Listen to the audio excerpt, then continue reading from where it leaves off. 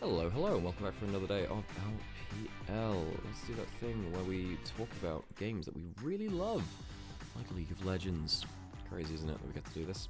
Get to spend some time together doing this too. I have almost the stream on Onivia, so we can do that thing. Okay. We're in LNG's arena today, over in Suzhou.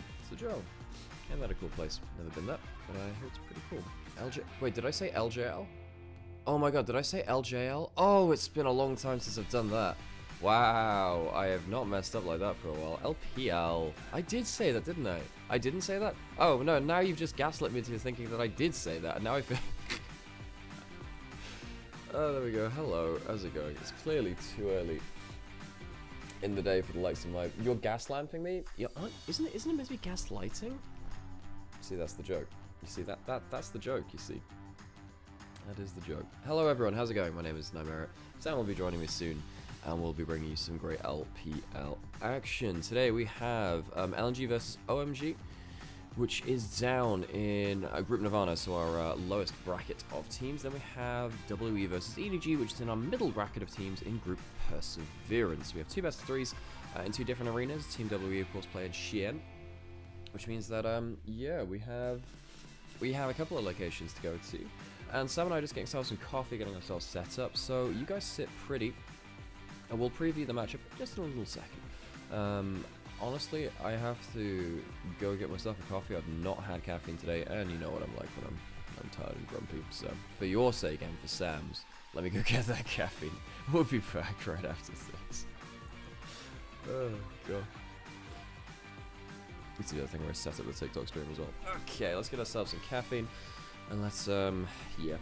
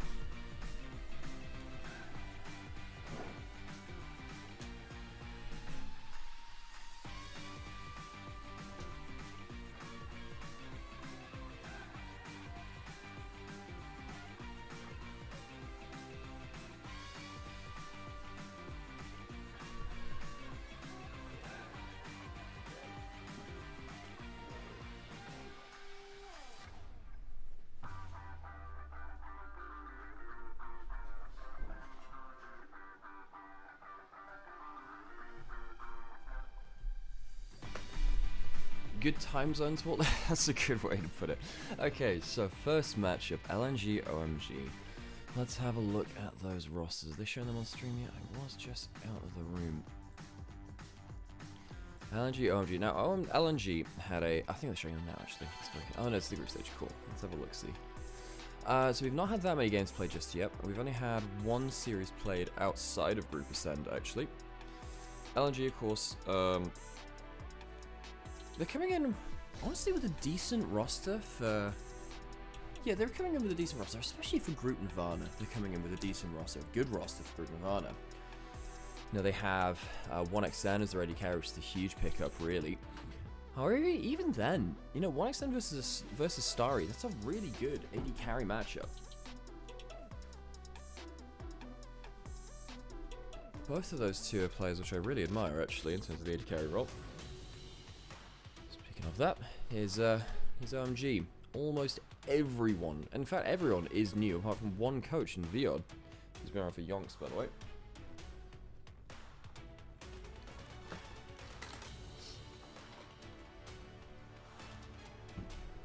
And particularly 1xN is the star of this show. I think that Croco and Bulldog have good upper ceiling, but if they start losing, things start going very badly for them. Sheer joining from FPX as well, a guy who had an exceptional 2024.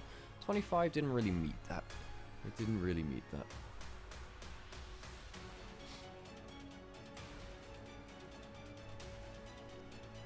And Croco, who was on Anyone's Legend, joined, and Bulldog came over from the LCK, just talked about them. First time seeing them in LPL for this year. Saw them in Demacia Cup. But 1xN for me is the real heart of this team. You know, if someone's going to pop off, I want it to be this guy. I think he's a real star in the making. Missing from JDG as well. They've kind of assembled people from all corners of the earth, really.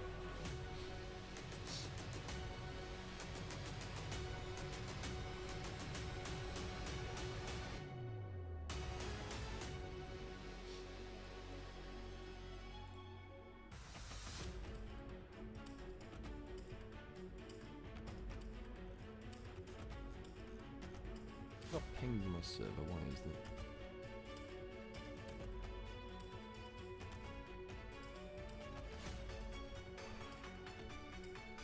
that?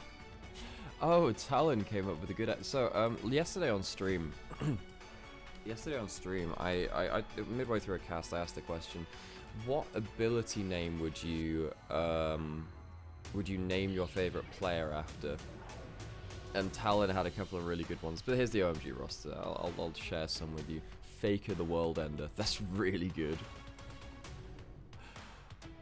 Unbreakable BDD. Yeah, I can get behind that.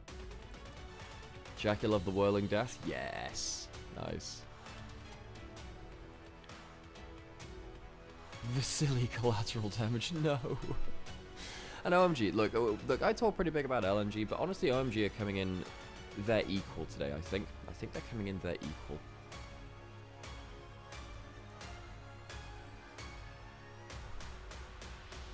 Bin, Grandmaster at Arms. Yeah, I mean, just naming them after the champion like that, for sure, I can understand that.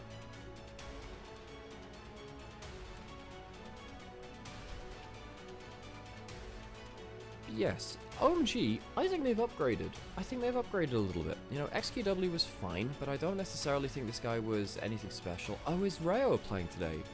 Hang on a second, Rayo's playing today. I thought it would be Juhan. I did not see the... The thing is, I don't check the actual, like, assigned roster thing anymore, because I just checked it when it was put into the Discord channel. I'm not great at looking out for it myself. Or at least here's the roster which is being put here. Is Rayo the substitutes? Because Juhan was playing for most of Demacia Cup. But anyway, Juhan and Haicho are strictly upgrades for OMG. There we go, it is Juhan. Thank you, Sam. Appreciate you. I got you. But yeah, I think that OMG, they can actually punch above Group Nirvana weight, you know? I think that both of these teams, I could see them taking on, you know, TT, NIP, maybe WE if they keep slumping. Actually, I think EDG are beyond them right now, because EDG are actually a very good team. but I think yeah, they're a little beyond them. Yeah, there's the camera. I can do that. Right, I need to go brush my teeth before we get into game. But yes, series coming up for LNG in their home ground of Suzhou. First game for both these teams in LPL 2026. Pobel to the Sleepy Trouble Bubble? Wait, why? I mean, he's a pretty good Zoe player, but is there lore I don't know there or what? Did he once fall asleep on stage? Okay, we'll get ready for that big old game of League of Legends, and I'll put an air break on. I have. Hey, Monsters, how's it going? I'll just leave you alone. I know it's scary, just for one moment.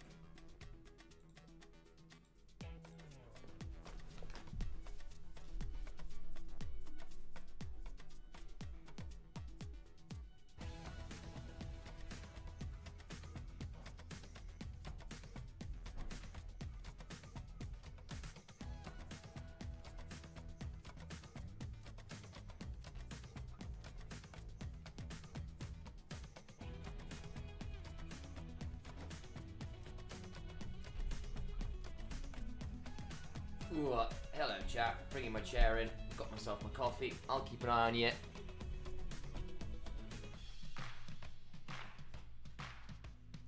好，欢迎来到我们前彩环节，我们请到了苏州 LNG 的辅助选手 Missing 进行我们前彩，来向大家打个招呼吧。Hello， 大家好，我是苏州 LNG 辅助 Missing。好，欢迎 Missing 啊。那第一个问题是想问到，现在新赛季、新版本、新环境、新队友了，跟大家彼此之间的默契磨合的怎么样？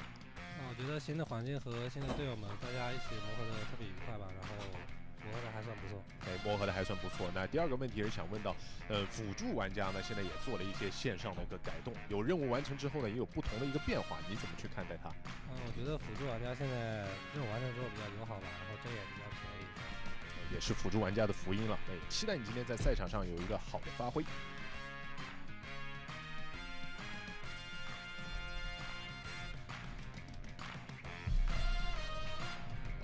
好，欢迎来到我们的前彩环节，我们请到了 OMG 的 AD 选手 Starry 进行我们前彩，来向大家打个招呼吧。Hello， 大家好，我是 OMG 的 AD Starry。好，欢迎 Starry 啊。那第一个问题呢，也是想问，新赛季来了，那搭档还是 Mohan， 两个人之间感觉默契度有没有一个提高？包括在你眼里，他可能是一个什么样风格的辅助选手？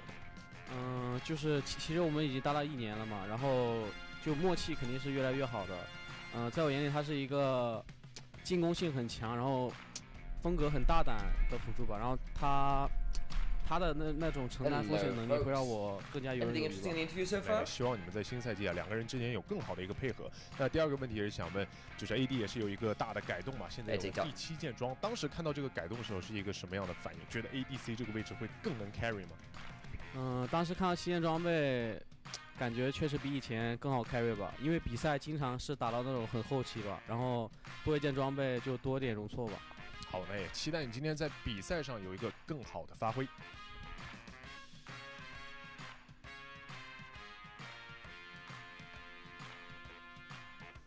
Cool.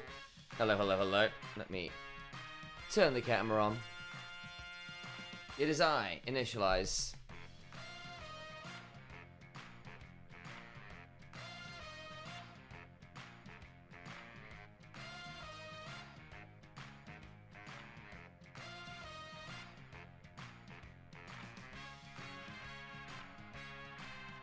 Sam the Stinky. Yeah, that's me. Jensen the Chrono Break, old LCS. Oh my days, yes, back when there was all those ones. All those Chrono Breaks. We don't get that many Chrono Breaks anymore, which is good news, to be fair.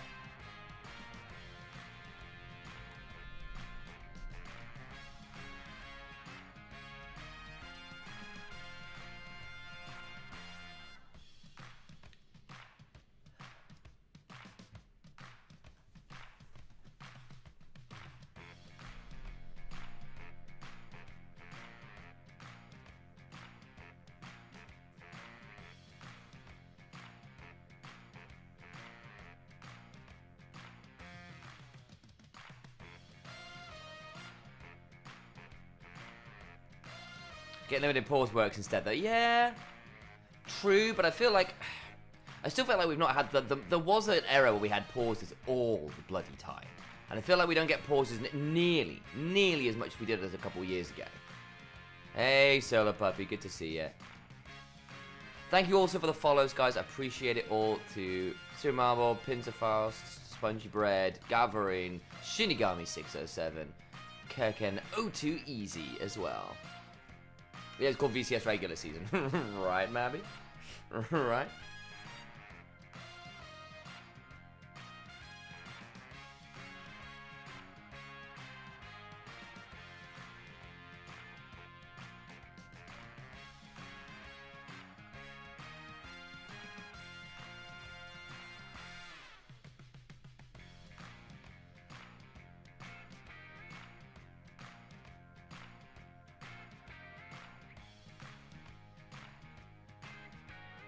I need to do some social posting.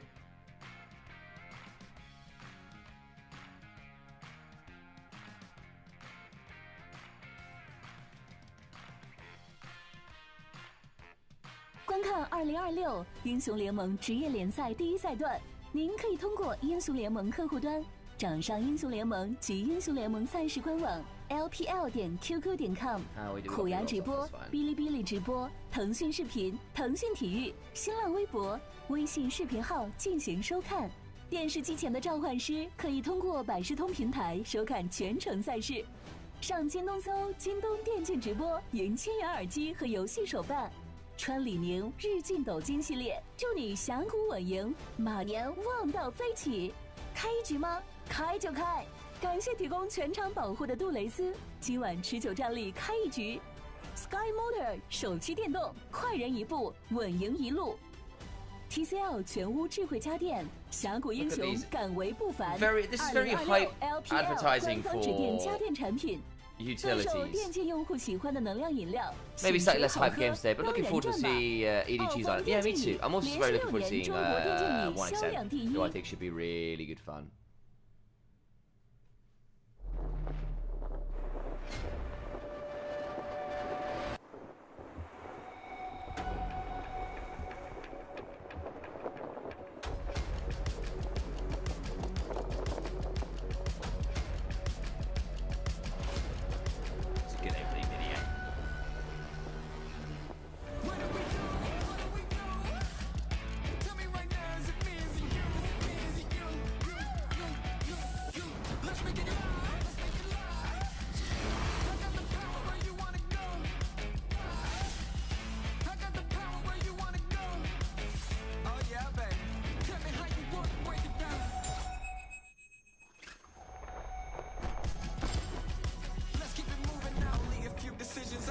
One sec, guys. Couple. Let's look at social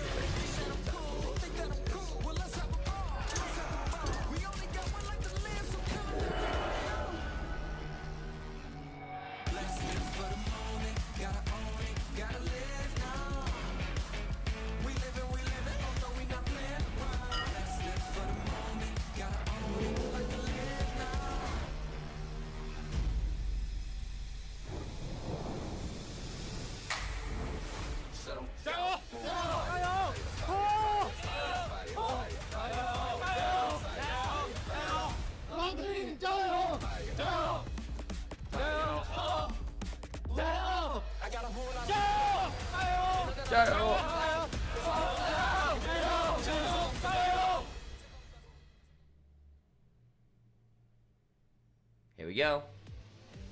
Welcome to LNG's home arena.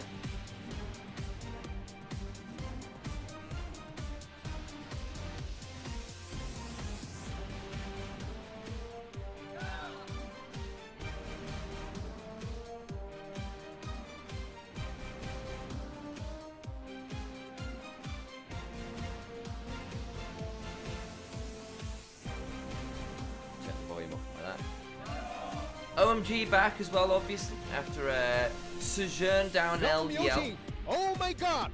Suzhou LNG Esports!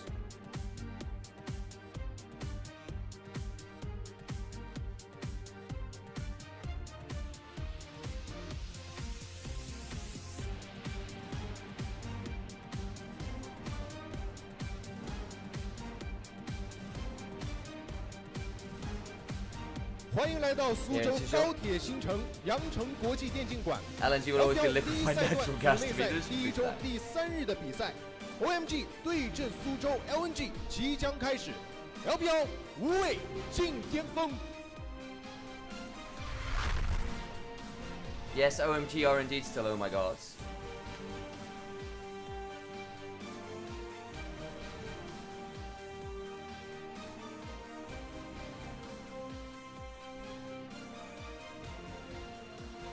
Wow.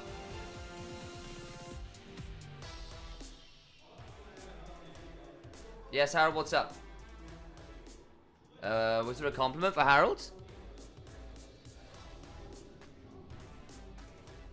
Message in the D&D chat. Yes, I can do. Yes. Yes, I can do that. Okay. By the way, if you want to get rid of the ads, it's good for you to know. Yeah, is it the interact thing? Sorry, they just turned up while I was. So if you chuck that, you can see the interact thing from here, which I also discovered that today too. Okay, well we're on to stage, which is a good sign. Isn't that a good sign? Sam, tell me it's a good sign. It's a good sign. Sam, I think we're into draft. I think we're into draft. We might well be into draft. We're into draft very soon. I think we're. Oh no, I got baited by that camera angle. That camera angle. You got me, Sam. You got me. What can I say? We're just having a bit of a chat about, of course, the OMG having an interesting old time at the end of last year, where obviously they were not in LPL proper, having had a really bad split 2 and not a much better split 1. This is their first LPL series since, pending, I'm going to wait a little less than they waited to play in LPL. When was the last time they played in LPL proper? It was... Yeah. Folks, it was the 4th of May. They haven't played since the 4th of May last year, guys. It's 7 months. Over 7 months. April, May. They haven't played an LPL in 7 months. The last time they played was, versus Ultra Prime on the 4th of May 25. They have spent... OMG have spent over half a year out of LPL. They have spent a long time waiting to get back here, folks. I didn't quite realise it was that bad, actually. And of course, the other side of that is that LNG were the team that was supposed to be going down. They were the team that looked absolutely abysmal and managed to squeak their way through. Both teams have revamped fairly heavily since coming into the new season. We'll see how it all works out. But that was one of those things where OMG, a long time LPL mainstay, bluntly, the home of Cool back in the day, and Korn and all these other incredible players, just fell off the face of the earth because they had such a bad split, and ended up being a really ruthless bit of a cutting block, because of course it led to the likes of RNG just poofing away. And again, there was stuff in the background there that suggested it was perhaps a long time coming, but either way, the end result was we've lost a couple of teams. OMG weren't playing for the majority of the year at a particularly high end, but they're back, they're good to go, and there's a couple of players who are playing today which I'm very excited to see. Players like Starry and 1xN. Exactly. Starry and 1xN. Exactly, my LDL boys. The AD carry matchup here is... They're newer AD carries. I'm not going to say they're full rookies. They've had full years within the LPL now, but they're still on the newer end of things. And these AD carries coming from the LPL, if you're an LPL AD carry, there's always going to be a certain level of expectation on you, given how many good LPL AD carries there've been over time. And that's completely, the same depending on era as well. Obviously, you've got players like Uzi, which were there from the early and then the mid eras of LPL. Gala came up somewhere along the way, Jackulov as well. So many of these awesome AD carries came through. And I genuinely think that Starry, 1xN, and Lee, these three can genuinely be game-changing AD carries. They are that good. Yep. Don't disagree at all. I think it is going to be very, very interesting to track. They are very, very fun. Starry was a player who was on OMG's Academy roster back in the day, as Eldia, and of course on the other side, 1xN was on Thunder Talks Academy roster. A long time. Where he was, I believe it was Thunder Talks Academy roster. Hey, thanks for the sub there as well, and Fairy Tale as well. Appreciate you both. Thanks for returning to the community. It's appreciated.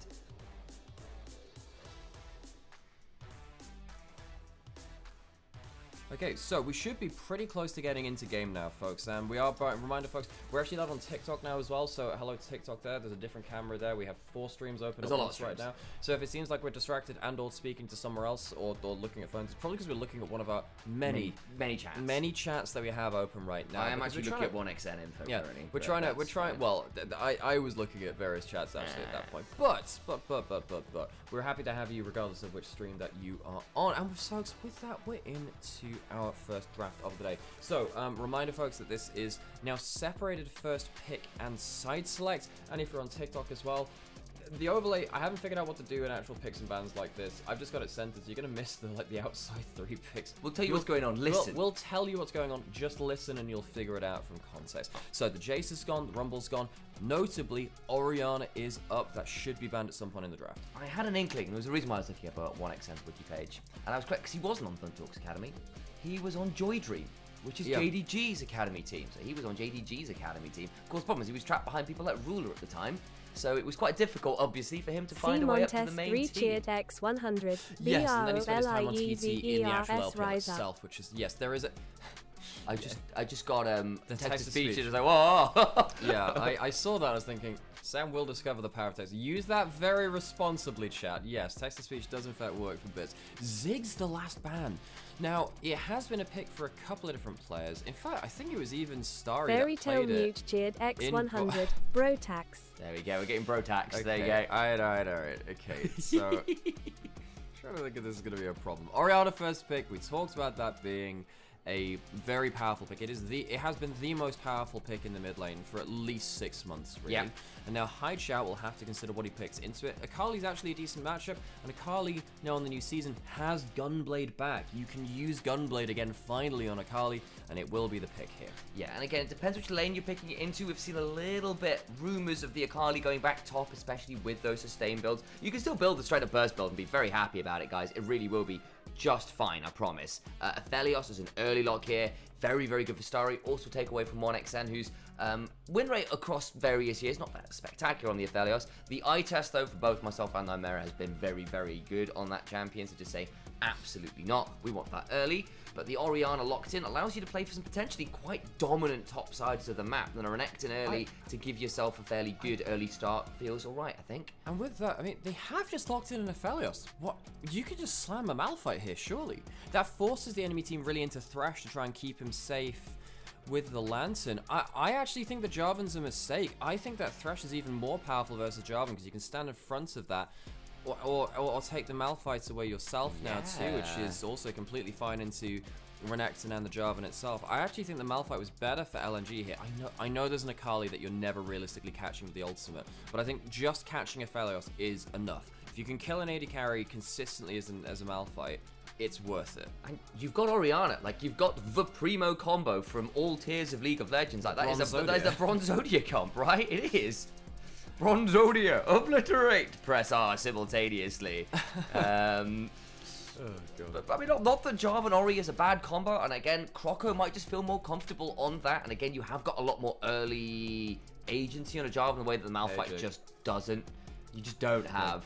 Funnily enough, my AD carry from when I used to play in University League just popped into TikTok. How's he now? Hello, Jake. Yeah, hey, Jake. I don't know if we ever got Bronzodia'd. We definitely tried a Bronzodia or a comp or two the other time. In fact, our jungler at the time could only play Sion, Warwick or Sion jungle, which led us into some very dark places. Situations. Fun times. Did you got Ari one time, didn't you? And then you ran one time in a split, and you went 0-13. So Nicola, if you're out there, I still remember. I am traumatized. I need a therapist.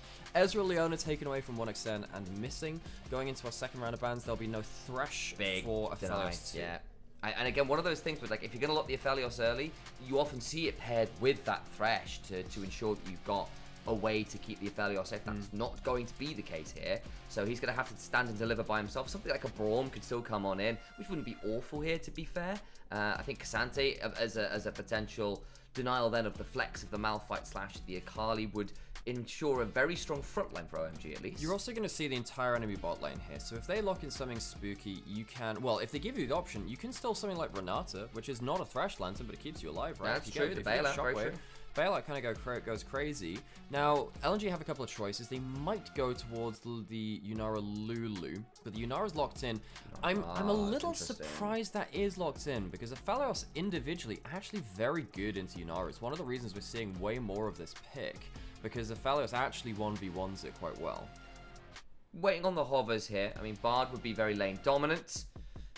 Vagina was a fun hover, but we'll wait and see what it's going to go on. Again, if you do want to contest with the Aphelios, though, locking in a hyper carry enchanter like the Lulu makes some sense. Problem now is you have one form of engage. You have one form of engage, and if Cassante presses W into the Jarvan, that's not actually engage as well. Now, Moam might just say, look, we're not fighting the 2v2. We can just lock in another peel tank, and Jarvan's never reaching us. Now, at that point, really, Jarvan has to flash ult your backline. He can't really flag drag in general. Yeah. You're not catching the Akali easily. You're actually, at this point, even if you hard go for the Aphelios, you're going to need some real damage. You're going to need some really crazy angles to get the damage down. I think OMG do win this draft.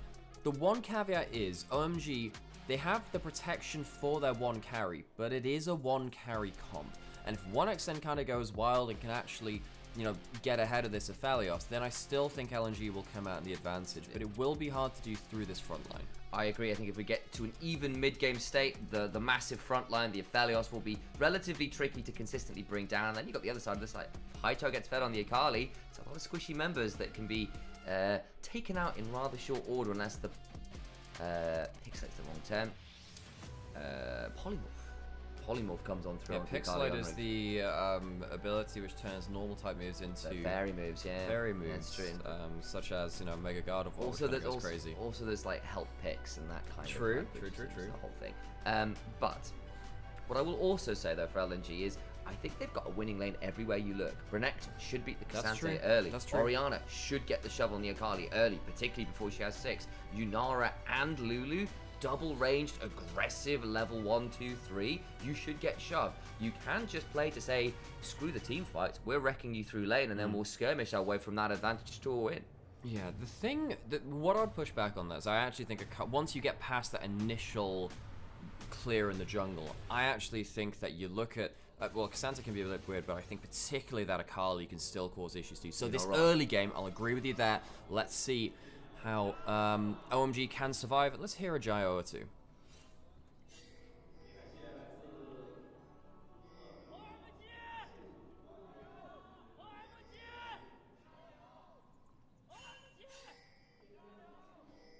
You go, OMG, Shouter Man. I appreciate you leading those chants. Is that what we're calling them? The Shouter Man? The Shouter Man, Isn't that as well? Hey, thanks for the stream streak there as well, Leo. Potential fight at level 1. Now, Aphelios isn't really a champion at level 1, but Calibrum still gives you some power to work around. You can see actually he's getting a lot of free autos there. That's not great at missing to give him those. Yeah, 1xn ended up with a couple taken as well. Of course, Moam down his own headbutt and have to stick away for now, and they don't get control of that bush. Importantly, that ward's come down. Missing gets to sit in there with the glitter lanterns, be very annoying. Level 2 being fought over pretty aggressively here. Yeah, well, level 2 would be the first minions taken of those melees. So Missing misses onto Starry, headbutt away, basically using it as a ranged auto attack. You do that as the Alistar at the level 1 in some matchups. You can kind of get a free headbutt and not too much damage back. Haichao, a skilled Akali player, but Haichao is one of those players who, the way I phrase it is, he always looks for the outplay and sometimes finds the outplay on himself. So Akali is definitely one of those champions which fits that kind of MO. Not to hit both these bot lanes in a different lane. And Starry and Mom, look, with this lane in particular, I don't think they're looking for crazy kill pressure. They're just looking to get enough chunk to survive the laning phase and get through that early phase of the game we were highlighting earlier. And again, you can see that LNG will have lane priority early, and that has sometimes been enough to just say, look, we've given up 3 lanes of priority, game falls apart. But we both called out the fact that, look, the moment you start grouping up, it's going to get harder. The moment some of those front lines become a little bit harder to just immediately pop, things get a little bit harder. Akali, Malphite, Alistar, very good skirmishes in and of themselves. For all we're saying, maybe if you get enough, what I was saying at least, if you get ahead enough from lane, you can make things happen. It's not like there aren't responses from OMG. So all of this is us basically saying, look, if this is an even game, OMG are feeling pretty alright. Yes. So, let's see if it will be an even game. Shipmaster, their front line outnumbers us 3-1. An even fight like then. Well, all lanes, push up. Prioritize them, Mongol High. All lanes, push at will. Much better phrasing, yes. Sam, I spend far too much time thinking about how I can reference it's so true. Halo in our wonderful cast. I realized I hadn't actually put the game sound up as well, which I should have done as well. Thank you everyone for bearing with us. The game sound should now be actually, audible. Yeah, crazy. So in the actual headphones, it doesn't change. It's just on OBS. So, that was a Phaelites thing. Just highlighted. Not exactly sure why, because I wanted to. Not gonna lie, Sam. Assuming it was spotting someone out, or just showing, ooh, cool new mechanic. Yeah, maybe the casters were talking about it. Yeah, for those who are still a little new, again, it's only day 3 of the LPL, so don't blame me if you don't know what's going on yet. Phaelites basically give you a temporary expanded vision zone for 45 seconds if you put a ward down within the little fairy ring of mushrooms in whatever bush you put the ward down. You'll see them pretty obviously when they get highlighted. And as more towers die and the game goes on, more of them appear across the map, deeper into the map. Because most of the time they're in just around in River, in the very early game. And then they kind of expand into the jungle afterwards. See that 1xN are missing, have actually managed to deny a lot of CS to Starry there. We saw another minion taken from turret there. Taken by turret. Starry down 10 CS in the first 4 minutes of the game. This is why you lock in something like the Yunara Lulu. This is the problem of locking in something like the Alistair into it. If you have the Thresh, you can actually contest that early wave a lot more and not lose nearly as much farm. And again, if you do get far enough ahead, suddenly Command Protect and Wild Growth and the Help Pick Shield suddenly make it a little hard to blow up that carry from, say, the Akali or the Malphite coming in. It's like, aha, we've done half the HP bar, and wait, no, we didn't kill them?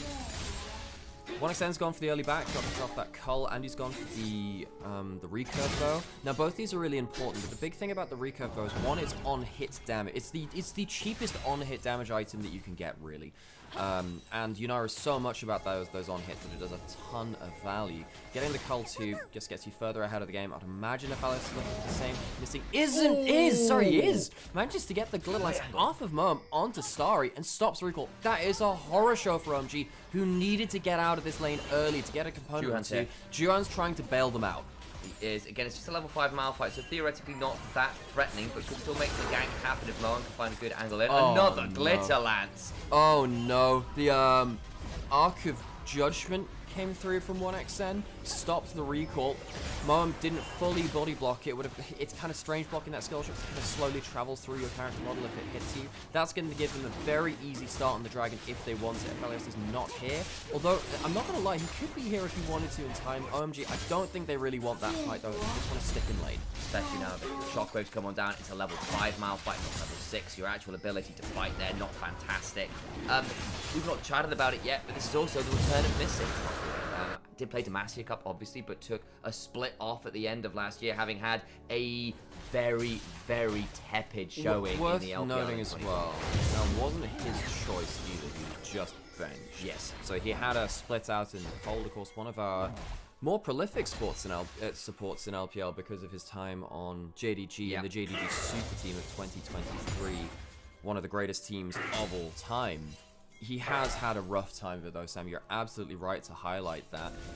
And I suppose Moam in a very different sort of career, but also someone that we've got our eyes on in terms of, hey, look, your time on D+ Kier was also not great. The last time we saw Moam was not very successful. So both of these supports looking for a blow up. Really are. See, get jumped on, but the polymorph partway through means it's just ahead, but not the pulverize after. And Missing's always been a fantastic enchanter support. Back when we did have that original Zeri meta, it was often when he was paired up with the likes of Ruler on things like these enchanters. Always been a good Lulu, always been a good Renata.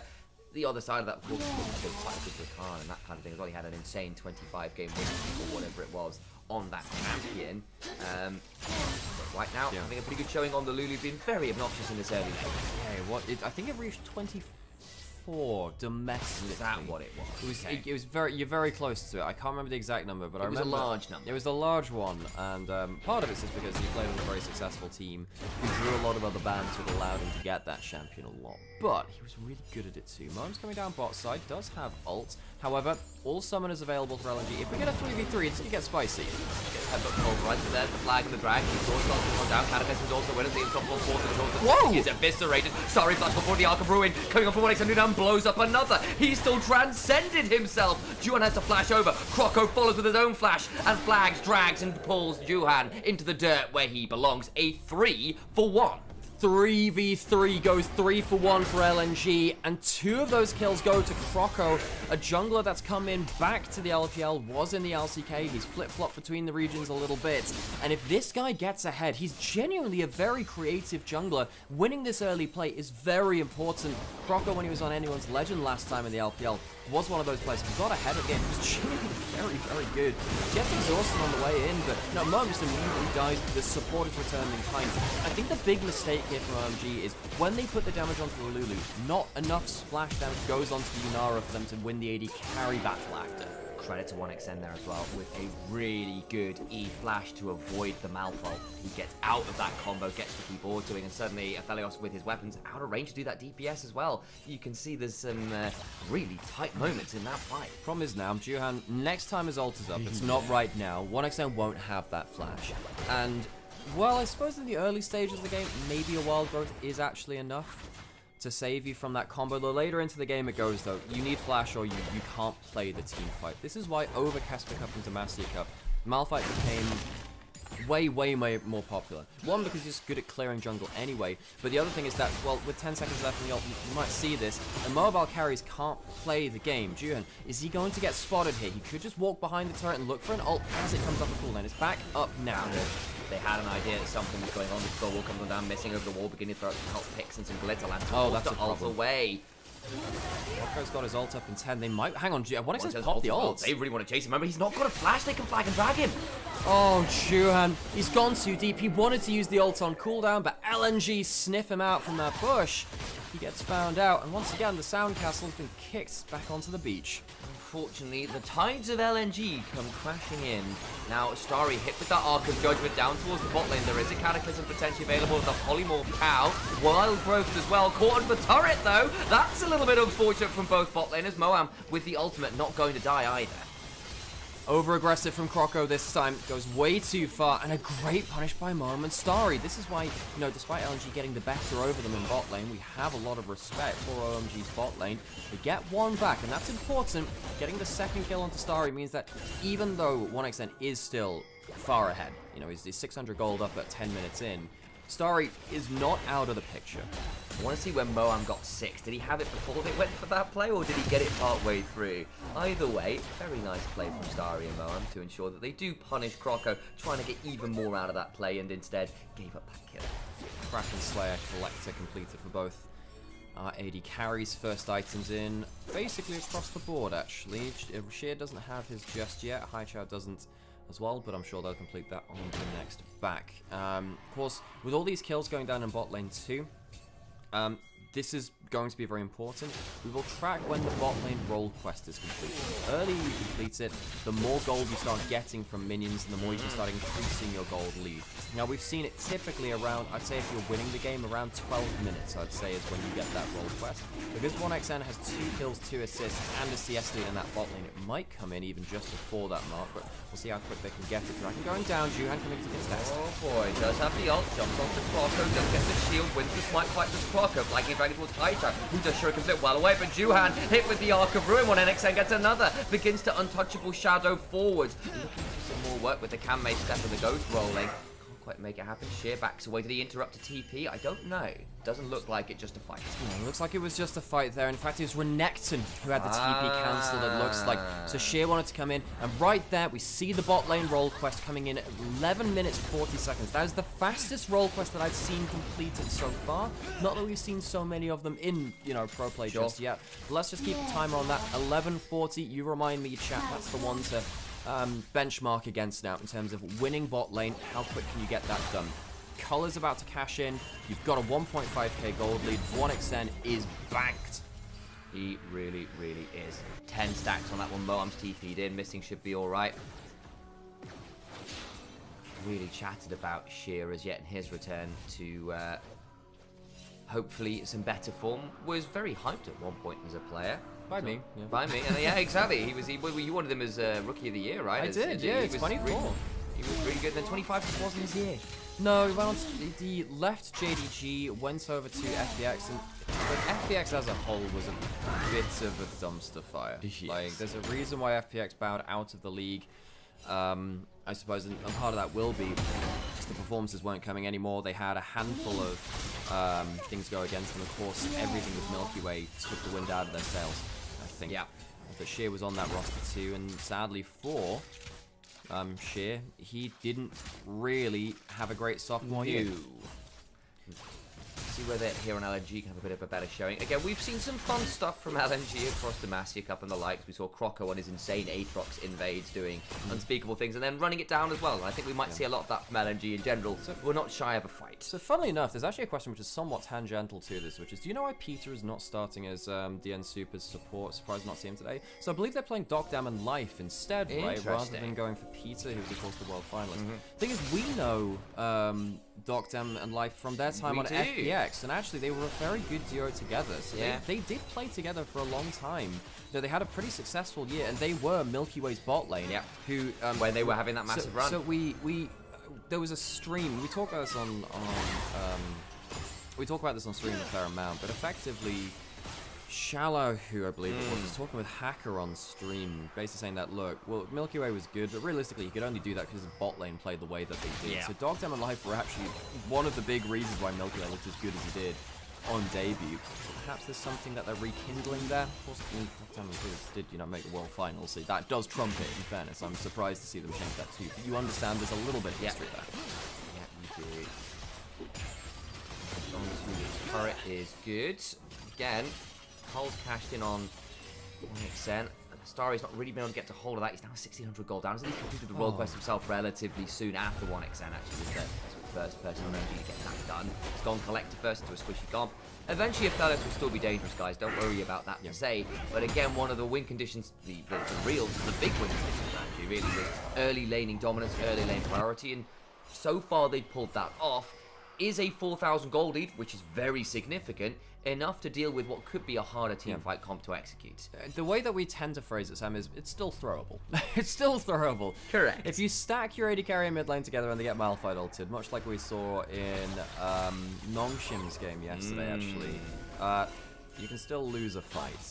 And one of the things which is helping LNG without actually is we were just yapping around this. So great vision to lock it down around the pushing lane of 1xN and Missing to make sure that Juan can just walk in. And once again, look at this. Missing knows, he knows where his bread is buttered, you know. Putting the wards down either side of mid lane, or at least they'll aim to do that anyway, to stop Juhan from just walking into a lane and ulting the Yunara. They really want to hold on to the flash of the Yunara as well. They want to make sure that they keep that available for the big fights when he really needs it to dodge Malphite ult. Eyes on 1xN's inventory. So he's picked up his second item. It is the Fiend Hunter Bolt, which, for those of you who don't know, is a new item. It's basically crit Hexblade.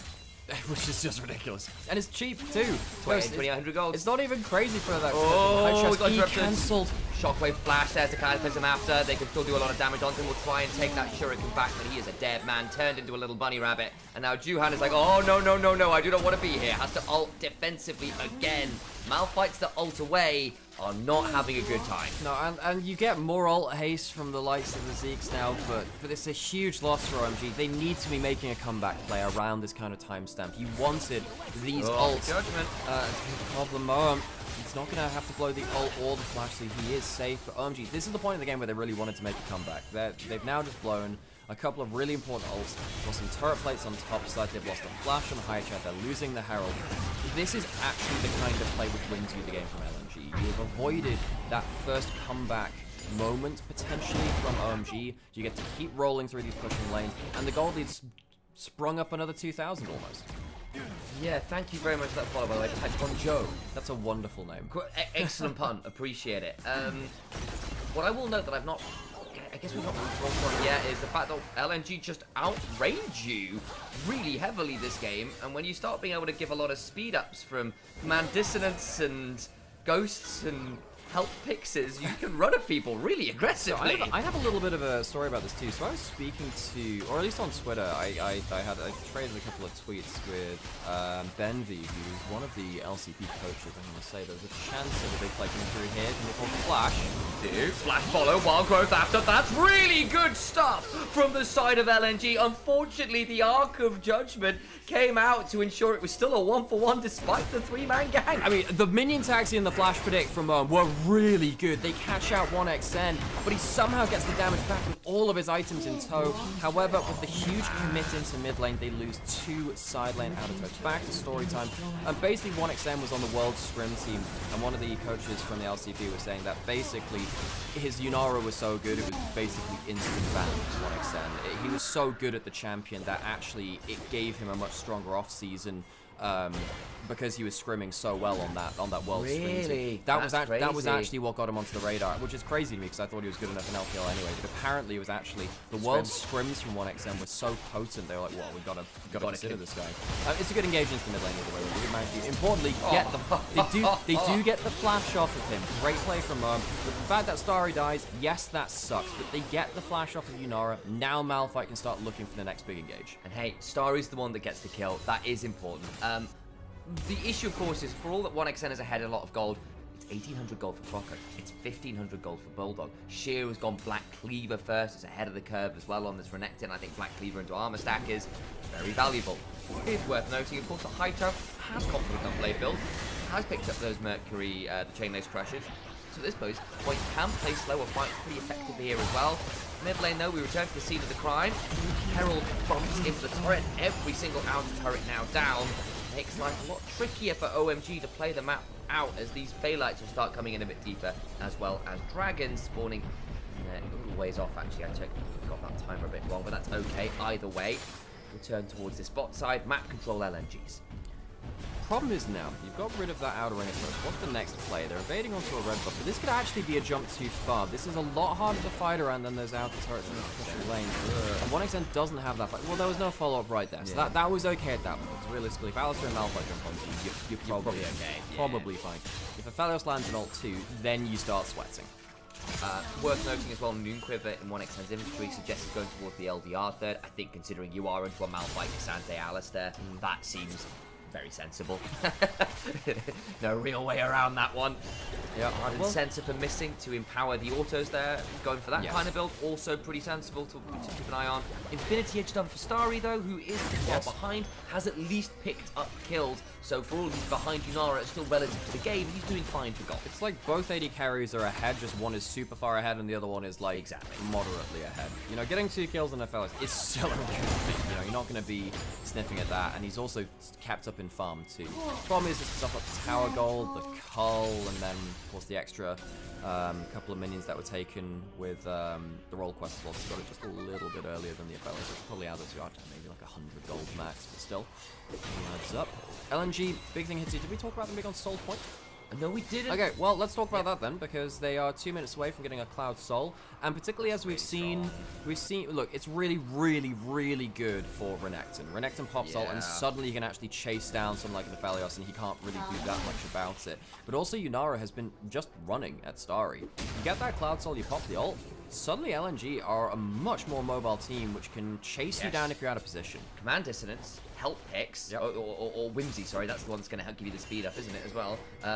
On top of Cloud Soul, like, and a Ghost.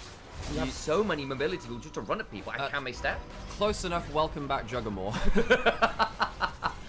You're honestly kind of not dissimilar. For those of you that weren't around for they don't stop the routine, for those of you who weren't around for Season 5, Season 6, Rocks Tigers all before then with the Huya and the GE What a time. Prey, Gorilla, and the boys ended up innovating a competition called Juggermore, which was effectively Cosmore plus every single heal, shield, move speed increase that you could ever get, and it allowed Cosmore to run as a front line and still be the main damage source. It's very difficult to play single threat carry comps like that, because you have a single threat and if they die, the game is just over. But this does feel like it has some similarities. You got damage from elsewhere, don't get me wrong. I was probably going to die here, by the way. Shockwave forces a flash. Alistair without flash, just that little bit less, like significantly less threatening. You can't get those tricksy outplays on people like 1xN so easily anymore. I forgot that he had flash, or I thought that the Shockwave would not. The flash wouldn't save him, so I was wrong, Sam. I will admit that. Wait, you admitted it? I did, yeah. Anyway, it's a minute till Dragon now, and Mom now does not have flash. Now, Alistair with flash is a very different kind of beast to one with it. It really cuts down your ability to get onto the backline. Now it really is on you, and a big problem, 1xN has the flash up, but he did not manage to punish that summoner being down. They did not. Hang on, they can run at Starry here. They can, that's the slow. Not enough to follow up on though. They are back into the river and OMG get a ward down and have to leave real quick. Scuffle Crab taken for that Shrine of Vision will clear out some wards and importantly let them know where enemy wards are so they can go behind the pit and they can find out where that was. Boy. High Chow looking for the flank. Keep your eyes on the damage stacking. It's the slower build from Bulldog who's gone for that boa. That Leandri's tanky, but with burn in we go. Harry just gets shredded by the Black Cleaver. He's gone. He's just dead. Finally a big ult, but is it enough to turn things around? They do get one back. One extendo dancing away. Starry tries to trade. Can't quite pull it off. A valiant effort. Still leads to LNG muscling their way through the team fight and to Soul. LNG give the hardest of choices over to the Malphite and say there's a clump of like 4 people you can ult, or the AD carry who is stood to the side. Which way are you going to go? He chooses the clump and 1xN doesn't need to flash the Malphite ultimate because he's not with the rest of the team. Weirdly, for a comp we were just saying is about buffing up the 1xN Yunara, it's all centric around everything shielding him. He stood away from the main group and made sure that he had full HP, full summoners for the second part of the fight, which really helped him outplay Starry as he flashed forward looking for the kill. Watch this again. Watch how LNG separate out one big clump and then put 1xN on the side, meaning that OMG have to make a hard choice about how they reach the Yunara. High Chow just caught out on that flank to begin with, made things tricky. Keep your eyes on that split as noted. See that big old play. Jump on Harry, you get blasted despite being the tank real fast. But watch here again. Like there's a 3-4 man unit. Juhan goes for the clump and 1xN is untouched. I think that's a big strategic mistake. I think you have to go for the Yunara. Starry at this point realizes, look, I have to try and one-shot him. And he's one auto attack off. That would have killed him with Collector, a single more auto. Sorry, I actually think has the right idea there. It's a disconnect between what the team wants to do though in the fight. And now LNG, that is the death knell. They will be storming ahead in this game. Saw a couple of people in chat asking why didn't he ult the Athalios ult the big clump. It's because he already had ulted, but he ulted it just as they made that initial play. It just wasn't that much damage. It was the crescendo ult. They gave him a load of chakrams. It's why he had that much DPS up onto Yunara. That and the thing is, yeah, that allows you when you flash into melee range to increase attack speed as well to just get crazy DPS. I have fun little names which help me remember the Athalios ultimates, folks. Now, the long timers in chat, this will be a bit you've heard before, but you know, I've got to live for something, folks. That one I call the blender. That one's easy, but it's actually less creative than the other ones. My favorite one, I think, is the blue one, which is the Mega Infernum Bomb. You have Ace in the Calibrum. There's Moonlight Varus, and then my last one, which actually no, that's my favorite. No, my favorite is the Severum one. Is the Severum one, which is kind of like Vladimir ult, so we call it the emo plague. Which I just love. It's so much fun. Rocco timing out the Shuriken flip, then takes the blast cone. You have potentially need to go. Oh, Rocco with the fake out. Starry's a dead man. He's gone!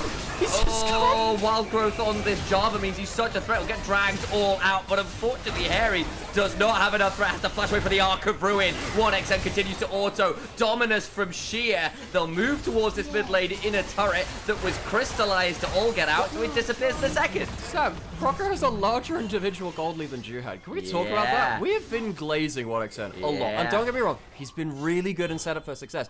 Crocco's been dunking! I didn't even know you could reach the AD carry there. Starry with no flash, caught out, shockwave onto Juhan as well. I don't think it's going to lead to the kill, but what it will mean is he can't walk up and smite the Baron. No, we can't. Is there a spell book on Alistair? Maybe, but worth noting again, smite value's gone way up, so significantly harder to steal away objectives with those spell book smites. Well, 1xN is back for Infinity Edge. So he's real another and a crit cloak as well. Oh my god. Right. So he's now up at, I believe, like 90% crit now. This is insane. How did he reach this? Flash. I mean, Flash the fat wall. He flashes the fat wall, somehow gets over the halfway point of it. I thought he would have. I thought that was fail flash territory, actually. That was pretty close to it. Crocker knows that this is better than I do, and, you know, Crocker is one of the most snowbally junglers which I know of. If he goes behind, he is a black hole of pressure. But once he's ahead, this guy is so creative. We mentioned it in the very starting points of this play. Alex, hello. We've been sent blessed news from the LCP. Yeah? Ebby is playing like a human again. Is he? Let's go! Oh, awesome. Oh, awesome. It's a good day to be a Hapgood, folks. Every day's a good day to be happy. Have you Look, seen us? Sam, I'm just saying, look, Ebby is a guy that plays well around systems, and if the systems start failing, he kind of goes down with the ship in a really quite bad way. But if the systems are good, this guy's really good at playing too. Good shockwave!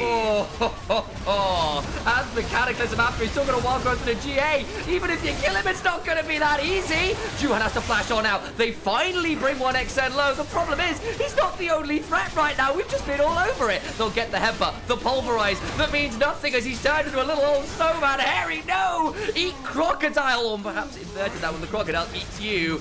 And instead, the inhibitors fall. Juhan alone, a sandcastle alone, against the oncoming tsunami of LNG. The boot of Croco comes down and breaks the spine of OMG. They've not seen play in the LPL since May of last year. Welcome back, OMG. Don't think this is the return you wanted. 15,000 plus gold for LNG in their home arena. A new roster, some new life. Devastating win. That is one way to come back to the LPL as well, LNG. That was, unsightly, unseemly things done to done to OMG. And, well, I guess we'll welcome you back, folks. Hello, how's it going? I'm glad that we saw both AD carries have a chance to shine there. I am glad of that, actually. That Durex ad always sends me, by the way. Sorry, it catches me off guard. But 1xN being centered in the composition is really, really cool. Yeah. The thing about when he was playing on TT is that they sometimes tried to play 1xN-centric comps, but it felt like the rest of the map wasn't stable enough to really pay that off. This time it was. You know, top lane just existed in a way which I don't really think Hoyo was able to do back on TT, and it meant that 1xN was often playing with a map that was so far behind. Yeah. Mid lane was a bit of a wash too. Because the solo lanes were stable, it allowed them to just dunk on bot lane, get ahead in a matchup which they already know how to play out, and I'm starting to see why 1xN traumatized so many teams at Worlds when it came to scrimming them on the Udara. Yeah, that's pretty terrifying. I will also put out there that this is LNG, who we've started to get a little bit of the character of this team. If you watch the Massey Cup, again, not exactly the all and end all. Teams play very differently than to how they would in regular season. But with this game as well, I think we're beginning to get a bit of character of this team, and it is early aggression facilitated by Croco's psychopathy, looking to play around people like 1xN and Missing having dominant lanes. That feels like a pretty good identity to find some success. I'd like to see them broaden it out. I'd like to see them find some consistency, because we've seen what the other side of that is, and it is when it goes wrong, it's not pretty, guys. Croco in particular is one of those players, for those who remember his days on Sandbox, who will either be a god amongst men or executed. Yeah, we saw the same thing, repeat. and we saw the same thing on Anyone's Legend when it came to LPL too. This guy has an identity. It just so happens that it is knife's edge, and it will often cut against you. Yeah. So LNG storm ahead in the series. I think the draft it required them to play through an early advantage. They got that. Credit to them. End of the day, if you can play to the strengths and weaknesses of your comp, I'm not going to have an issue with it. Yeah. Unless it's really egregious, then we might have the conversation again. But, Do we want to ads now or a little later? we've got a little bit of a while to do that, and I want to make sure that we can kind of get ahead a little bit, just in case we get a really long game. Got 18 minutes anyway, so we'll wait until we get into the actual break itself. Do you need a break for anything? Yeah, I could probably use a quick bio break. Cool. Side note, Yes. is the Onivia's chat is very quiet. Is it, if we had because there was that whole unlisted weirdness. No, well, that's fine. Yeah, that's good. Hello, Onivia chat. Just a little quiet. That's completely fine, guys. All good. Not a problem at all. Yeah, I did actually check that earlier, by the way. It was just a personal, I wonder thing. Yeah, I understand. That is a lot of damage from Bulldog, who is basically hitting tanks the entire game, and also just it's easier to rack up damage against a melee target. But 1xN also crazy amounts of damage. Yeah, anything interesting that you picked up? Just more of an additional note. Bulldog's champion pool often is Orianna plus maybe 2 other champions, and then what do you do? Well, it was Tristana was the thing, right? Yeah, it was like very much. He was like one of the big problems. Well, one of the big criticisms of the thing coming to the coming out of the LCK was, if it's not Tristana, no matter why you bring him in, basically. You know, his Syndras look pretty good, his Oriannas look pretty good, so his his more stationary mage play's been pretty fine, and then hopefully we get to see something like the Tristana come back out eventually too. Yeah, just one of those ones which I'd like to say. Look, again, very good game one from LNG. All you OMG fans, it's not done yet. LNG are not exactly a team known for their, how shall we say it, consistency. So we'll see whether things will we'll find a way to change things around. Would you like another coffee, mate? I would love another I coffee, can Sam. arrange that then. Cool. Jesus, nearly headbutt at the end of the mic. Finding new ways to interact with the microphone stand. OMG has fans. They have a lot of old-time fans. They're one of the OG teams. Yeah. Okay, I'm gonna turn cameras off for a little bit just so I can brain off for a little. Do I do an Uma run? Maybe I do. Maybe I do an Uma run. I don't think I have any borrows left from today. Oh, I did hit a good Saiyan Sky finally. I think I finally hit a good Saiyan Sky run.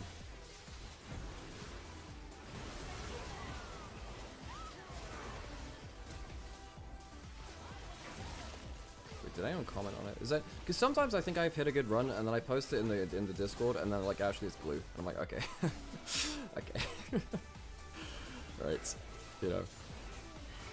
Like this one I was a little worried that the widths are too low. I think it's fine though. Ooh, changes to daily borrows, blah blah blah, from the 16th of January, 3 PM ET. So basically the next time it goes around. Max daily borrows are increased to 5. Let's go! And the first borrow of the day will be free. Let's go! Nice.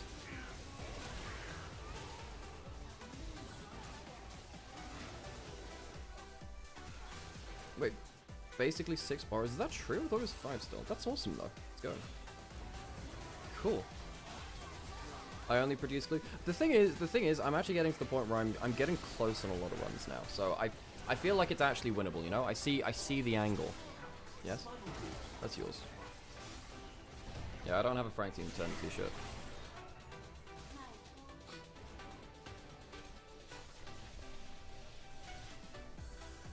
Oh, but the borrow allowance going up means that I can actually like proper spam good parent runs too. Like I can actually get better ace runs rather. Croco had an insane game.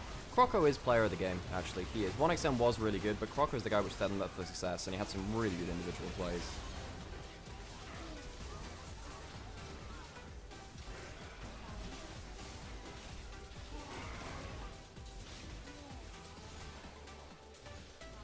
Oh, I'll tell you what I can do. I can do one of the sprint. I can do a sprint event soon, can't I?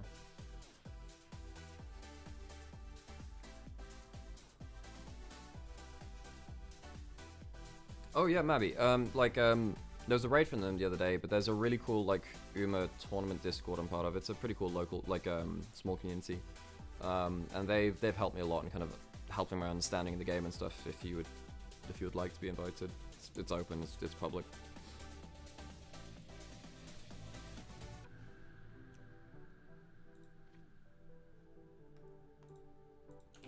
Yeah, so this is Raccoon's Discord, which is the Uma Discord for anyone who's interested. It's cool. They're a good bunch. They run like tournaments every few days.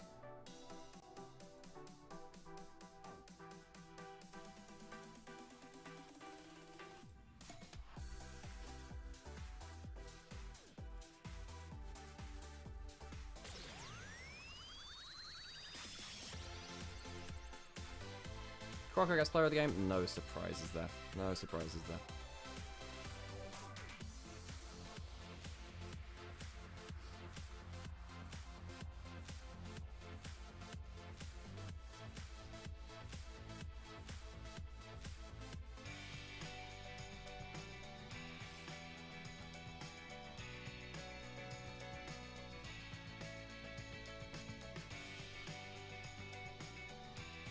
There are a lot of people who are free to play in them, Abby, and like you can figure out like they're pretty good at figuring out the free to play stuff too.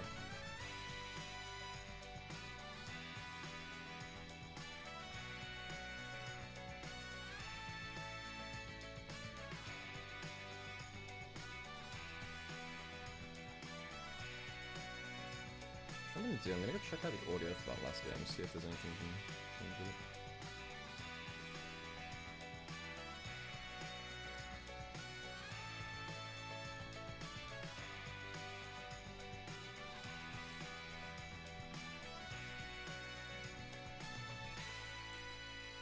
I wonder if I can change the, let's have a look at the compressor. Did I change that? Hey, thanks for the follow though.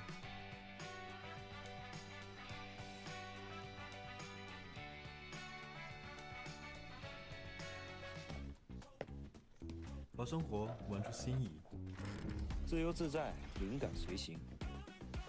用个性的方式画世界，让眼界突破边界，让远在天边，近在眼前，让每一刻精彩不再等待。上京东搜京东电竞直播零千元耳机和游戏手办。京东。 Okay, folks, I'm gonna go put some ad breaks on, and then we'll yeah, I'm gonna put an ad break on. So I'm gonna do. 速速扫描二维码解锁同款，把福气满满穿上身吧。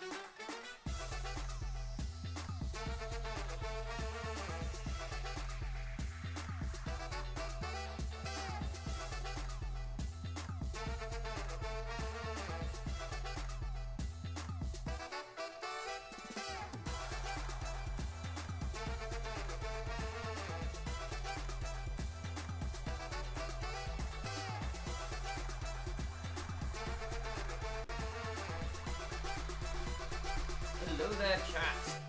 Oh, look at that. Oof. How are we all doing? All cameras off briefly. I see. Ah, Alex might turn it off TikTok as well. Oh, very nice.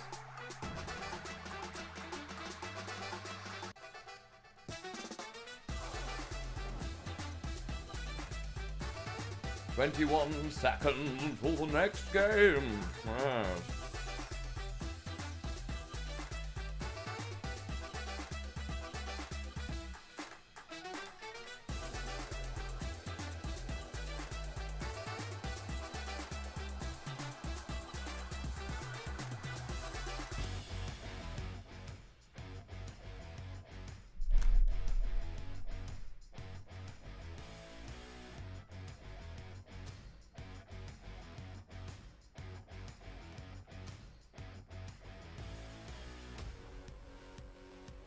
Cray, the best frontline ADC ever. Yeah, he was very good at that, wasn't he?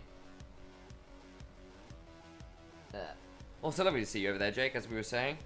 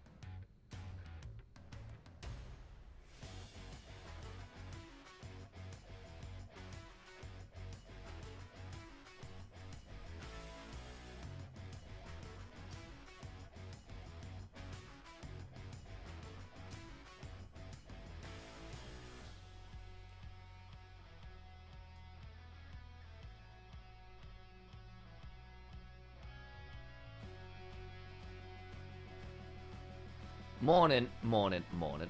Hello, enjoying. Hello, hey, Simi. Good to see you.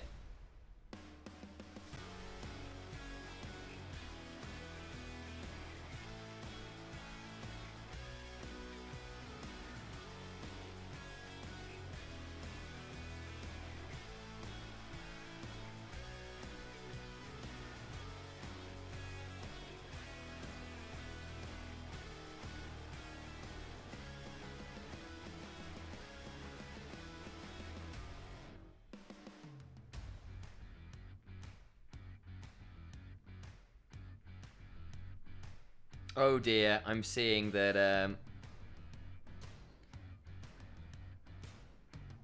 I'm seeing some throws happening from my LGL reps. Oh no. Oh no.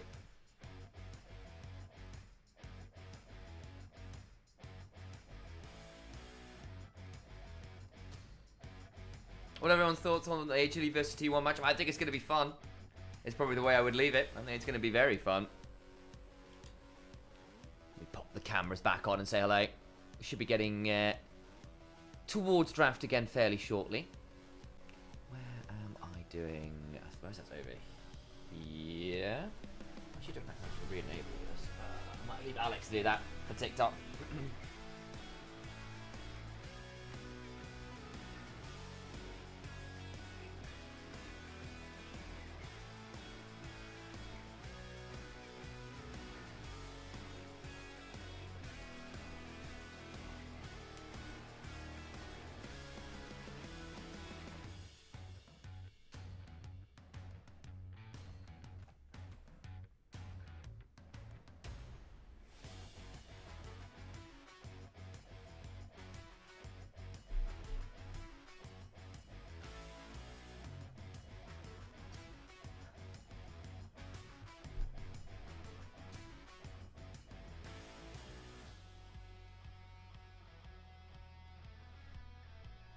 How are we feeling about the T1 HLE matchup? I think the bot lane's going to be very fun, right? So I realised we didn't really actually have any dented conversation. And well, it's not LPL, but we'll think about it. I think T1 is still going to be very scary. It's a great roster. I think Hayes has been excellent with the team so far. Should be good fun. It's a really fun match. It's Gumi, UC, and Zeus against their former teammates. It's really cool. I don't know whether... don't know whether Zeka in mid lane is going to be in the best meta for him or not. Silas is viable. Akali is viable, which is fantastic news, probably for him.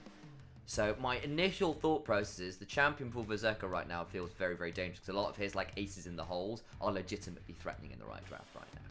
So that theoretically gives them a bit of fun to be playing with there. Though, again, I will be looking to have some fun with that. Thank you very much for the sub, by the way. Dildomon, which is... I feel like that's a very different version of Digimon to what I grew up watching.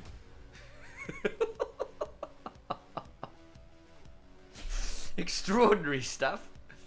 Though I suspect that's a very different show. So...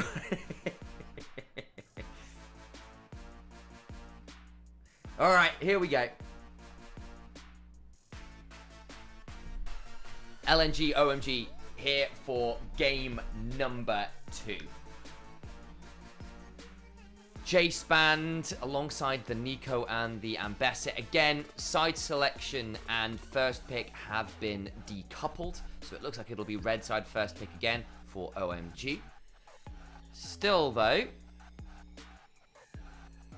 some fairly obvious and high priority bans getting taken off the board. The Jace, the Rumble, extremely strong champions. The Jace in particular, dangerous as a flex, but specifically from the jungle right now is very dangerous.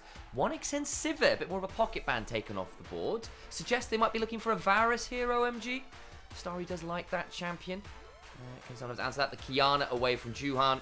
One of those very, very high tier AD carry jungles alongside the Jace, so removing that does mean things like the Poppy's up, so could theoretically think about something like that.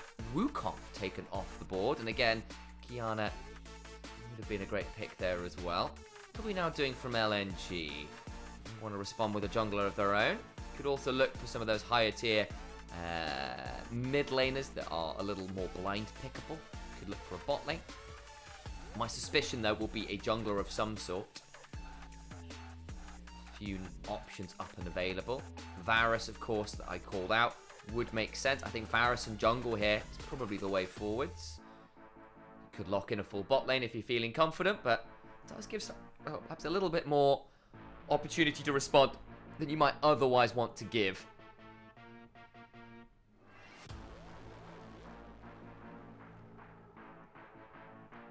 Xin Zhao, I think, perhaps the most obvious AD skirmisher on the board.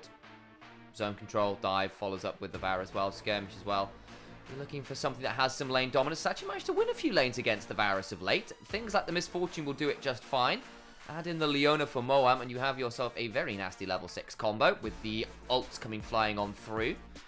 Likely need some way to deal with that. Missing always was one of our Enchanter specialists, and Renata would give you very, very dangerous stuff. Now, the question is, are we getting an old school LCK Viper experience where it's like, I'm still going poke Varus despite the fact I'm with the Renata? Or do we get the on-hit Renata, on-hit Varus to pair up with the bailout to give yourself that good uptime there? Thoughts to consider. Talia banned away from Haicha. Might well be the Azir here as well, as he is a bit of an Azir specialist. Wouldn't be surprised to see that ban coming on and being taken off the board. Zahen away from Sheer. Clearly don't want to pick that on 4. Malphite's gone, so wouldn't have had the easiest counter picks to him in lane. At the very least, that's the obvious one that a lot of people have gone towards. LeBlanc away from Hai Chao, another one of those that carry AP options. Went for the Akali last time. It was relatively invisible, really. It wasn't really his fault of the game. Lost lane to the Orianna. Happened. It's Orianna. Oop, I need to go do that thingy where we get rid of the... can I... Where are you? It's interact.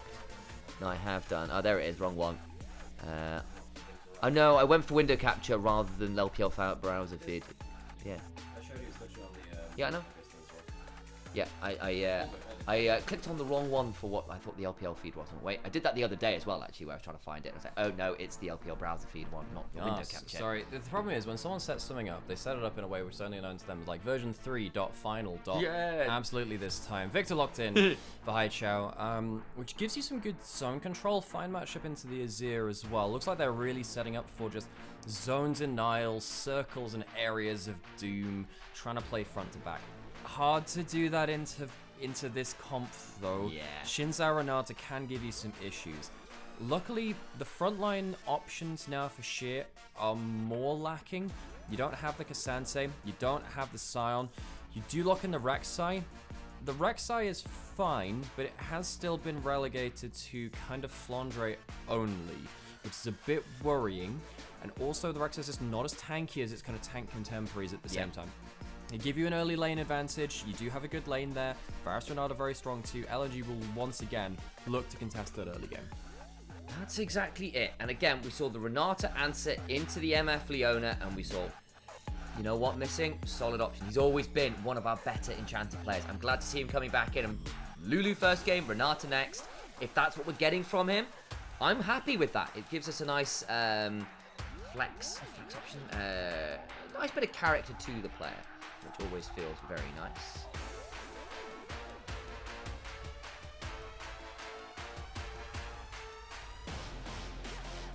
I had something else I wanted to say. I think I lost it. Oh yeah, do we need to turn the camera back on TikTok? Oh yeah.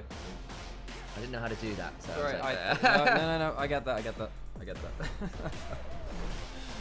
Onto the riff we'll go again. I enjoy watching these teams, Sam. I know that like a lot of people will overlook these games because it's Group Nirvana. I really enjoy watching these teams. Yep. You know, well, there's a reason why we do this day in, day out. And actually, there's a lot of players which I'm attached to. I want to see where their story goes. And we're here to witness that story alongside all of you. And if you have a mind, folks, if you are enjoying watching that story alongside us, drop a like, drop a follow, drop a subscribe. It makes a difference to us because this is how we make a living, effectively. We've got some very generous people who've supported us for a very long time now. But honestly, just giving you time, leaving a comment in chat, letting us know what you like, even what you don't like. It's all very cool to us. Let's have a hear of those gyos. Let's have a hear. Let's listen to the gyos. I have a hear of many things.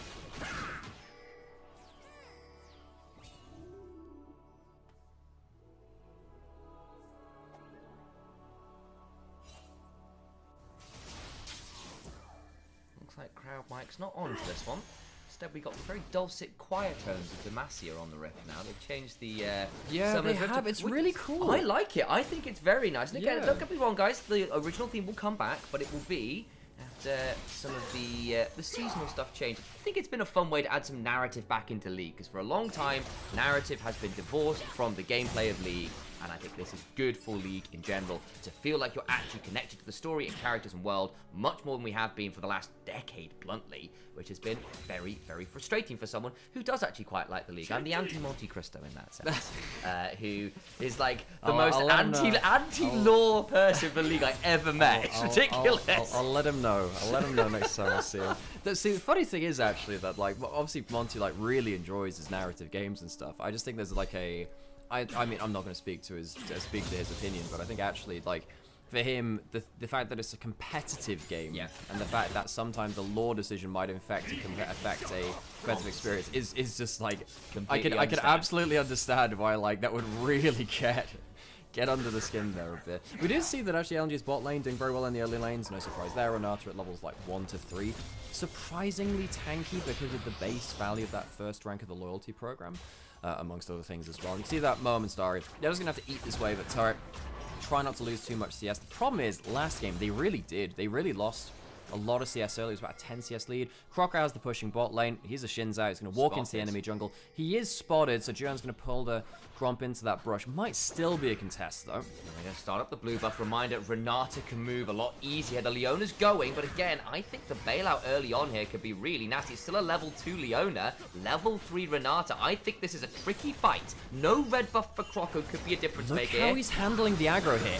Takes the smite, and that's the win, I think, there for Juhan. Gets himself the level 4. Yeah, Croco was, hang on, flash forwards. Ooh, dragged a fair distance away. Moam now quite deep. Over we go. Gravity still comes on down, missing a little down, but there's still the heal that comes through, and Moam now in danger, goes down. Starry finally turns up. Croco with the bailout. Pushing on forwards, and the red buff donation is dangerous. Starry's in danger. LNG with the early skirmish. Renata value is absolutely obscene. Did we forget what Renata does? The bailout is exceptional for missing, and Croco might lose the smite fight, but wins the fight afterwards with style. And you know who comes out ahead of that too? Once again, it's 1XN. This pushing bot lane, aggressive jungle style, has been working wonders for LNG in this series. They missed the smite fight. Missing flashes away, meaning the immediate follow-up isn't there, and it brings 1XN into the play. This means that Crocker gets his full rotation off, and a second thing comes into play now. Varus gets resets. He has the passive, which means effectively, much like a Jinx, you get that first killer assist. He gets an insane amount of attack speed and adaptive force, which means that the cleanup is insane because he has full HP. Varus is a on-hit Varus with red buff and blue buff. He can throw out all the autos, all the abilities all day long, and it's a double range matchup. Also, Mauam, level 2, no Eclipse, no damn tankiness. He's gone Spellbook as well. It's not even like he has an Aftershock to work with, so not a lot of HP, not a lot of tankiness. It was a pretty easy pickup there. Look, you can see how this LNG style could go very wrong, but drafting for Prior, drafting for early lane dominant scary. Shia? What? Oh my god, it's the bin experience. Don't clud my dude. Shin. I don't know. I mean, I know Dokla was popular over in China, but let's not recreate the moment too hastily, shall we? Look, I know Dokla was in a really Chinese time of his life, was having a real impact on the cultural scene, really kind of got invested in that world's journey, like and the LPL crowd really fell along with him. But you can't just cosplay him like that, guys. It's just not how you do League of Legends on a pro level. Me waiting for normal New Year on February 17th, that's just a window into how Chinese my mind is. You know, it's normal New Year. Sorry, how normal my mind is, but to others it might seem like a Chinese mind. Again, I'm just so normal to me now. Also comes on down, there's that initial play. Look, don't get me wrong, LNG still in a great position in this game, but that was a very unnecessary tunnel to take under the turret when there was no mini stake tower aggro. You know, there's a TikTok trend going on right now with just saying, you're Chinese now, let's learn about culture. And it's just like, okay, thanks. I didn't know you could get inducted like that. Dragon's gonna go down. LNG will secure the first one of the game. This early dominance from LNG, I'm enjoying this style. It's been a while since we've had a team in the LPL really index into smash bot lane, invade early off jungle. This is very 22-23 meta, when we saw so much Kalista Renata doing this similar kind of thing. And I think with the fact that we can't lane swap out of it, I think we're going to see more of this yet. And I think for I'm thinking teams like HLE, teams like T1 over in LCK. What a Carrier and Goomer make a career out of. Yep, split apart now, but I think Paze will be happy to play that. I'm looking at LNG here, doing very similar things. Missing in particular being a ranged bot lane specialist with things like the Renata and the Lulu. Head up with 1xN, he's kind of been waiting to show how good he can be on an aggressive team. Look, there will come a time where LNG will need to play other styles. We'll need to get a deep enough champion pool to do it every time regardless. Invade, level 6. For both available, that's the double cyclone. Quacko gets the knock-up. Does he have an escape? Bulldog is here. Juan's burned all of his cooldowns, and he's dead. He just gets swept under the carpet. Massive burst from the 2 level 6s of the mid and the jungle. 2-0-3 for Quacko. Now Sheer avoiding that Q from Harry. And look, Juhan actually had a pretty good 1v1 angle that just didn't have the prio, trying to get something back from the jungle matchup, because if you fall too far behind as the Wukong, you can't really jump in the way that you want to in team fights. Problem is now, you've now doubled down on the loss. It's only getting worse from here. Yeah, that is a tough place to be. Starry's down 20 CS. Well, and again, I don't blame Starry, right? Like, it's tough. You have Moam go to defend the invade, as you should. You can't give that one up for free, I don't think. I think it would have been very challenging, but Moam died. 1xN ends up with the rev up. They are actually lane swapping to try and get out of the horrible Varus lane. He's got so many tunnels to work with, though, that I don't know how easy it's going to be to keep him in danger. They flash for the Shield of Daybreak, and it doesn't stop the tunnel. They've already lane swapped it. Folks, what I'm starting to learn about this new season is, well, OMG are doubling down time and time again, and the way they just doubled down is that lane swap. They are now giving up progress on the lane quest for Starry to escape 1xN and missing. That is how badly the lane has gone for them. They will clean up waves on both sides of the map and get a plate, but but if you did this last season, this would be good. Now it is a bit galling. You are going to be much slower too, but you are right there actually. 1xN is going to match, so at the end of the day, credit to them, it's a bit of a wash there now. 1xN will be still further ahead in terms of his role quest, but he won't complete it quite on the timing that we got from that first game. Yes, they're deciding that, look, we want to keep mashing this early advantage we have in this matchup. Quacko comes from blue buff steal, finds Harry in a tri-brush he shouldn't be in, and force a flash off the Scion. I'll also note grubs have spawned. You've got bot lanes topside and priority there for LNG. Quick, who you pause? We're getting used to this. In fact, we're going to have to get an emote for this. Well, just, it does feel like we get knocked and ulted on pretty decent timing, you know? Yeah. Juhan potentially be able to look mid here. Bulldog at half. Slight skip forwards there, so Bulldog was quick enough to pull away. Will be a known quantity now. Taking out his control wards. And so mid and jungle will stare at each other menacingly. Leave it alone from there. You know, occasionally we get that. I'm alright with that. Yeah. Just staring at each other menacingly.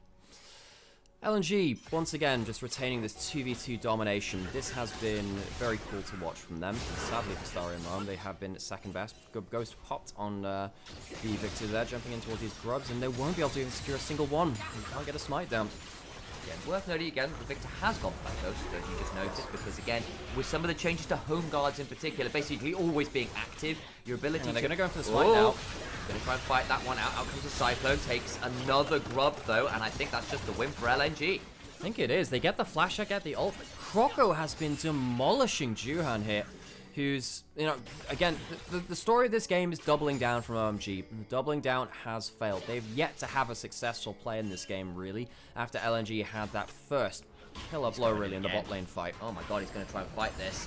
Well, Quacko has his ult. Juhan has no flash and no ult. This well, is tricky. and also, it's Sunder Sky to just components the Triforce. If he, this is horrible for Juhan. He'll have to clone out. He'll clone out. But again, just being forced away.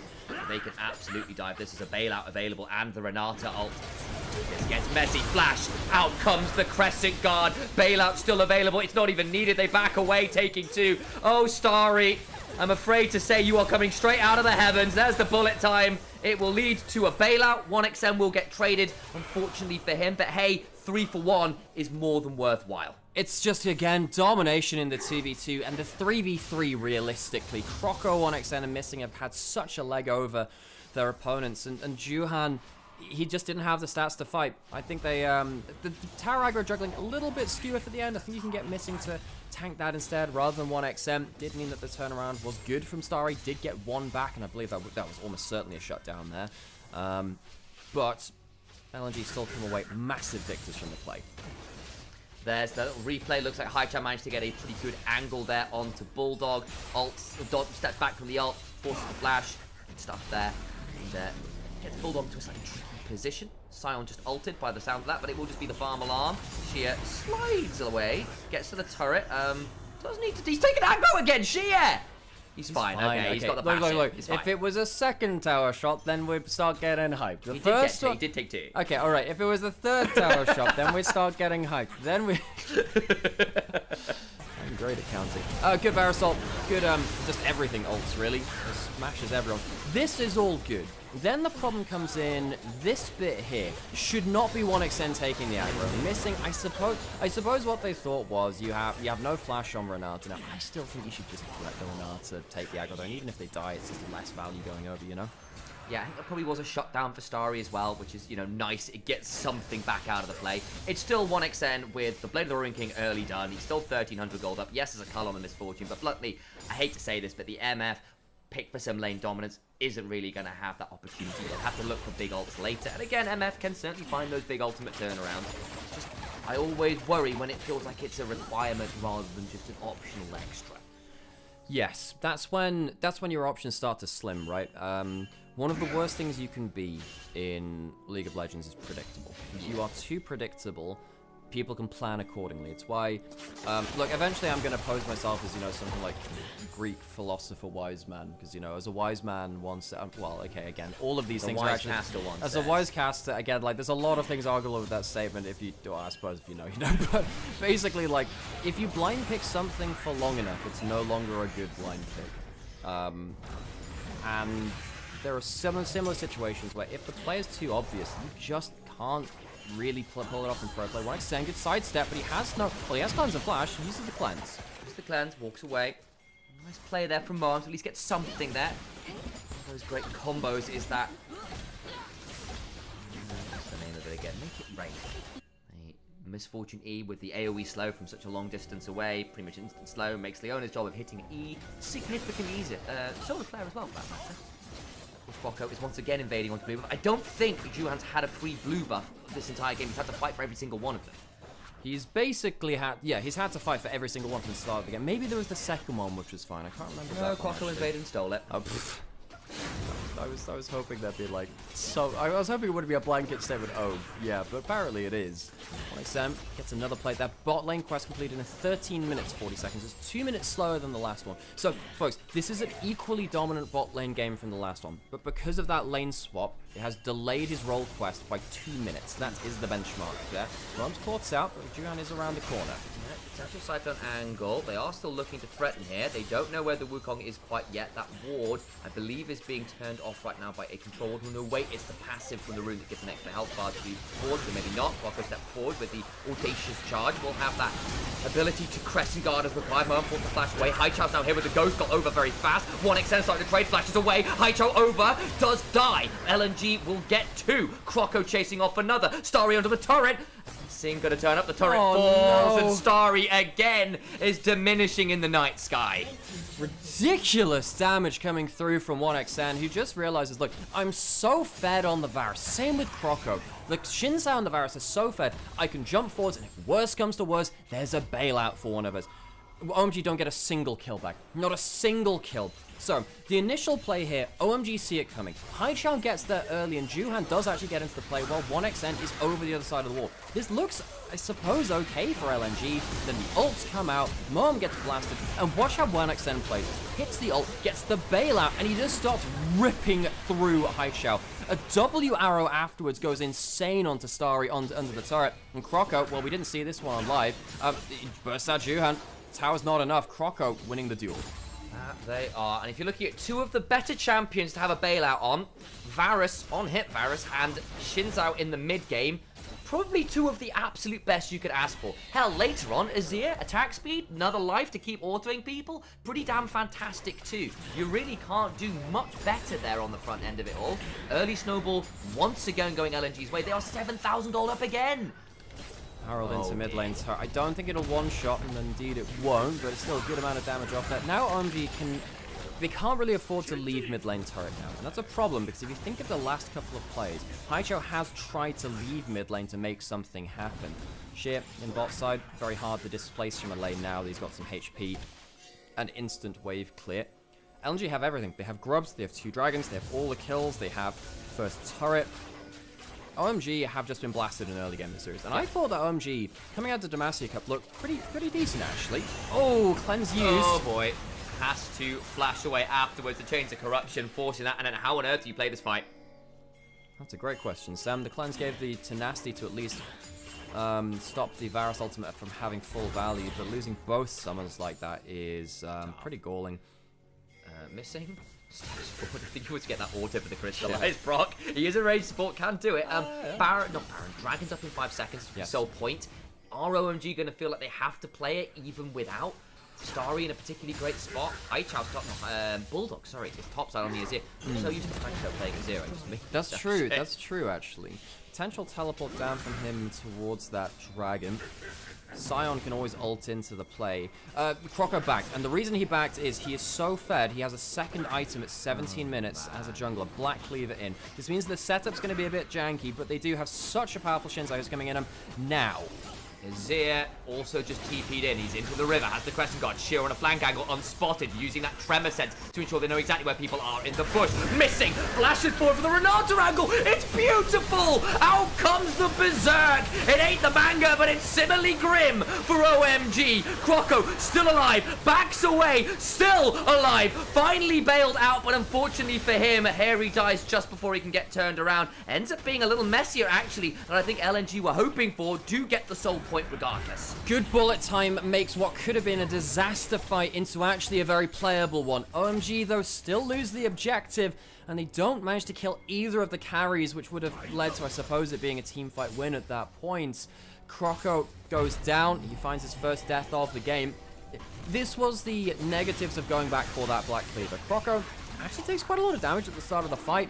The setup's not that fantastic, but they have so much power that they can get some huge plays. I actually think missing flashes in the wrong direction, personally. I think he could have reached their misfortune with that flash ult, and that would have changed the fight. It's still a good ult. It could have been better. We come back to live, and I'm dead again.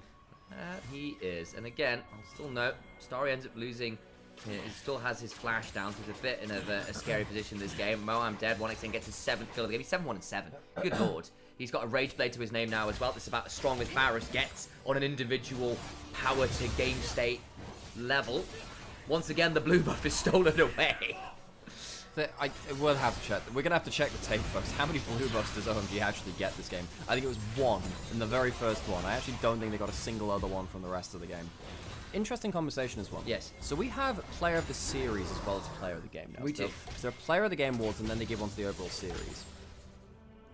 I think this is good. This is really quite difficult. Game 1 was obviously Croco's. I think game 2, it's kind of Croco too, but there is a world in which 1xn gets player of the game or player of the series too. Yeah. I think those two players are the ones which have impressed me the most here. Croco, we've seen his best side today. He's been very, very good at setting up the map for success. And again, if you remember back in the day, players like Shun, I'm talking like 2023 VOD. Right. Where what would happen is, do you have lane priority? Tick. Shun is a wonderful player. Right. And I think there is an element of that with Croco, right? Where actually, yes, you've got lane priority to play around. His ability to look for invades, look for fights is very, very strong. The problem is, if he doesn't have that, he'll still look to do that, and it's just a lot riskier. And I love a player that we can form a narrative around like that, because again, it was exactly the same in Anyone's Legend in 24. That's the one, 2024. So after Xiao Hao departed their other teams. Sandbox back in the day as well. I remember Yamato talking about him a little bit once upon a time. Yeah, of course Yamato was coaching that team for a bit. But yes, Croco, a player that was, when it came around to the brand jungle meta, Croco was one of the first people to pick it up, and God, he was so good when he got ahead of the game like that. Back onto the Shins out. Swiss Army knife, jumping on. Oh, Moha. And that's a really good Crescent Guard. The hostile takeover comes along as well. Out they go, looking for some more. The ult from Sion hits no one. Bulldog goes looking for Haichao. Will manage to avoid the shuffle. Starry needs to run away, but gets flash knocked up by the Rek'Sai, and Misfortune is eaten by the Landshark. She's gone dressed for the pool, but still finds herself in danger from those old non-aquatic animals. Harry is forced into a zombie form, and unfortunately for him, it is the Cranberries version and he gets shot in the head. Oh god, that's grim. Wow. Where do we get we need a lifeguard but for land. We have one for land guard. We need a land guard. We have the lifeguard for you know the aquatic sharks. What about the land sharks? What do we do about? I feel like we haven't prepared enough for them. Baron's gonna go down by the way. You know, similarly important thing. I enjoy the concept of Jeff. Hand size. Oh, from Marvel. It's like a handbag sized lap shark. There were, you know, I haven't kept up with many comics over the time, but I saw look, this is a great replay, blah blah blah. Look, LNG is smashing right now. I saw a really cool comic strip about because Jeff the Land Shark initially came out in Gwenpool comics, so that's kind of and Gwenpool comics. Because it wasn't a very successful comic book series, there's actually like a of course it's breaking the fourth wall. It's a Deadpool adjacent kind of medium. There's this one comic book scene that's like, I'm not in a popular enough manga. Jeff, go to a more popular comic. I will miss you, but please go to a more popular comic so you can like have a better life. Basically, it's like what? That's really sad. Yeah, at the moment it's Deadpool and Emma Frost fighting over custody. Oh, right. Like, that's fair. Yeah, they both love him dearly. I understand. I understand, so. Yeah.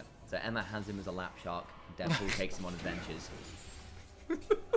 Yeah, in fairness, I can see how much material you can get out of it. Good job, comic writers. There we go. It's good times to be had. In alternate universes, Sheer will tunnel away. He's not really been the main character of this series, but in fairness, he hasn't had to do the Rek'Sai outside of that one really unfortunate death under the turret. Has been more than serviceable. Croco will audacious charge, get the slow afterwards.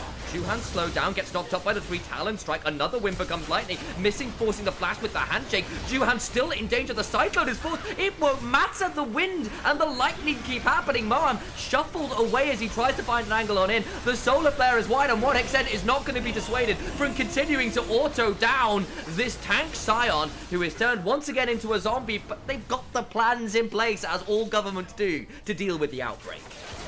Bullet time. Oh, cancelled out by a flash ultimate from the Renata. Sorry, I'm not sure he's safe here.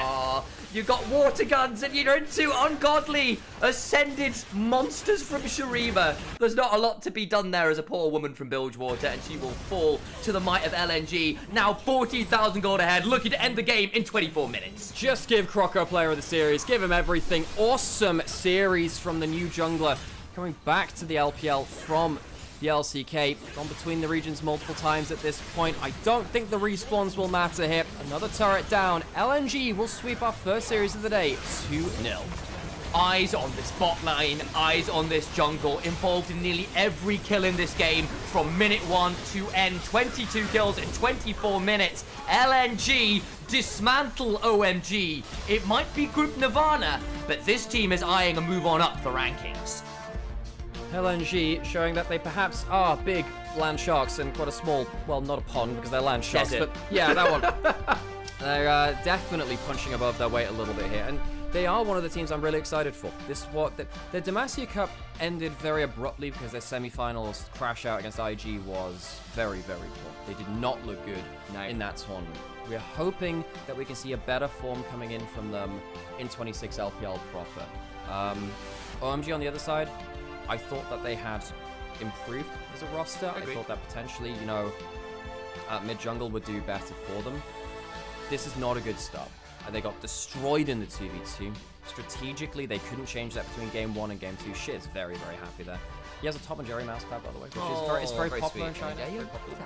Yeah, that's sneaky, I understand. And Doraemon. He also has occasional mouse pads with that.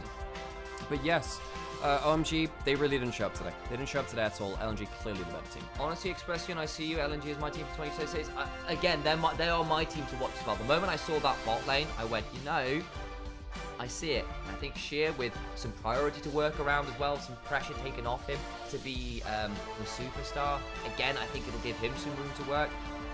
I worry about this team against truly elite teams. I think pulling this style off against teams that are more robust more disciplined in the early game to give up less advantages to cross map better may well still punish, especially if you can track what Croco is doing and catch him on one of his very, I don't know, swaggadocious plays where he just sort of saunters into the jungle and goes, "You there? We're fighting," and you don't really have much of a choice about it. Yeah, and when that goes wrong, it goes wrong very badly. Again, see that Demacia Cup semi-finals, and we've not seen that today. We've seen the other side of it. This was the feast side of LNG. I expect they're yet to be famines. That said, I think they're a very exciting team. They are a very characterful team, and that should excite you all. I'm really looking forward to seeing more of this team, as should you be. Okay, we're gonna go on a quick break, and we shall figure things out after that point. Yes, we will. I swear to God, YouTube just keeps giving us issues with this, and it's just not... We're just getting like random hits on this. Why is this? I'm not doing any sales of regulated goods. What? What do you mean?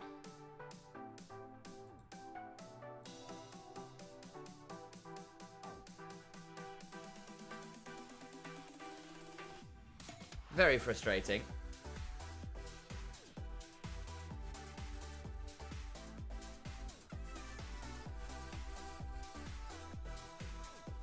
I'm just wondering, because it isn't happening to the Onivia stream or anything. I'm wondering if it's like someone's reporting stuff. Yeah, I'm wondering if someone's reporting stuff.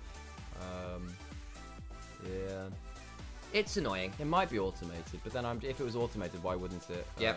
Yep. Oh, that's annoying as heck. Well, not much to be done aside from that, and I suppose the other thing then is maybe what we can do is we've got a few friends who are high up in the YouTube world, you know? Do we? Well, there's Onivia, there's Dums, there's a few other people. True. We go, hey, is there any way we can help put a message to find out what's going on? Because it's happening multiple times. No, but Sam, even big creators don't know. No, I know, but we can throw an email in and see if we can find out, hey, we think this is happening, we're getting targeted here, can we find out what's happening? Yeah. Anyway, that's annoying. It is. Whatever. Hey, Travis. So that's the game. Well, we have another series to go. So that's a thing. Oh yes, it is. Oh well, it's not like the YouTube channel was like the biggest viewership, but it's just annoying to lose that one, you know. Yeah, it's just an additional frustration when it didn't need to be there. So we'll figure out what's going on and hopefully resolve it. Yeah.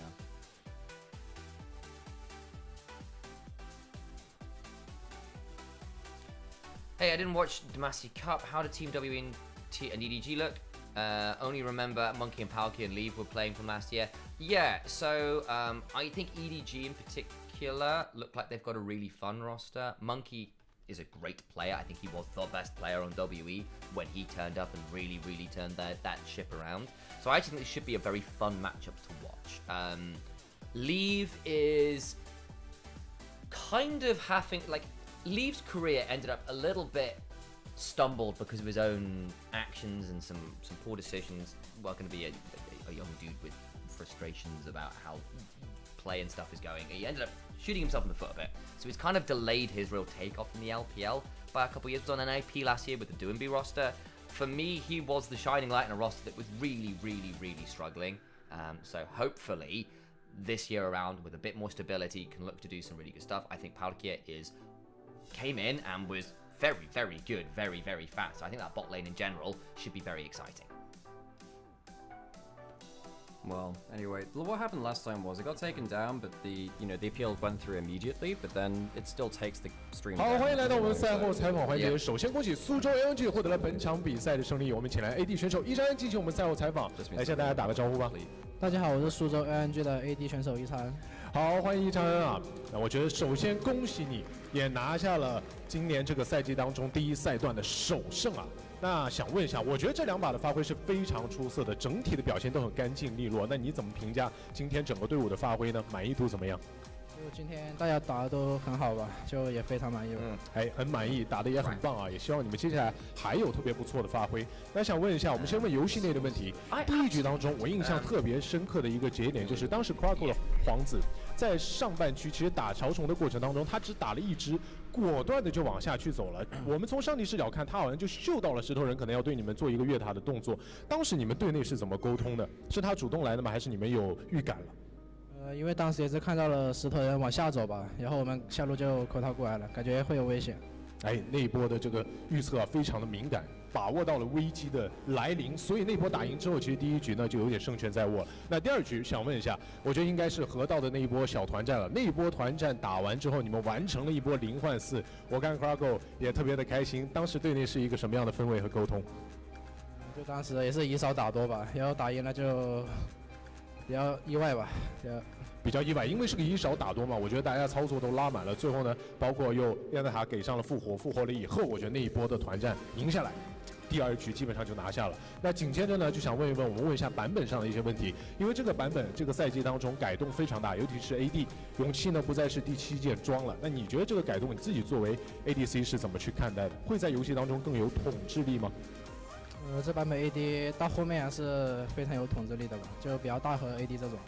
哎，比较大和 ADC 的话，会更具备一些左右局势的话语权。那紧接着呢，下一个问题也同样想问，其实上线这个兵线的出击呢，时间也改了，一个是更快了，包括家园卫士的效果也有一些变动，所以上线也更快。可以跟各位召唤师们分享一下，那现在这个回家的 timing 啊，可能有一些什么样的影响？就首先对劣势组合比较好一点吧，因为上线比较快，可以不用亏很多线。哎，就是劣势的过程当中可以更加的有耐心一些，因为回线也更快了，所以亏的会更少一点。那紧接着下一个问题，其实认识遗产也是在 LPL 的时期了，转眼来 LPL 其实也征战不少的年头了。那我觉得新赛季嘛，也拿下了首胜，最后简简单单的我们来一个小小的期许，希望这个赛季自己有一个什么样的表现？希望自己今年就是越打越好吧，就不留遗憾。希望越打越好，不留遗憾。也希望苏州 OMG 在接下来的比赛当中能有越来越出色的发挥。好，那也感谢一山来到我们的赛后采访，接下来把时间交给解说席。Yeah, so immediately the appeal's been granted. What the fuck? Whatever. We'll restart the YouTube stream.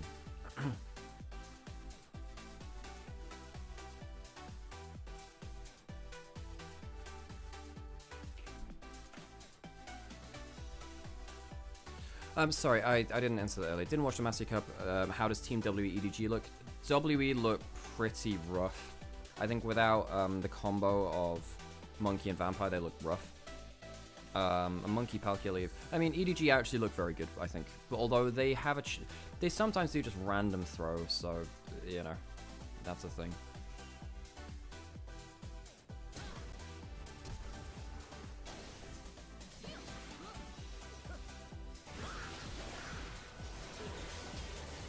Hey, what's up, Harold?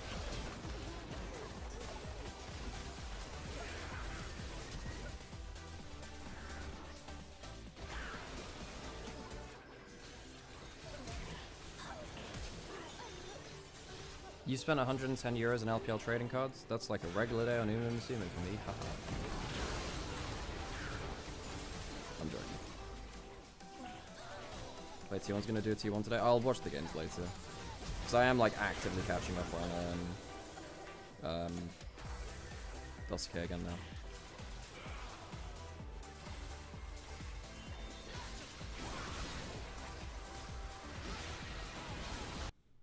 $180 cards for 110 years? I have no idea what yeah, I have no idea what the going rate is for them.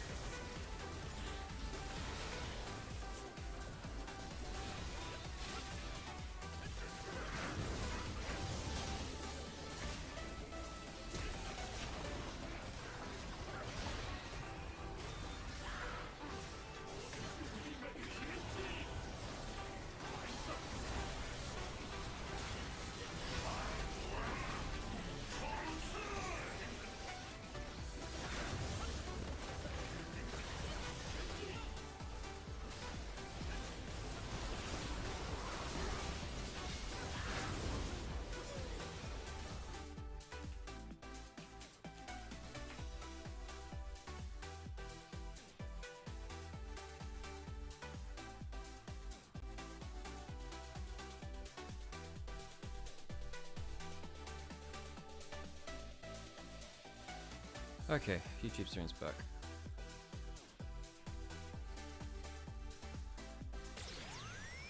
Crocker player of the game, he should get player of the series too.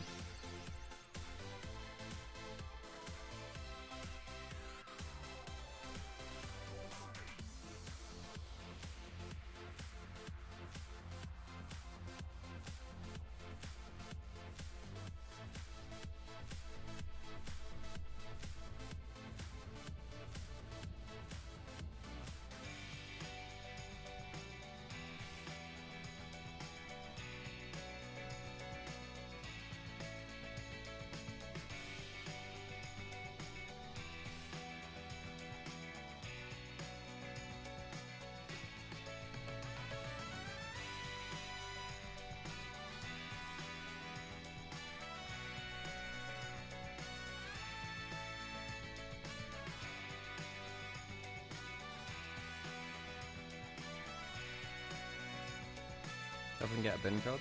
Cool. I actually have a photo card of bin if you want it. It's not like a trading card, it's a photo card. I got it at the G2 watch parties and stuff. And he gets the player of the match as well. No surprise, no surprise. That guy was really, really, really good today.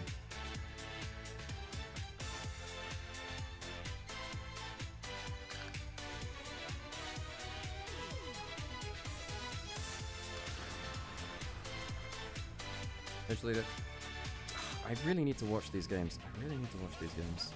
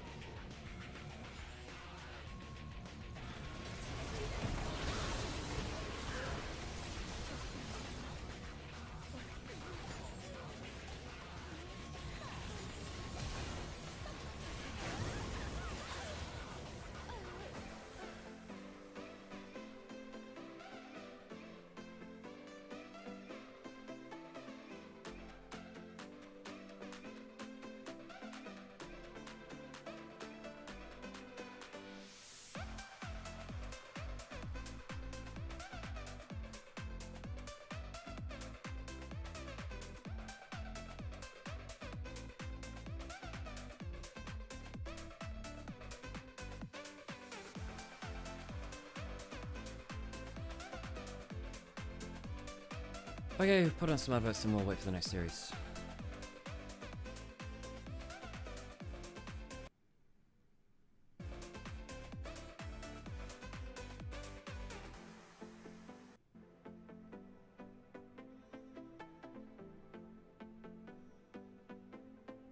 这秒打不了，我这专线好了啊，没好20秒 ，OK。跟他一样，跟他一样。哎，慢去。好的，AD，啊，AD死了，看我，开 AD，二搞定，赢住了，这把我杀了，没事，变，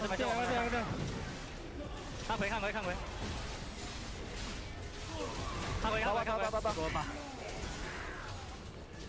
哦，나이스，他先看，얘만 간다, 나 못 가. 레벨이야. 别，打不过，利用3线吧，他2级的，没事，留了，没闪，辅助了，看留了，我3级打，我来不了，猴子 ，AD 没闪，我不有，来，兄弟，干嘛呢，兄弟？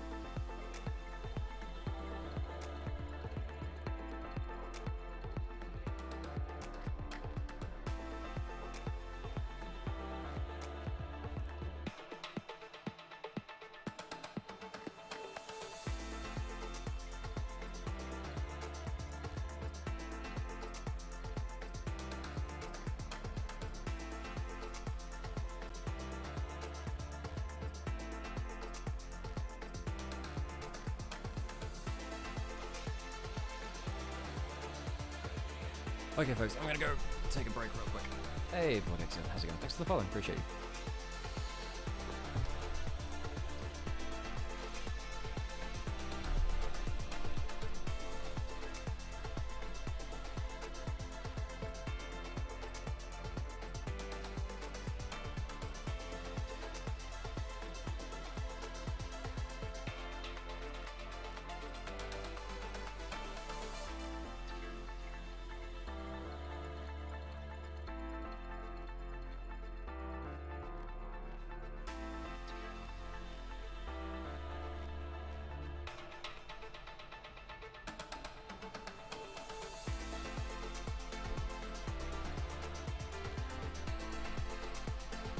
Oh, I return, chat.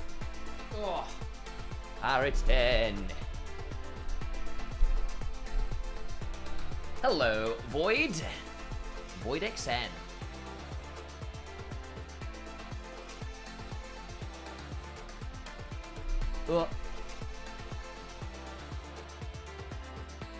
Oh, you're very. Thank you, Ludus, by the way. I see you over in TikTok. Thank you very much for that very lovely statement. Much love, my guy.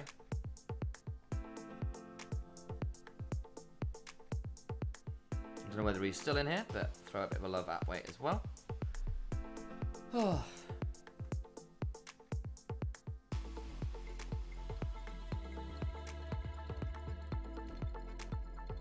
WE versus EDG should be a fun one.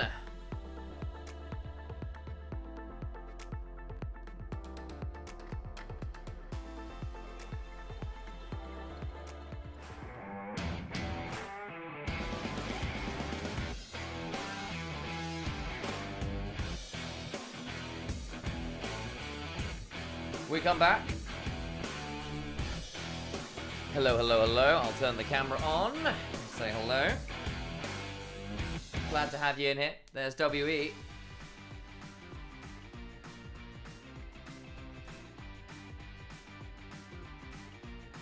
Just spent 104 euros on LPL trading cards. Oh my god, really? My go.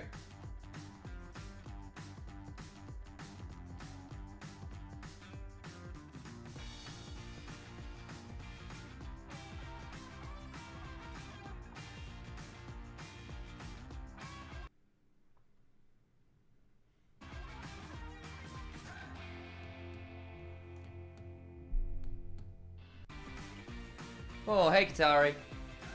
Leave my go. Yeah, I'm looking forward to seeing him play. Should be a good time.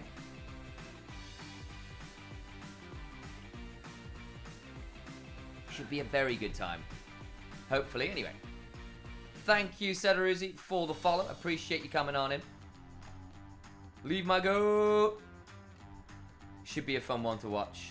There's that Shy skin on, I believe it's on Aatrox, which would make sense considering that's the one where you got that very EU distressing play not so long ago.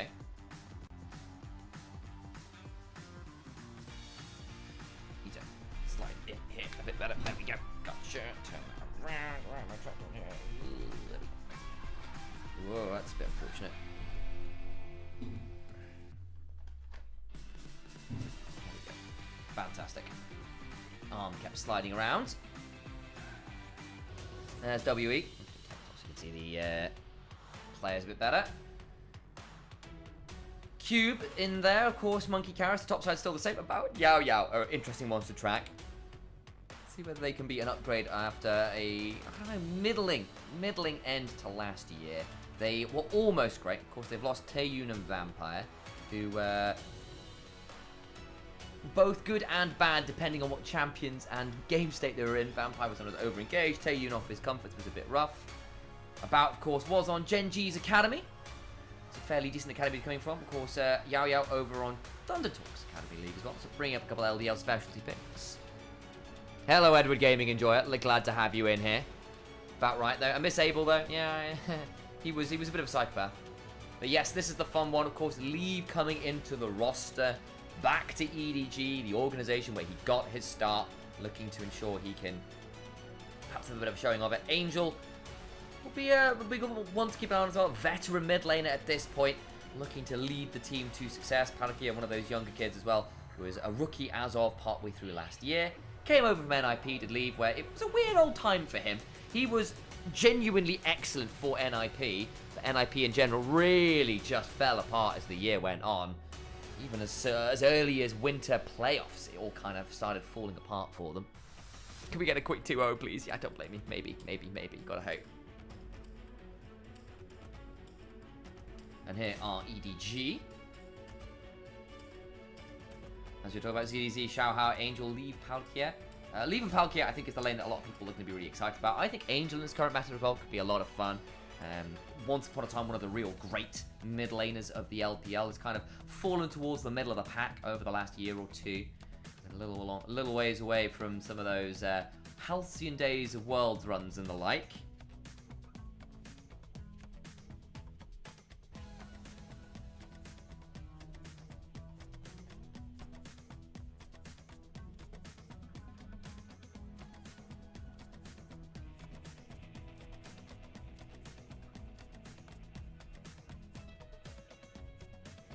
There is coach for EDG. Huh. Yeah. Been an interesting one. Top and jungle duo. ZDZ and Xiaohao have played for a fairly significant amount of time at this point. Is this number of games played versus their career? Flandre and SFM, yes it will be. So 369 and Kanavi were together for a very, very, very long time. Across JDG and then to Top Esports and the rest of it's finally broken apart, that duo.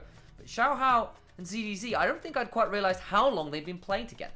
That's a fairly significant amount of time in terms of games they have played together and percentage of games they've played as a duo. Fun little stuff there. Posture check, yes boss, set up properly, there we go. A little ways away from the microphone, but that's okay.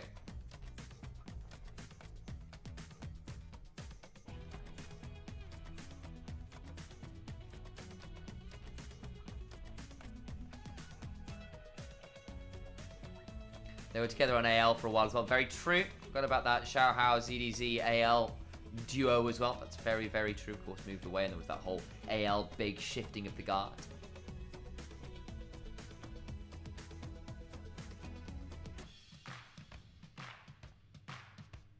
Hello， 各位好，欢迎来到赛前采访，我是泱泱。我们邀请到的是 CNWE 的 Monkey 选手，欢迎，先跟大家打个招呼吧。Hello， 大家好，我是西安曲江 WE 的打野选手 Monkey。那 WE 也是在今天迎来了新赛段的首场比赛，全新的赛季，全新的征程。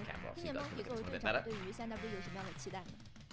就希望队伍越打越好吧，然后赢下每一场比赛。Was a real superstar for this team. 赢下每一场比赛的话，要做好哪些方面？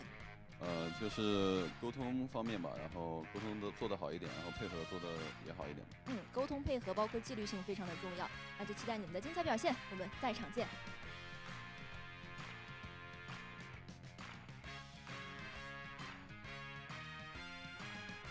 Hello， 各位好，欢迎来到赛前采访，我是泱泱。我们邀请到的是 EDG 的小浩，欢迎，先跟大家打个招呼吧。大家好，我是 EDG 的打野小浩。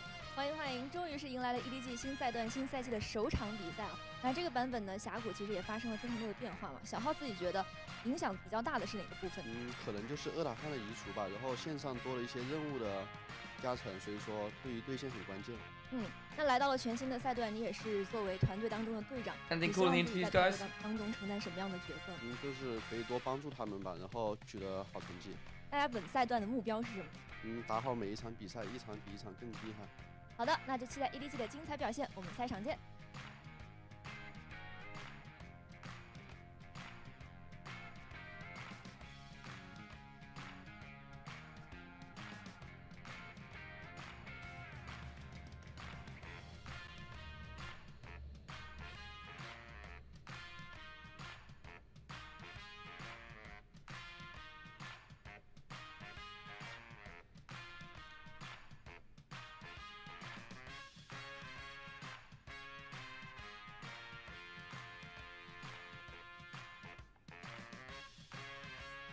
Back to our caster desk, host desk. I think actually, is this the casters and hosts? I don't know whether they do a split host cast thing for regular season or not in the LPL. Of course, they've got host over here doing a little bit of additional video work there, doing some cute little additional bits. It's gonna be a clean 2-0. I can hear the T1 trucks in the distance already. Oh boy. Oh boy.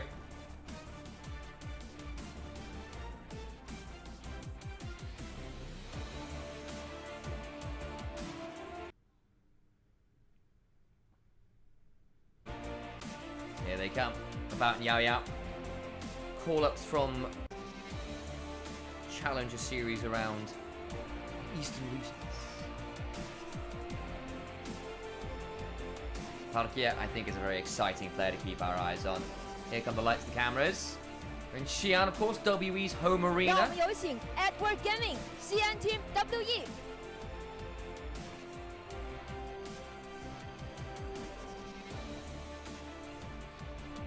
Turn the camera off again briefly so we can see all the players properly.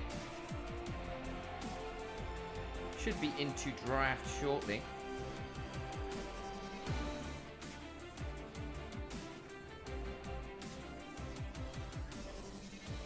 欢迎来到西安曲江电竞中心 LPL 第一赛段组内赛第一周第3日的比赛，西安 WE 对阵 EDG 即将开始。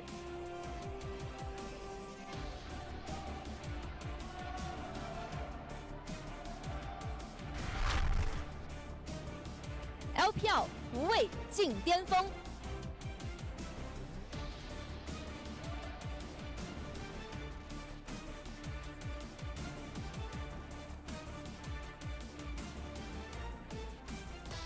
Nearly onto the game. Should be very short to deal with.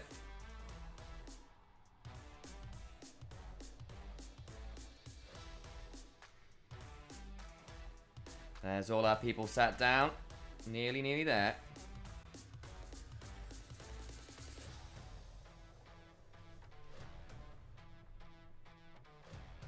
Parkia on screen there, I believe.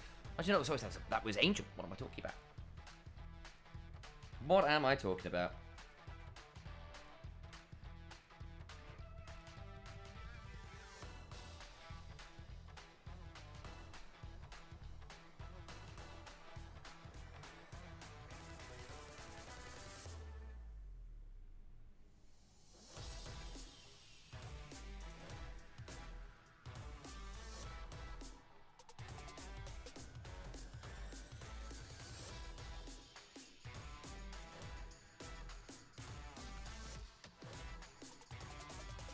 Quick look again at some of our additional players. Nearly onto the into picks and bounds. There's a slight delay there, which is a bit unfortunate, but it happens.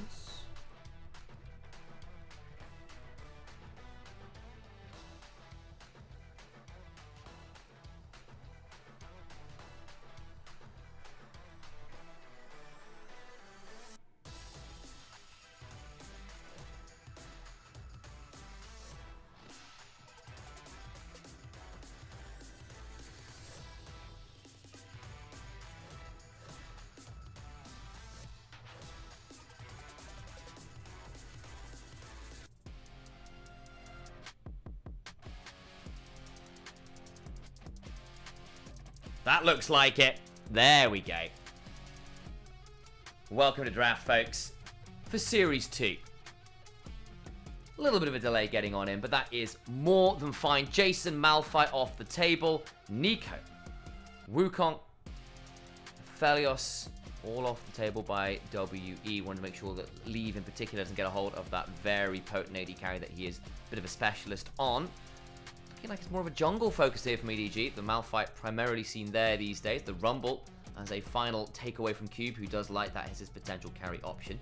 He's more of a tank side of the plays. Varus was left open. Varus gets locked in. I feel like that's often been the trade. Are we going to see something like a Yunara into this? Misfortune into this?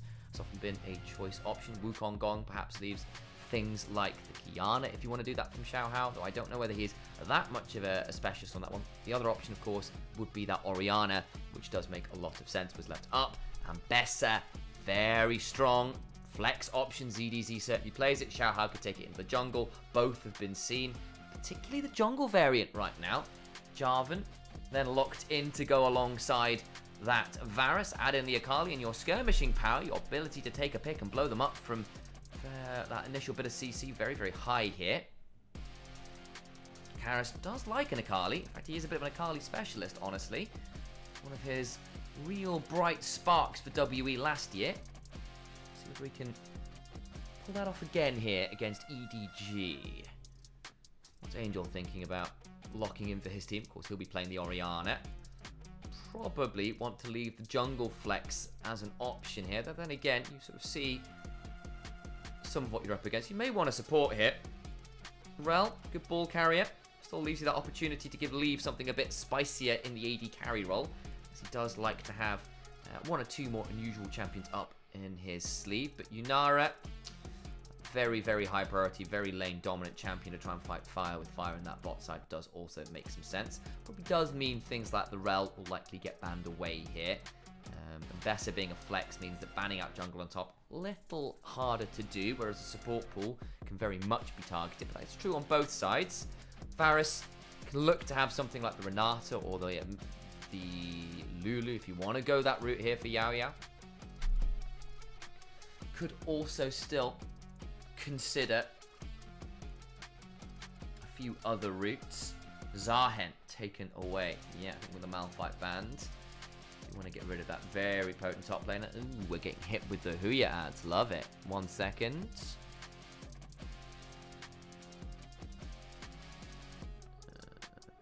Come on. There we go. Cool.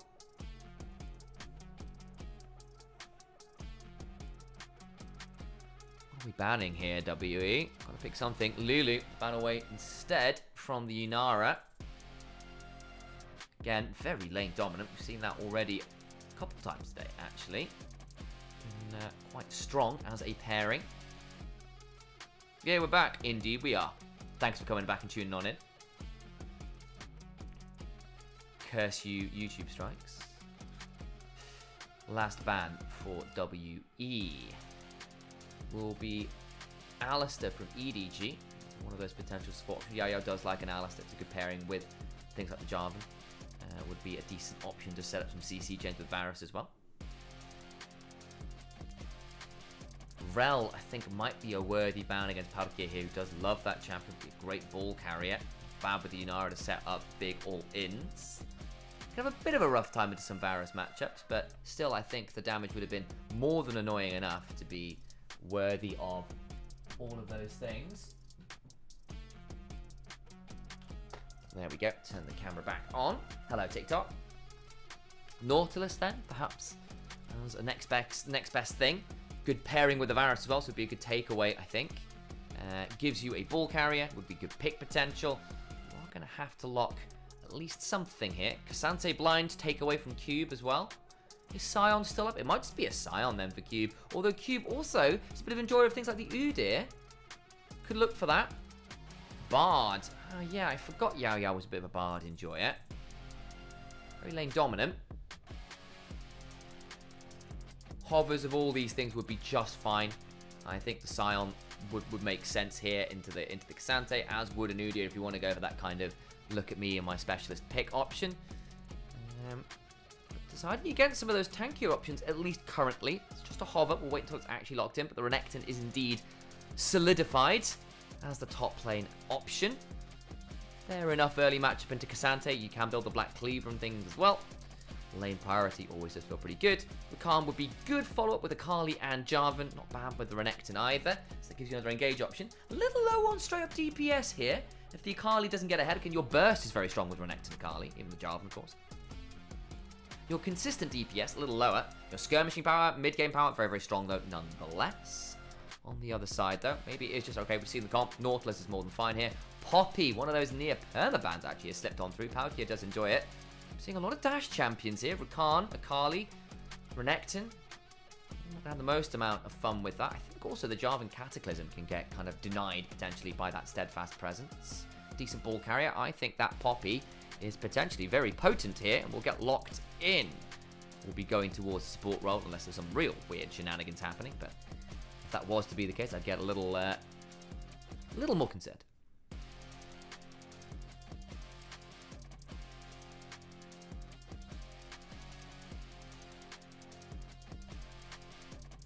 Morning, Amber. Good to see you. Well, there's our draft. So, let's break this down just a little bit more. WE get themselves very good skirmish comp. Very good skirmish comp. Kali, Varus, Jarvan, all looking for that pick and assassination on a key target. The Nymaera, the Orianna, potentially the Ambessa. On the other side, big team fight comp. Frontline, dash denies, and that ability to throw the shockwave into Ambessa combo and try and play out those extended fights. counter engage is not bad either. But I think if we do get towards longer team fights, you can favor EDG there. WE, the early skirmishes. Early lane priority probably as well, I think. Although the Akali will have a bit of a tougher time there. Actually, probably I take that back somewhat. Welcome back. Drafts just completed. Cool. Sorry about that. Was just dealing with the various nature of YouTube being YouTube. All good. We're back in. I guess I'll have to figure out the draft. I know you've got a thing at 1 o'clock. I do. I will be able to do at least half the game. Hopefully, all of it. Don't stay too much on our behalf, That's Sam. absolutely we appreciate fine. the work you're going. Basically, Sam's got a podcast to be on. We'll go watch that when that comes out as well. Indeed. And yeah, thank you for your work today, Sam. Let's get into that game though, shall we? Indeed. Gyos first, draft breakdown after. Oh, the Silk Road. Oh, I like telling this story. The Silk Road of Xi'ans. The famous Silk Road starts here. It's one of my favorite little tidbits, that. Love the acoustics in this arena as well. It's really nice echo. I have to say, NIP's arena in Shenzhen has really good acoustics too. It does make you, it makes the crowd seem so close to you, but also very, very large. Yes, so draft, high priority on the Varus was first picked, was responded to with the Orianna, obviously. And so we've ended up with Leave getting his hands on Nymaera, and a very good team fight come from EDG, skirmishing a little heavier from WE. Very surprised. I just think if Orianna's up, you pick the Orianna. I think it's just way too good of a pick. And now the Orianna, it doesn't have a Malphite, but the Ambess is not a bad ball. It's an incredible. Well, Poppy's a little more inconsistent, particularly into like, you know, like Renekton stuns and whatever. I'm less fond of it, but like the Ambessa just instant blink in.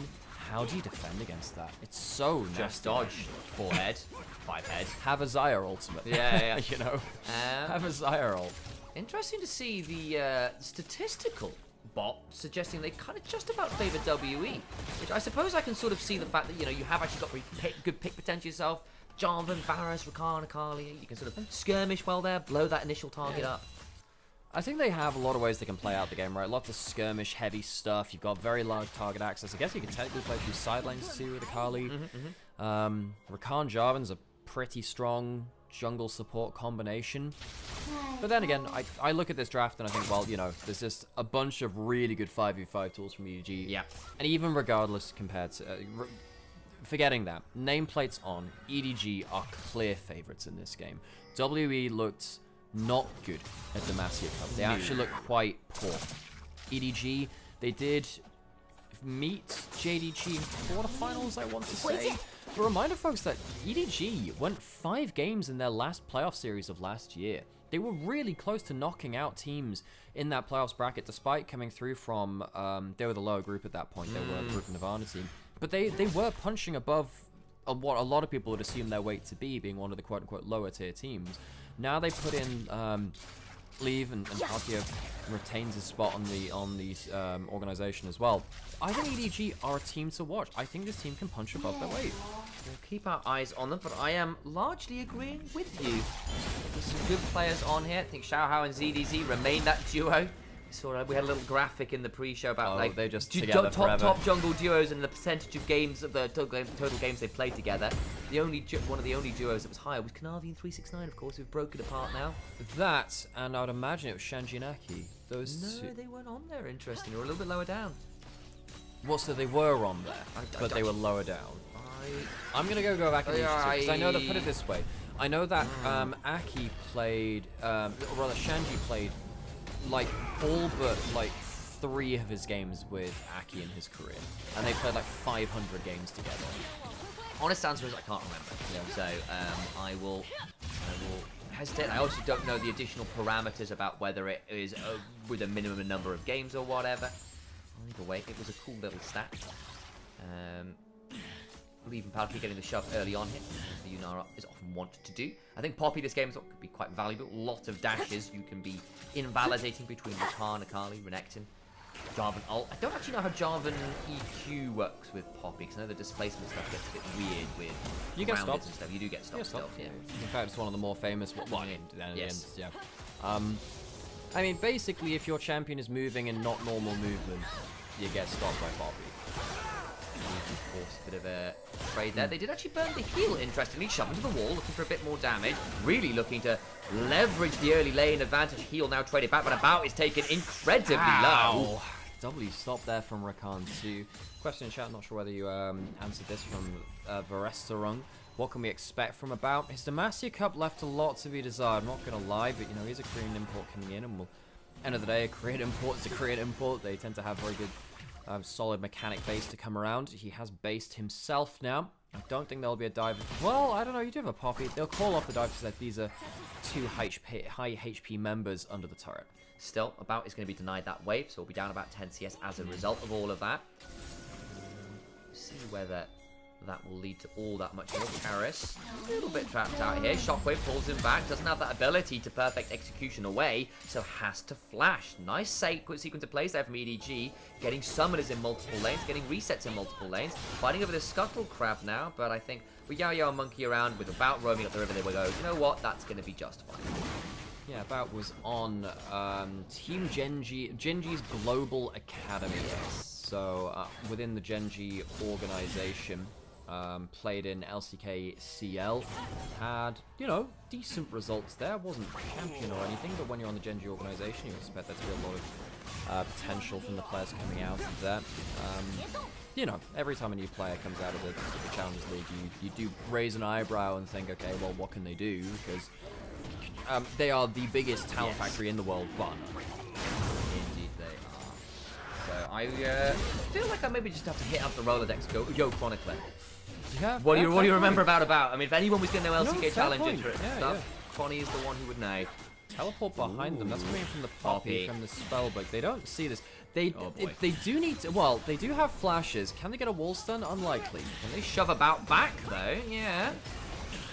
Little trade doesn't lead to all that much. A fun idea from Palkia that doesn't really lead to too much more. But actually, the Arc of Judgment hitting allows About to be chunked out. Leave now forcing an Arc of Brew because he hits level 6, gets the flash.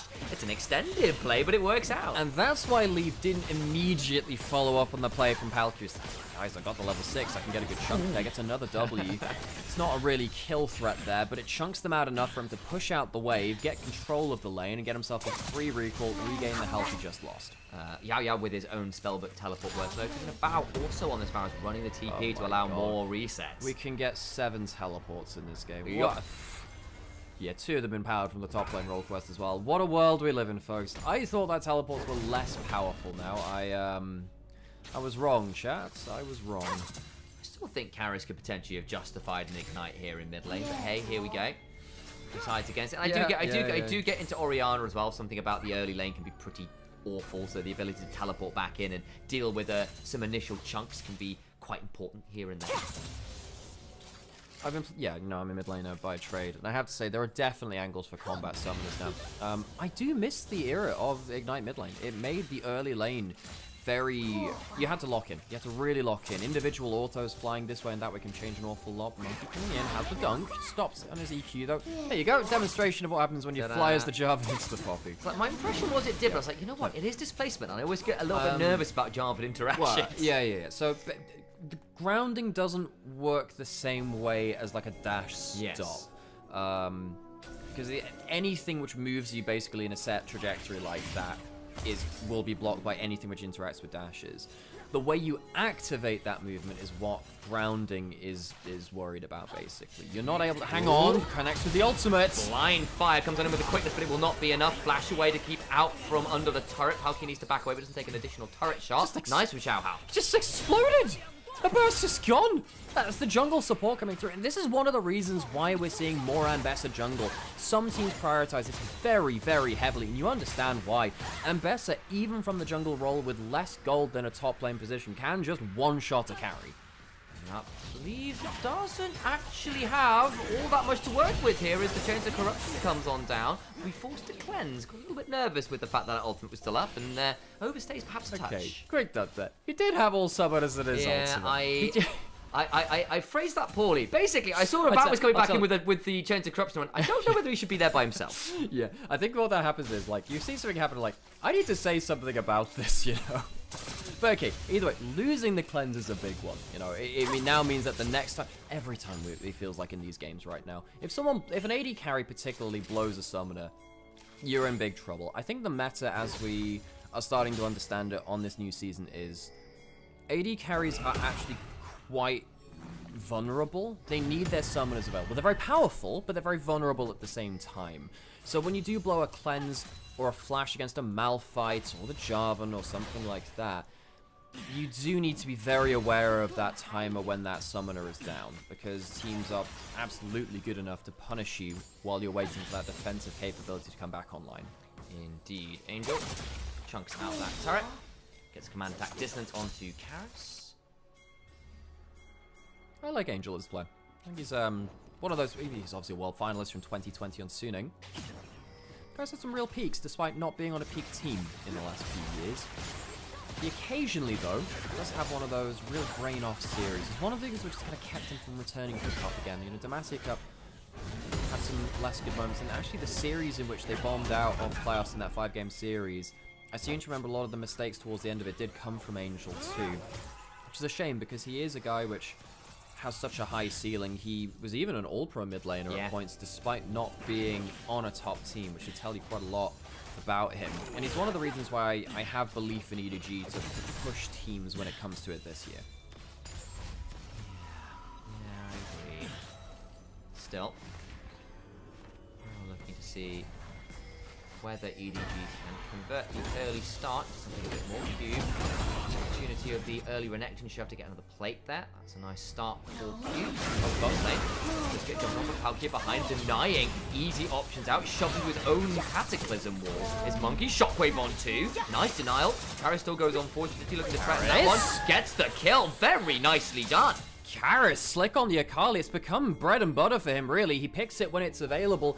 And you know, we were saying, well, you know, they first pick the Varus. Don't you first pick the Orianna? I remember this happening in Demacia Cup now, too, where they would just let the Orianna go over so they can pick the Akali into it. Karis is happy with the matchup, gets his first kill participation, although WE can't stick around the bot river to take the dragon afterwards. Honestly, I thought Palkia and Angel had done a pretty good job there of disengaging them. The shove to the Cataclysm wall, the double shockwave. Still not enough to stop that from happening as it goes on down. Gunblade early as well.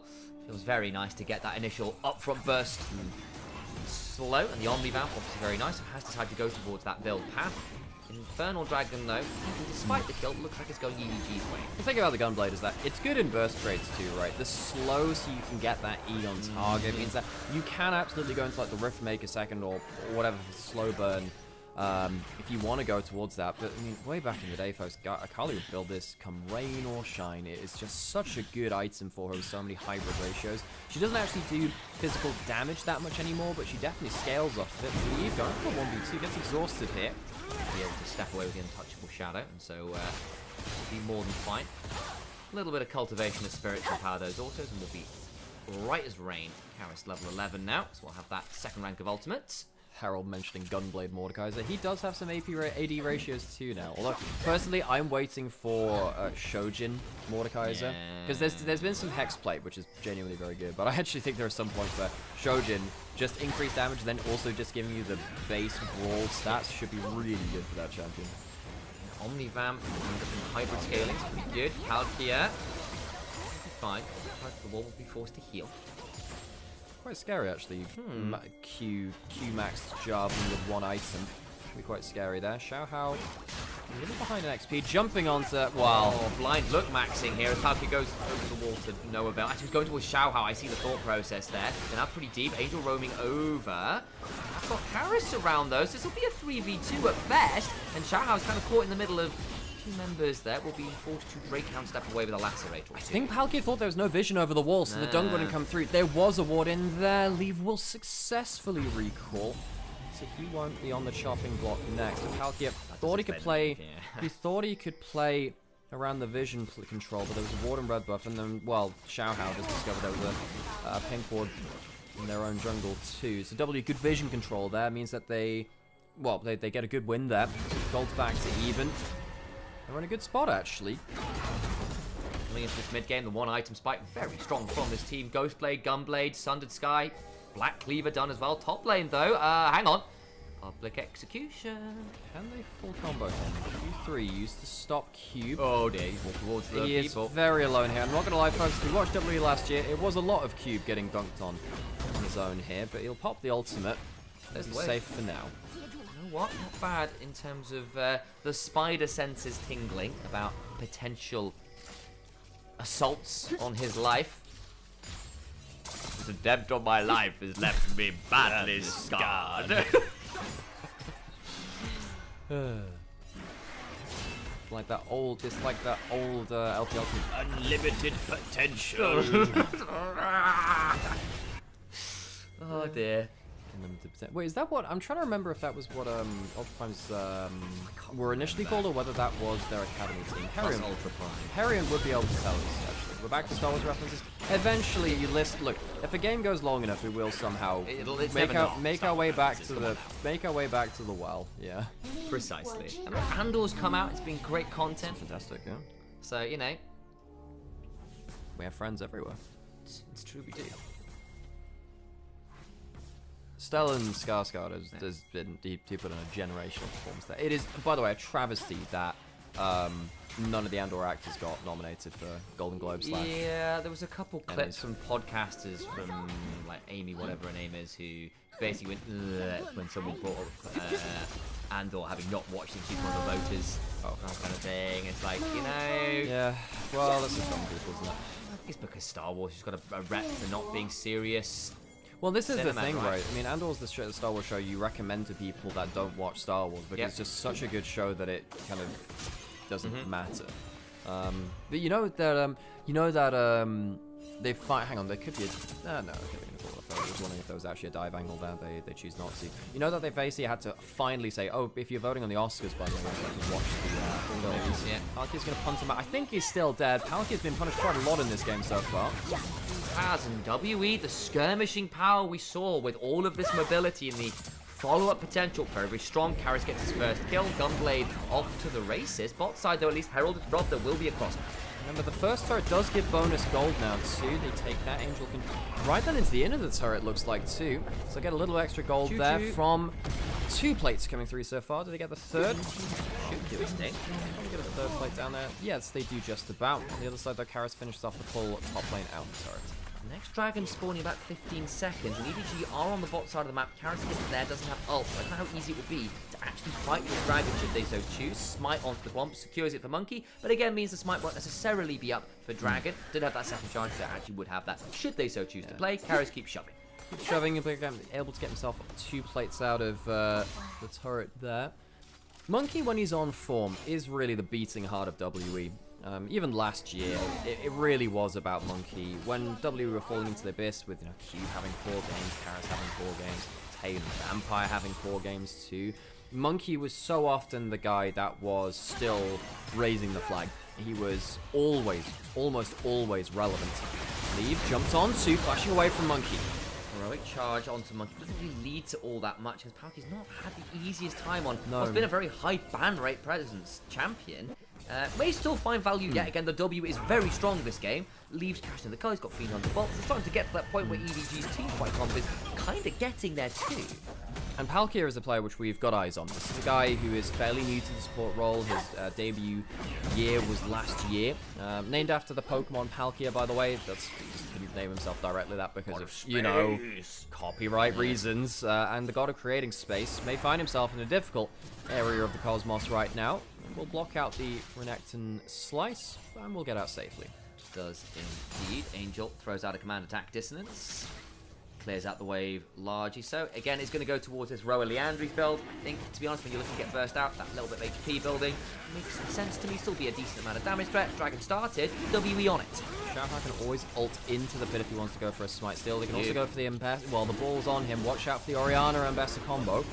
Comes the exhaust. Palkia continues the threat, but I don't know how much he's going to do. There's that TP. The Ambessa ult goes wide. Flash on him from Yaya with the quickness. Gets the knock. Needs to back away. About now in danger himself. That's a bit far. EDG the teleport. Will Pathmaker away? Oh no, WE. That is not how your team fight. there was just no peel for about. The rest of the team not able to peel for the Varus. ZDZ's all out is now down, presses W, Monkey takes some damage, but that is not a tanky Cassante. He's gone into squishy mode. Will have indeed done that. Will get the Q3 pullback. Flash from Karas to get the back lane. Does have that Gunblade auto to come on through as well. Xiaohao now in danger. Another bit of that perfect execution. Misses his Shuriken flip, but still gets on top of Lee, who gets knocked up by the Grand Entrance. Much better from WE at the back end of the play. However, during that play, the Shockwave did kill Monkey, so get Jungler down as well. Full kill count is, what, 2 for 2, looks like? First recall, though, coming in from Varus. He's teleporting back into the play. Without a jungler, can't really go towards the Dragon, though. No smite, so Dragon should be EDGs. Crystallize on the turret means another plate is claimed. Xiaohao in the river. There are Hex Gates as well, so actual reset times to do this all over again. Relatively limited. Here come the TPs flying. That'll be Renekton flying back in, and WE to the scene of the crime. So, EDG come away the winners from this skirmish. Xiaohao missing his ult. Definitely not the brightest moment in that one. Xiaohao is a jungle trade. Have a lot of respect for too. We talked about a little bit about him and his duo with ZDZ. Xiaohao's a guy that's been into the trenches. He has been on lower tier teams and performed exceptionally. He had a shot on Weibo in spring 24. Didn't really work out for him. Eventually got replaced by Tarzan. Well, what can you do about getting replaced by Tarzan? The guy's an absolute legend of the scene. But he still retained pretty good individual form. Dragon started again. Q3 gets that path made forwards, trying to be that front line of nice steadfast presence. Karis goes in and immediately gets grounded in place. Public execution wide once more. It was a little bit of an ambitious one, but still. Come on, Xiaohao. Not sure if that was just out of vision there at the end of it. There was water in the tri-brush. Great combo. Get absolutely poppied. Angel caught out now, though. Flashes away. Steadfast presence to prevent Yao Yao getting into the back end of it all. Angel looking to punish potential rotation. Will be forced to burn the flash, but does allow Lee to get the turret, I think, as a result of the play around that pixel bush. So Dragon kill turret. Really good set of wins there for EDG. Will open up a good amount of the map, because once the mid lane turret's down, you just get way easy access into enemy jungle. Some extra Phalites become available too. Typically they favor the defending team. It's worth noting. It's not always easy to use them as the aggressors. We get ourselves a pause. I guess we'll figure out what that's for and go about our merry way. It's for... It's because Sam, you know, needs to go. Yeah, that's it exactly. Well, how much prep time do you need, Sam? Would you probably like? Probably all together. Nice. You should. It's probably a great time. Not gonna lie, Sam. As soon as I thought it's like, okay, this is probably the time. Yeah, that's fair. Sam's gonna go do that thing where he does a podcast. I'm gonna do that thing where I pretend I'm on a podcast with this live game in front of me. That's so true. I'm gonna, you know, I'm gonna sit here and pretend that I'm really engaging. Do you mind? Yeah, that'll be great, Sam. Because this podcast only needs one chair, Sam. Maybe I should do a chair podcast. What would I talk about there? Well, you know, wheels, lumbar support. Like, put a mirror and talk to yourself. Schizophrenia chair podcast. Funnily enough, there's a bloke on TikTok that does like philosophy and mental health stuff, talking to his like shadow self, his mirror self. It's really good actually, because it's really dramatic. Oh, we shall wait. I just realized if that Sam's gone, I have less like space to randomly do an Uma run in the background, which I might have done during the early game. Yeah. Sam, in fairness, do some Genshin. So yeah, that's gotta keep ourselves sane somehow. That's the real skill that we have here. We're actually able to give you engaging content whilst also, you know, playing separate video games. The ADHD will never tone itself down for us. I have wondered getting medicated from ADHD. I've heard it actually is a bit of a life changer. But then I'd be worried that all of my funny quirks would go with it, you know? Ugh. What's everyone's favorite moment been from the first couple of days of LPL? Because I tell you, my favorite one is probably... I really like the Thresh Express escape from On. That was really cool. I enjoyed that quite a lot. That was a good one.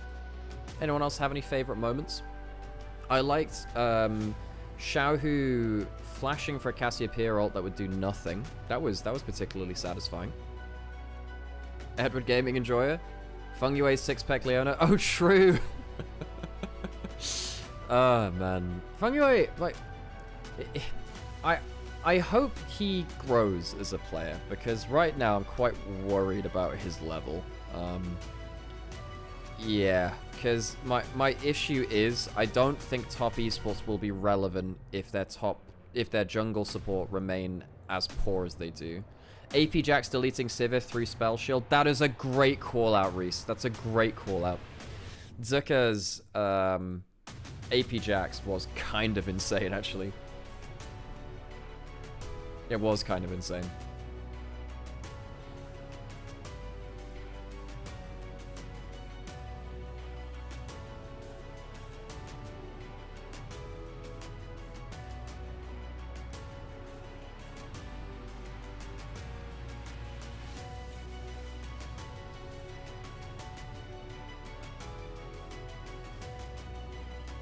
Any other contenders? Whatever, I'll put the camera on. We're in a pause, we'll figure it out. I got fear of heights and depression from my ADHD medication. Oof. Yeah, that's the problem when you're medicating quite complicated stuff, isn't it? You, there's always stuff which can kind of randomly be connected. Well, I'm sorry to hear that. That's obviously very difficult. I'm sorry to hear that. This now as well, actually makes it a little bit more personal.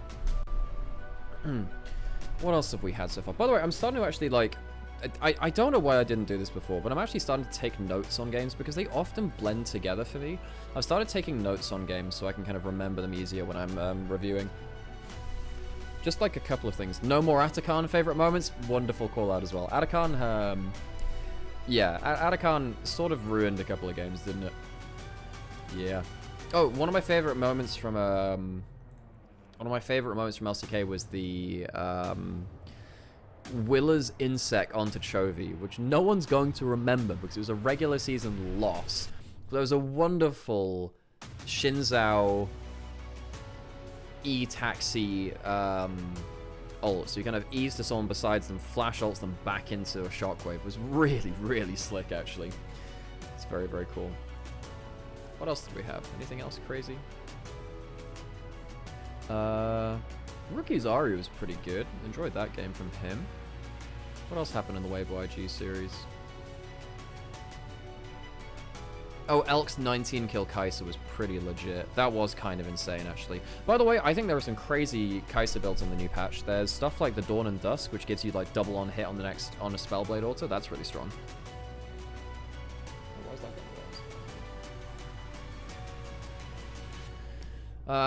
What else we got? Honkyu's Orianna was really legit. Really legit. Cream Silas 1v9. Ruler's Ezreal, I'm still young. That was very cool. Hey, we're back into game, and we'll get rid of my camera. Okay, so Palkia has been punished a fair bit, actually. He's not had the easiest time of things. 2 items for a bout. He's got himself the upgraded Manamune into the Muramana. Does anyone have a favorite legendary sword? Are you all basic Excalibur bitches? You know. Any Durandal enjoyers?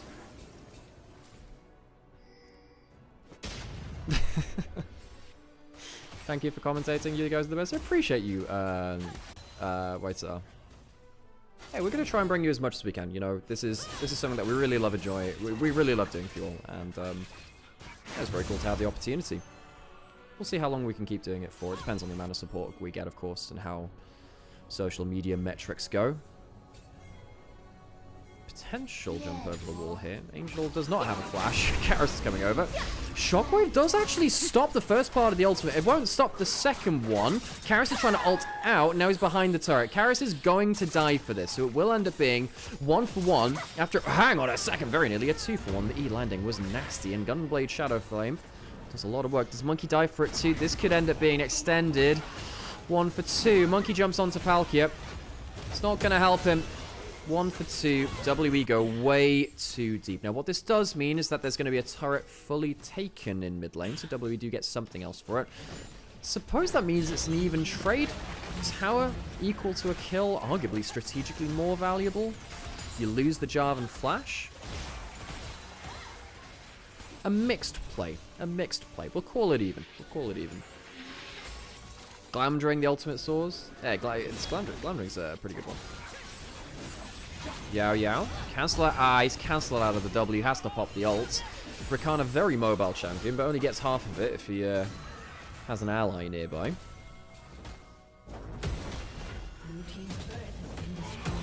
ZDZ taking top lane turret. So we've had a couple of tower trades. We had mid lane and bot lane taken by WE, top lane taken by EDG. So a tower trade up for WE, kill trade up for EDG.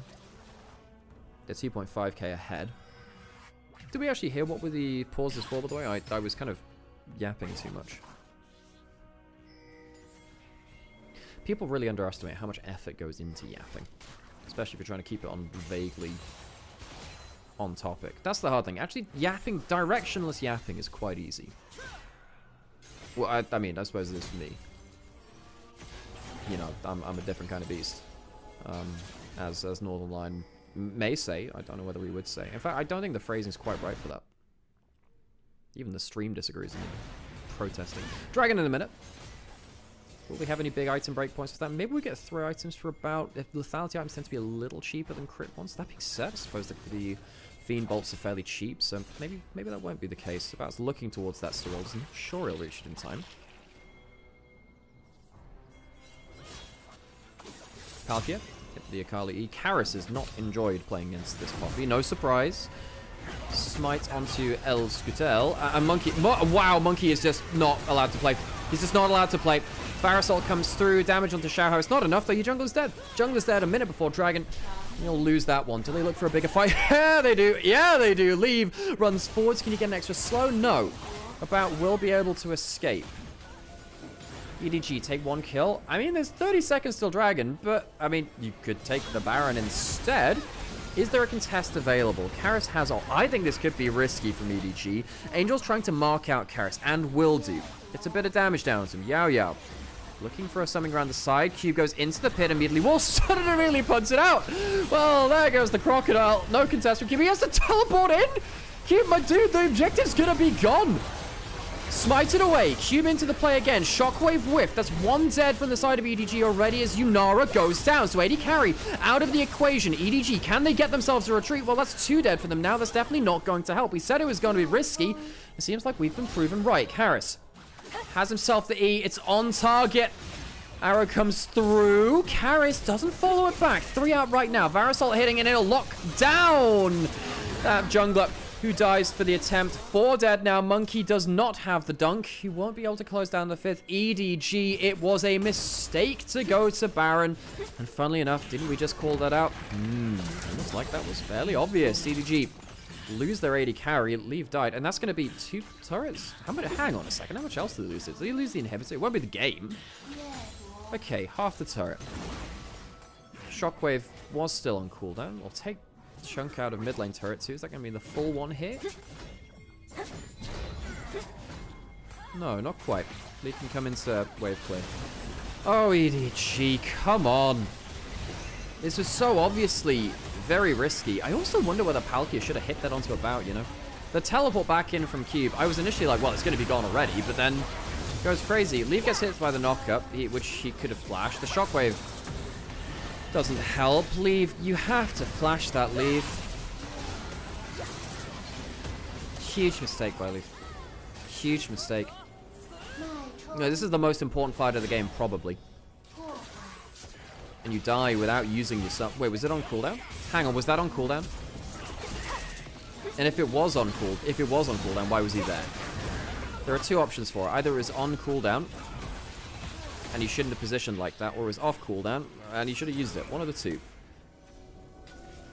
Xiaohao has his ultimate available. Not had the best Ambessa game. Here's a player again, which I have a lot of love for. He's a really, really quite impressive player. In fact, actually, he destroyed Team WE in the Knights Rival stage, I believe it was, actually. To knock them out of last year. It's not Demacia Cup Monkey anymore. Monkey's had a mixed game. Of course, playing into the Poppy, pretty difficult. But on the whole, he's been very impactful. As we expect Monkey to be, I suppose. Dragon started up. Would be 3rd Dragon, 3DG. Oh, Cube! Dodges out the Shockwave. Angel, it's another whiff.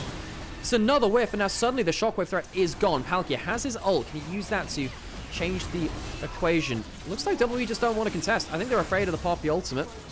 amongst other things, I suppose. And even with a whiffed shockwave, EDG walk away with third dragon, WWE walk away with nada, nothing, zilch, zero. Other words which mean very little to none.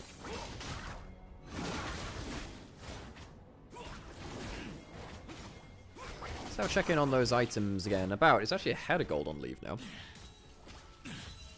Mid lane is also ahead for Team W, so the carries of W are in a great spot.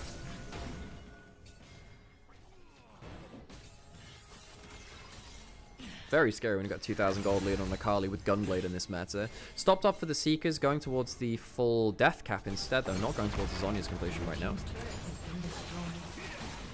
It looks hard for Akali to play. How does he turn the tide? Get a good flank. You know, not every angle can be defended against.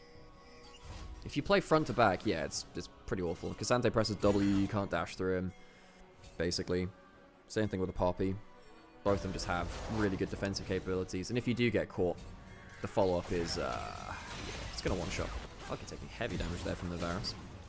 Well, look, the early lane wasn't fantastic from About and Yao. Got shoved around a little bit.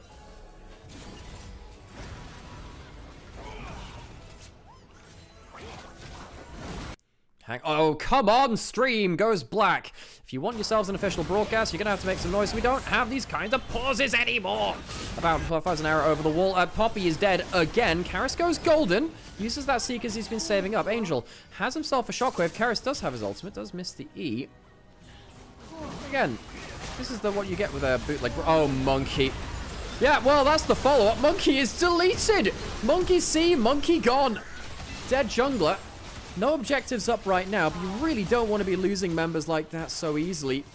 Good punish by the shockwave, and then Xiao has ultimate to follow up. Scuttle Crab will be taken by EDG, which means they can clear out the rest of the vision in the area.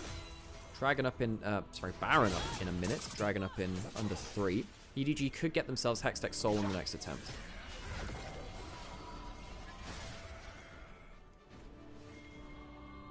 Lots of pings around the map. Sam's absolutely right. This choral music, choral music, very, very cool in the background. Potential jump onto Karras in top lane. He's jumping in with the ultimate. There's no defense for him right now. Goes golden does Angel, afraid that Karras was going to jump out and completely one-shot, which, with a Shadow Flame, yep, that is a worry. He has the Spell Slinger shoes as well for extra penetration. CDZ pushing on bot side. That Crystallize was nasty. So this is the fight that we missed. And you see jumping front to back quite difficult for WE. But Poppy at least is assassinatable. Yeah, you know. Diveable and submissive. Haha. And then what the heck happens here with Monkey? Jumps over the ball, and then it just goes right back onto him. That was a mistake. That was a mistake. Yeah. Not much else to say about that. Baron spawned now. Dragon in 2. I believe clearing out a ward.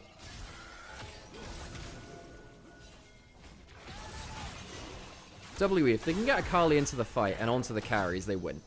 I think that's the equation that we've seen now. So how can they set up for that? Well, Rakan Jarvan. Cube's not exactly doing that much, but at least he's not, you know, dead weight at this point.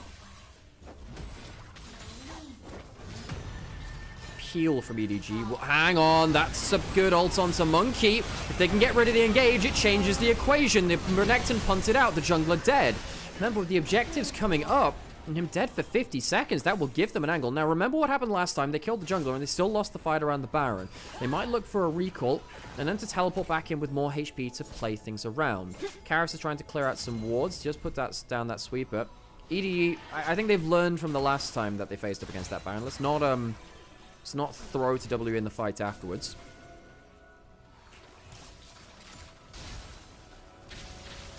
Four items for both ADCs. Just hit 5 there from about. Even gold between the two AD carries.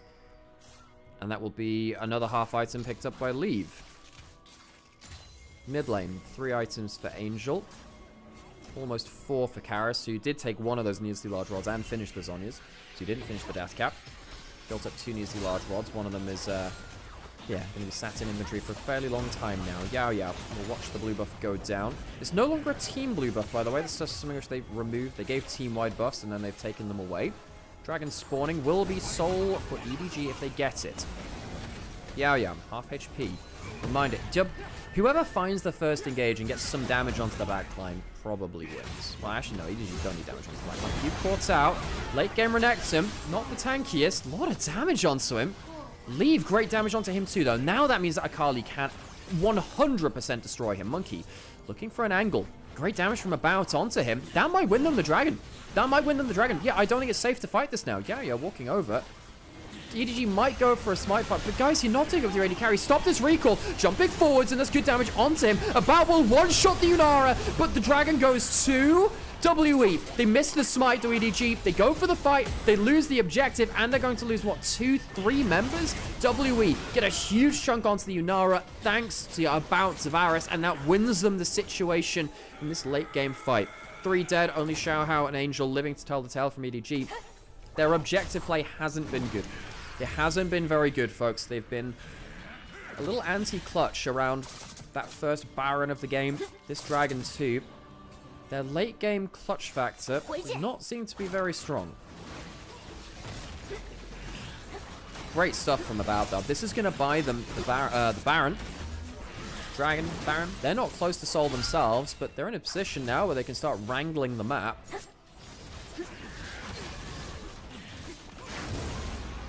Baron to WE, all 5 members.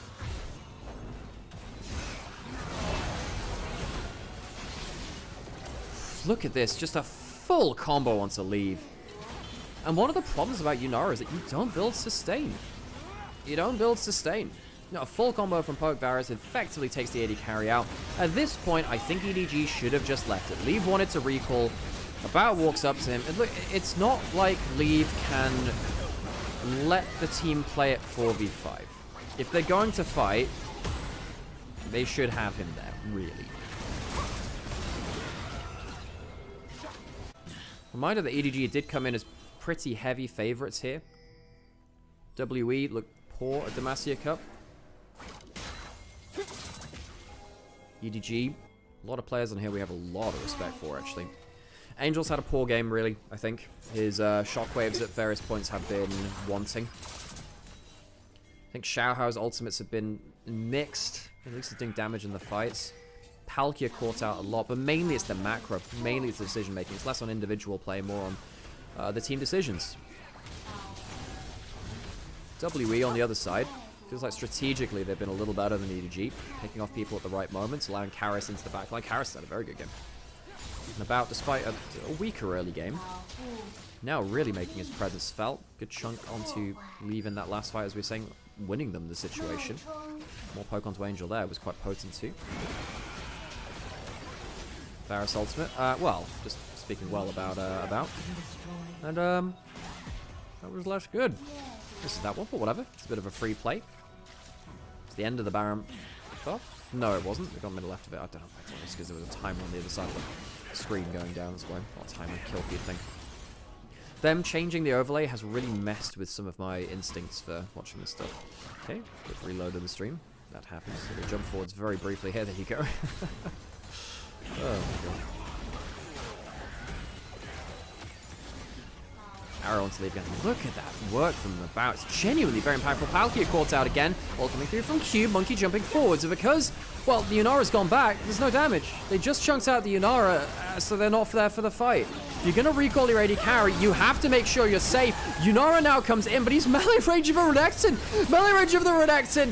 And WE dive in and mince up EDG. From a very dominant game to objective mistakes, EDG have only themselves to blame for this game as WE clutch out, punishing the mistakes. There'll be a teleport back in towards the Nexus. EDG, this one's on them. WE clean up the game around some big objective fights, and they'll take game 1 of the series in a matchup we had considered them underdogs.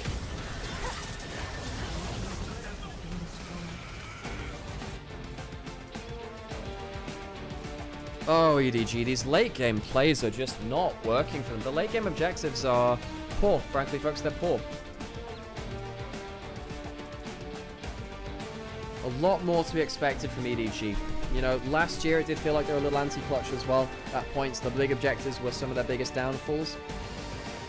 The early games were good and they'd start throwing later on. EDG, we expect better from you. We expect better. Whereas on the other side, WE, you know, I think Monkey had some very clutch engage, and Karis in particular on the Akali, showcasing why he picks that champion so often. Very confident player of that champion. I'm going to put some adverts on because we just ran out of pre-roll. And, well, we could have ourselves one final game now. You know, WE, can they close it out in a 2-0? Thought EDG should be a level above the rest of the teams in this group. Maybe we were mistaken. Maybe we were mistaken.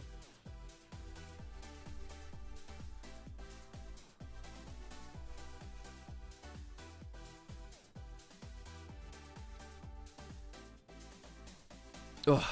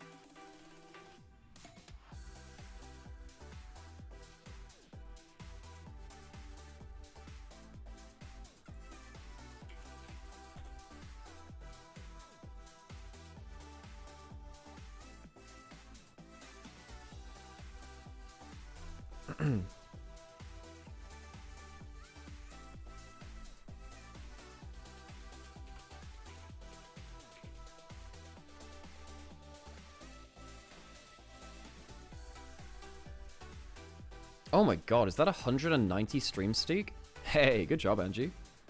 Almost at the 200 stream streak, that's insane. Witness me. I've never, okay, this is a, I don't know whether this is a self-report, but I've never seen Mad Max. I've never seen Mad Max.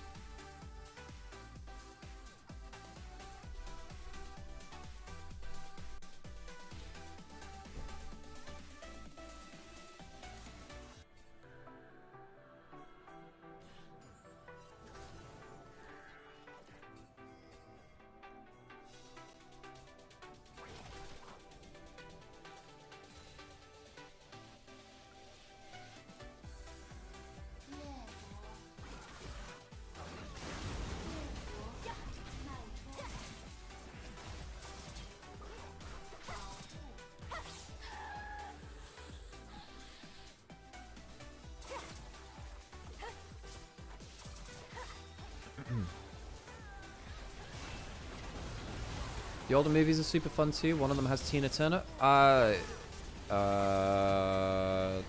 Turner. Is that a musician, Tina Turner?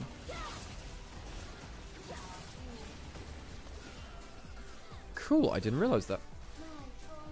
For a second I thought you said Timmy Turner, and I'm like, what?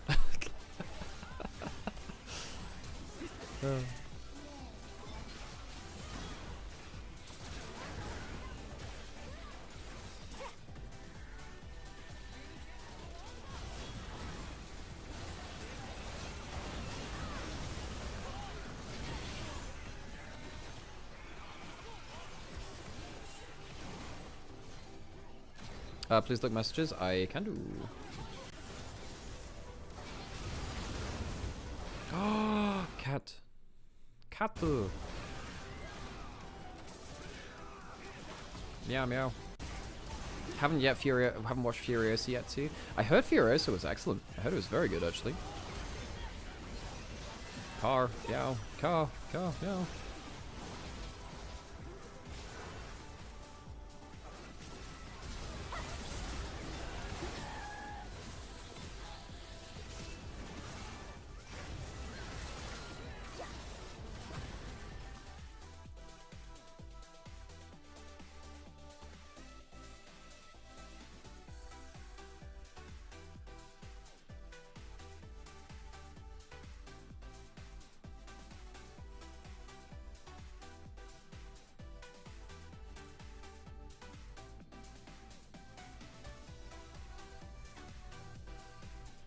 Cat magnet? The worst things to be.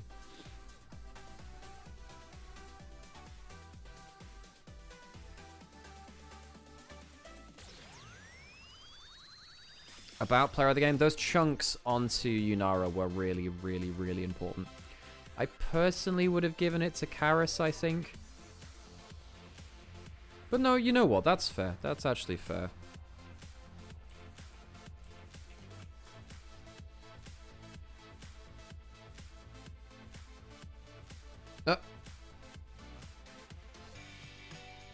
Oh yeah, we do have D&D later. Yep, yeah, that's true. Looking forward to that.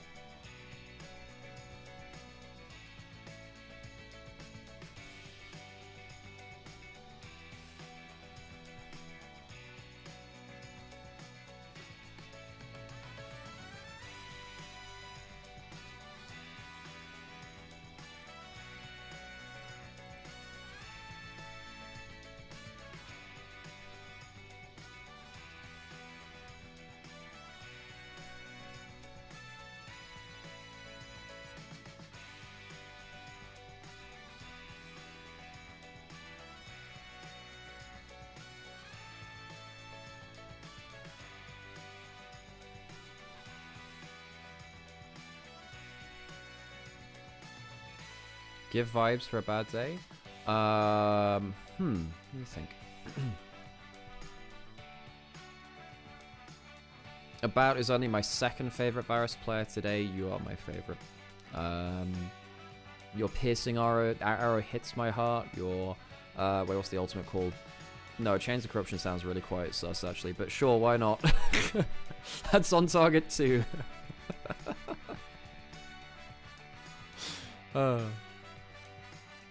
I hope your blighted quiver is forever full.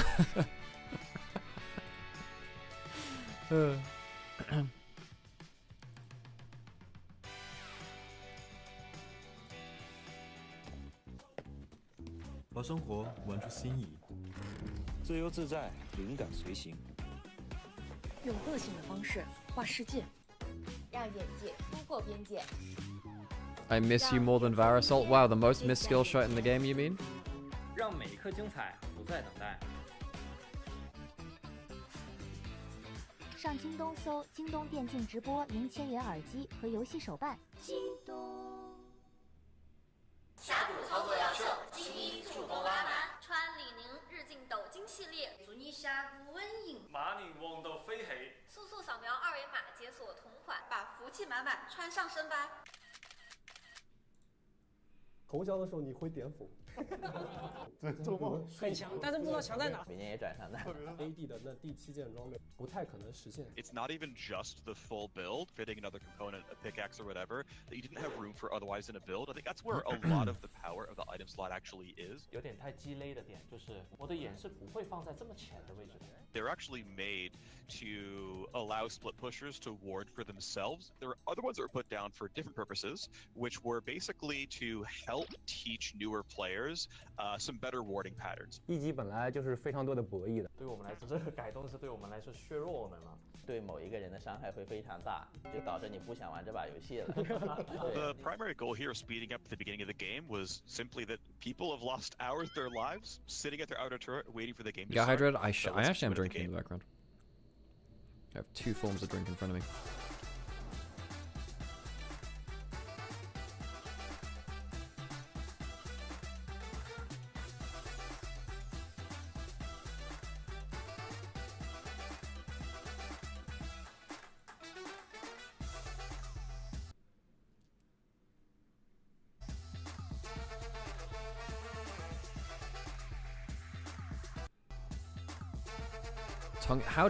How big is the tungsten cube you're throwing?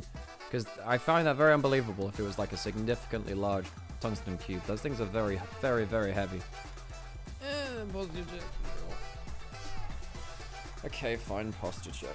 Fine. I hope EDG will win this. Well, they need to get better around late game objectives because that was not good enough that last game, and I seem to remember that being a problem from last year too. Yes.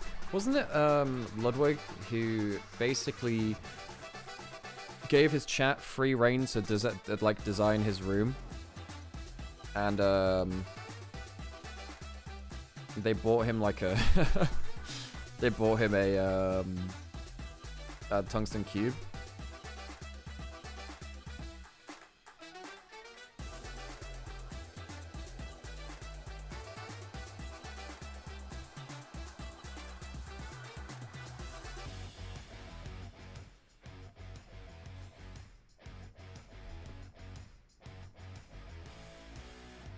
Okay, enjoy thine nap, Angie. And now we see if we get 1 or 2 more games. I don't know, EDG are just a team which they've actually been quite promising in the last day or two. In the last year or two, but I just don't feel like they've delivered much on it.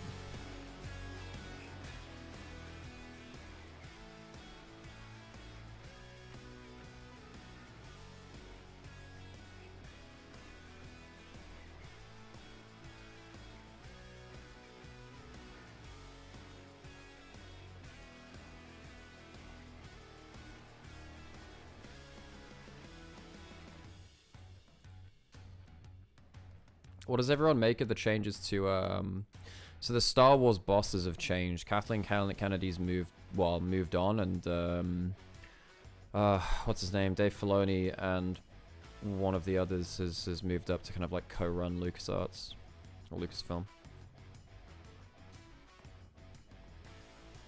The thing is, Dave Filoni, I liked his work on Clone Wars. I think he now doesn't know how to let go of his favorite stuff, because the way that they've used Asuka has been quite poor. Yeah, I'm a little bit worried, I have to say. I mean, I like Dave Filoni, I just wonder whether, let me get rid of that.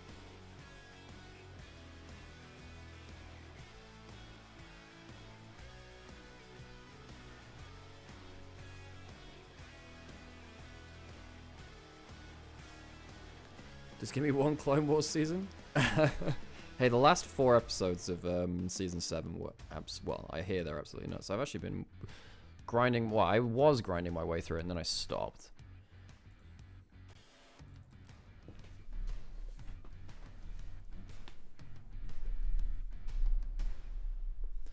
Come on, let's get into game already. Let's get this done. Oh, turn my camera on. Hello. I know that there was a posture check. I did fix it for one brief moment, and then I flopped again. I have shrimped thine self. I was actually sitting okay before that.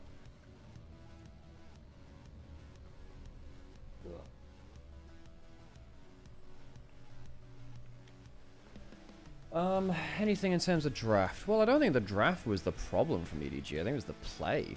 You know, the play wasn't great. I don't know who's shot calling for them. I mean, it's often a collaborative thing, right? But the way they play around objectives is just not good enough.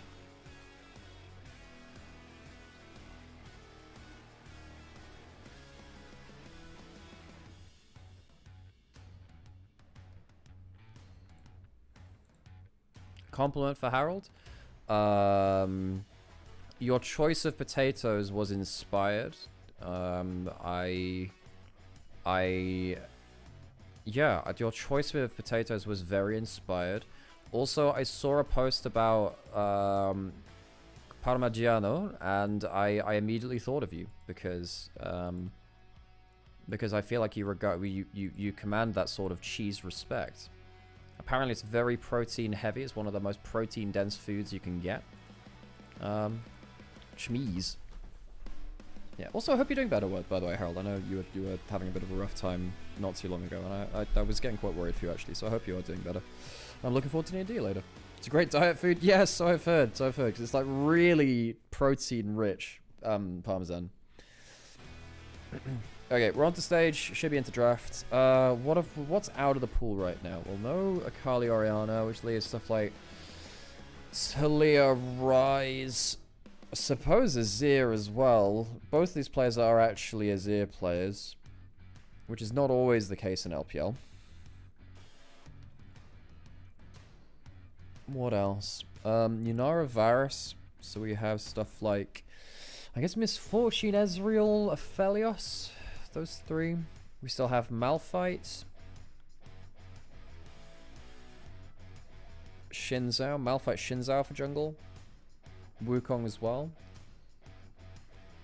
No lactose. Aha, I didn't realize. Huh, interesting. Okay, into the game we go. Into the game. Fellows, Jace, no surprise. Nico's gone. Silas is gone, which means Alistair's now more powerful. Or, like, Malphite and Alistair are now more powerful. Because, you know, Silas is such a good answer to them. Who has first pick? EDG have first pick is on red side. This is going to be weird, because every first pick is going to be on red side, because every team who's actually... thank you for the sub, by the way. Appreciate you, Sheriff. Appreciate you. Thank you. And by the way, anyone who does give us support does make a lot of difference to us. We do mention this a lot, but, you know, we do this as a job, and it makes a lot of difference to us. Okay, so...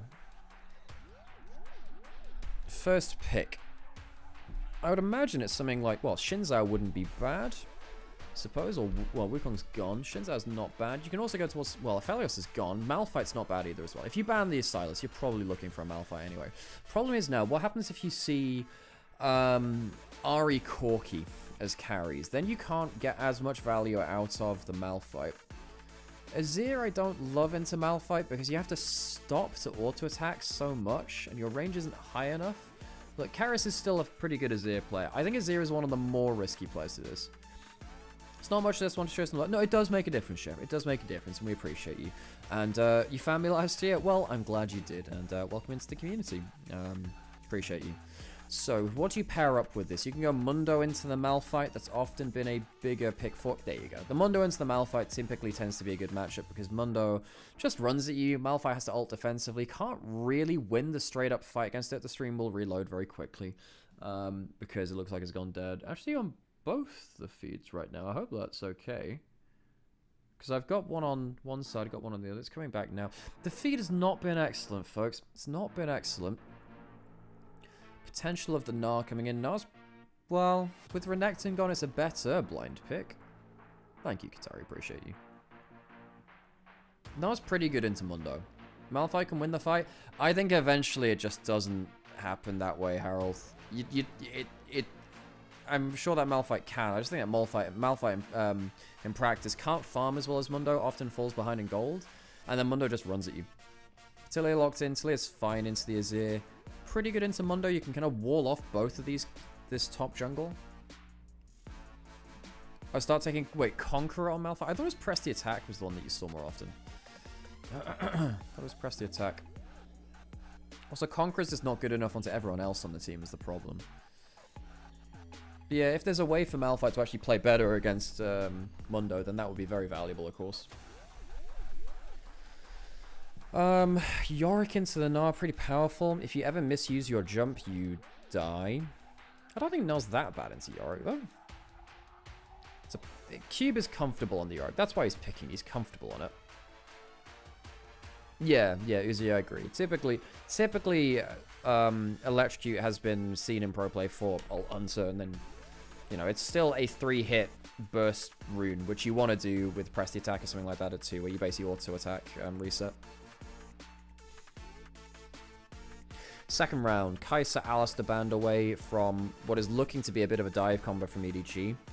Karma Braum banned away from WE, which bans away some champions which are better against melee support picks, for one. Sivir comes through, and now you get a spell shield against the Malphite. You can smite as you're diving in as the Malphite and hope you win the mind game.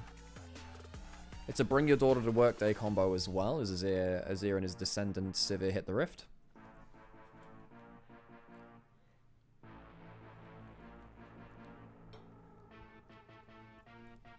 And on the other side, what are we feeling? Well, there's no Varus. If you want something that follows up from a long range, I don't think you want to go Jhin in this comp. You need more damage against the Mundo. You can Corki, maybe. That'd be very different. I don't... Well, Sivir's pretty bad against Vayne. This actually could be an okay Vayne angle. Yorick's not good against Vayne. Mundo hates Vayne. Come on, Vayne's actually pretty good here. Come on, Vayne's pretty good here. Give us it. Come on, leave. It's good. Give us Vayne. Look, Jinx isn't bad either, but come on, Vayne would have been so sick. Ah, whatever. Jinx comes in. It's long range. You can reset fairly effectively. Your laning phase is a bit of a wash now. Sivir's going to push in the wave with the Ricochet, and Jinx will just look to scale up later into the game. That's the plan. That's the play. I thought there was a good angle there. That sucks.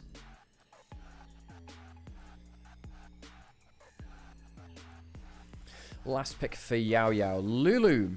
Lulu. So now if you don't catch the Lulu in the engage, she enchants whoever has been hit. And was also, with Sivir and Lulu, the amount of move speed you can give to someone like Yorick or Mundo gets insane. Lulu has a second attack speed carry in the Azir to buff up as well. I think WE walk away with the better comp. EDG, I mean, arguably I think they were a little better in the last game. Arguably, anyway.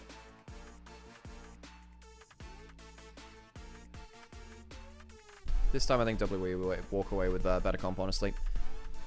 We'll see how Yao Yao pilots the Lulu, of course.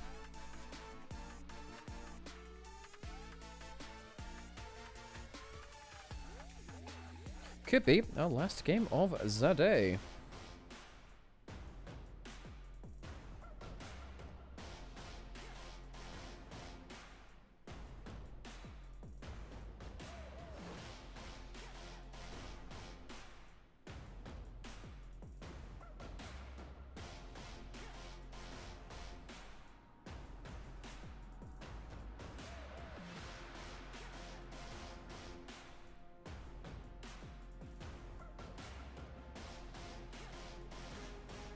Be a big win if WE do win this, because I think myself and many others did just assume that EDG would be a level above the others in the Perseverance group.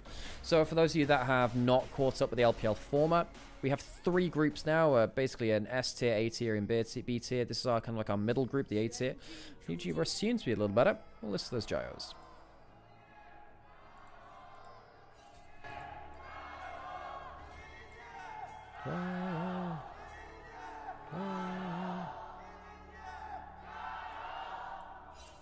In Xian for this game.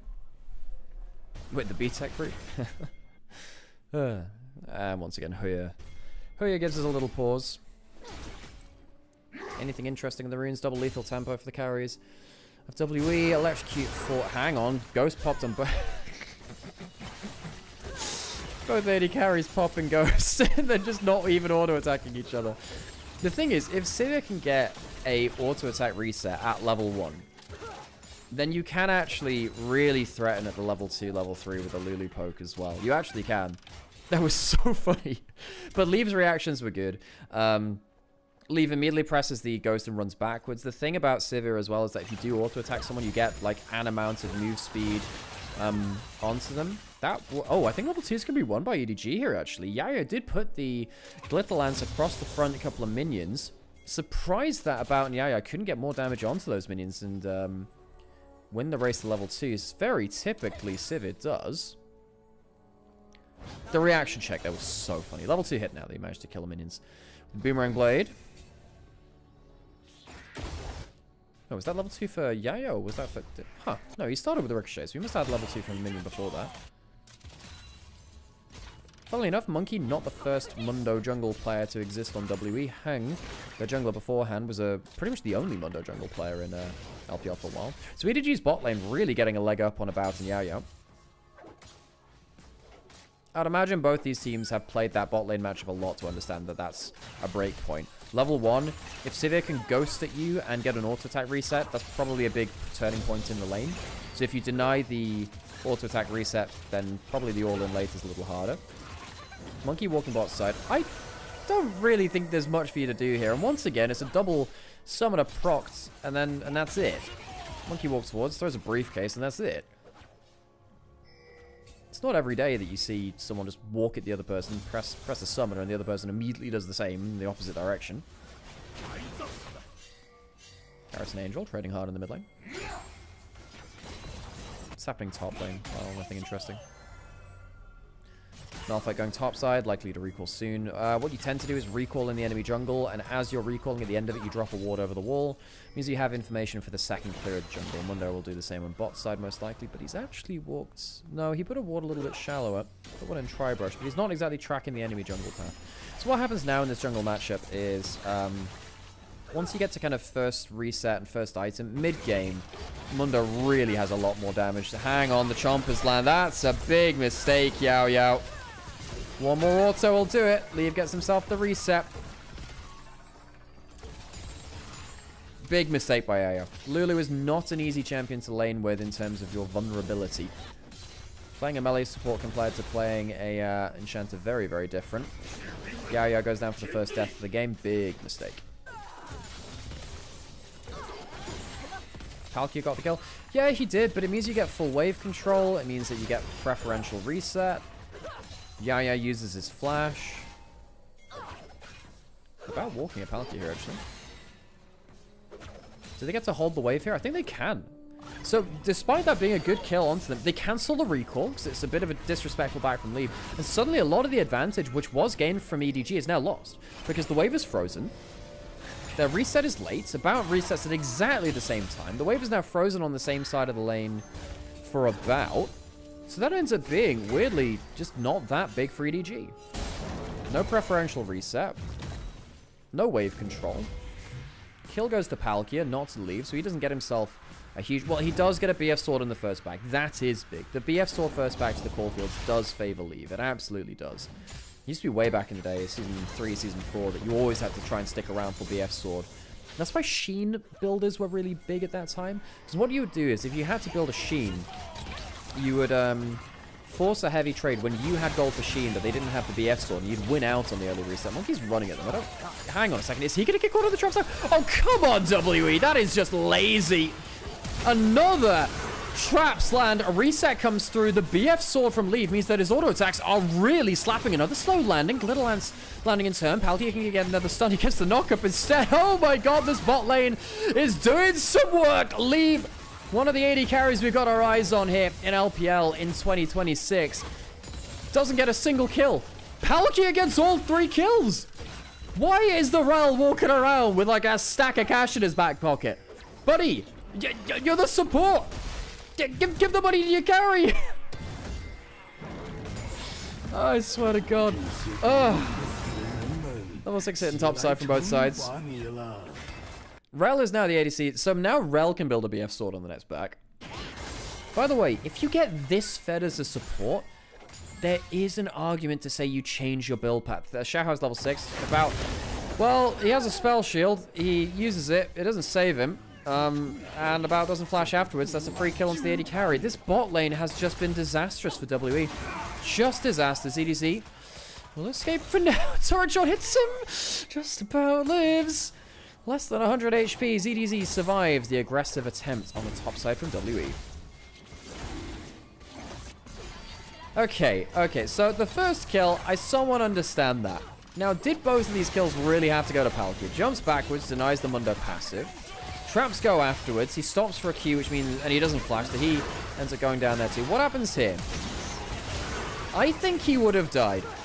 That one, maybe. He flashes to confirm it. Okay, ZDZ has now died. Angel's flown up topside. Cube is... Cube's dead as well. And we're at a pause. What happened? What happened? What happens, hot lane? Oh, don't tell me he, like, disconnected or something. Okay, hang on. So, ZDZ died. Cube was alone under turret. What happened? We didn't see shit there. Hey, Zeref, how's it going? Okay, what's the damage, folks? What have we done? What's happened here? That was, presumably something happened in that top lane dive. Cube was standing and or still auto attacking. I think Cube might have DC'd. But the thing is, ZDZ still died. ZDZ still died, so I don't know. I'm not sure. It's not looking great though, gotta say.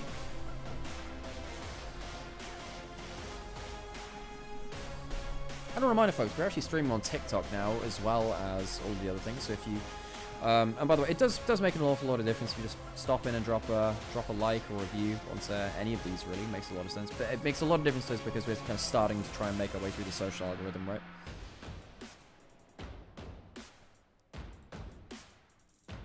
Cool to see a lot of viewership on YouTube for Onivia as well.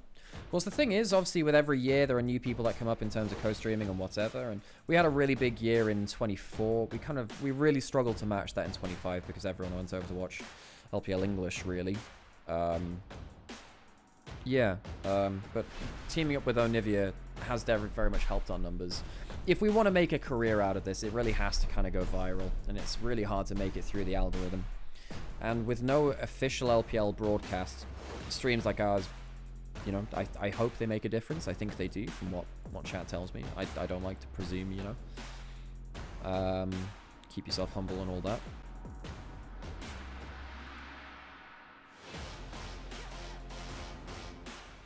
But, yeah. Only a couple of days in, enjoying ourselves. How's LCK going, folks? Anyone catching up with that right now? So we should be into game 3 of T1 HLE, right? Oh, it looks like it's pretty T1 dominant in, It looks like it's pretty T1 dominant in game 3, actually.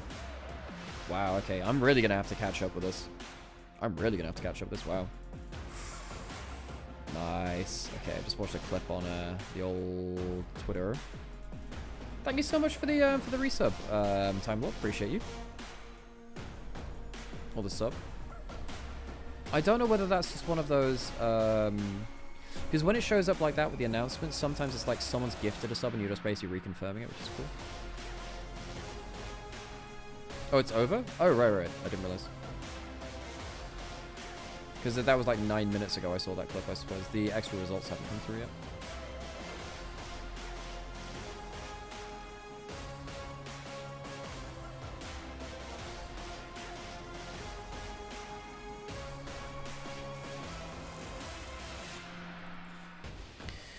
Any information on screen? No, doesn't look like it. It's a resub. Oh, thank you, Time Lord. Appreciate you. Sometimes it doesn't show up on the activity feed, which is a real weird thing, which is why Moobot helps us out with that one, actually. Insane rundown from Kanavi. For God's sake. I mean, Kanavi. Kanavi. Come on, my boy. Come on, my boy. That's my boy. Oh, no, my boy.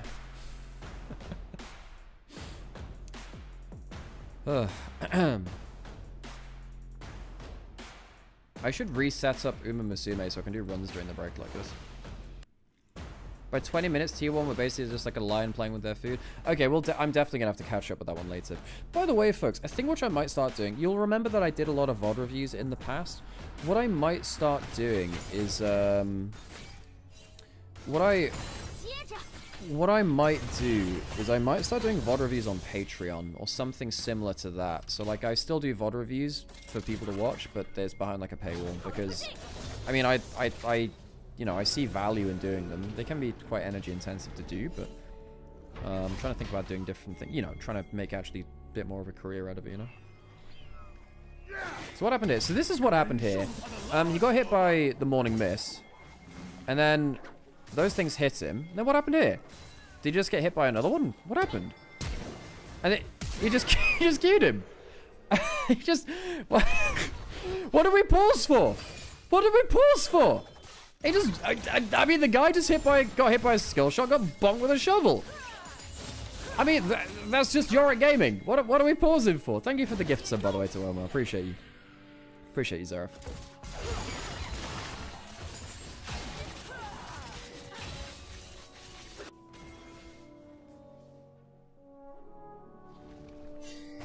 I really like this little horn section in the background.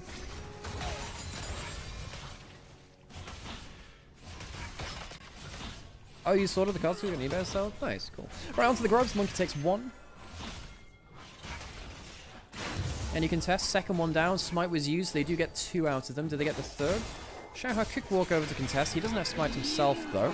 ZDZ in top side. Gonna get the help of Xiaohao. Cube walking up.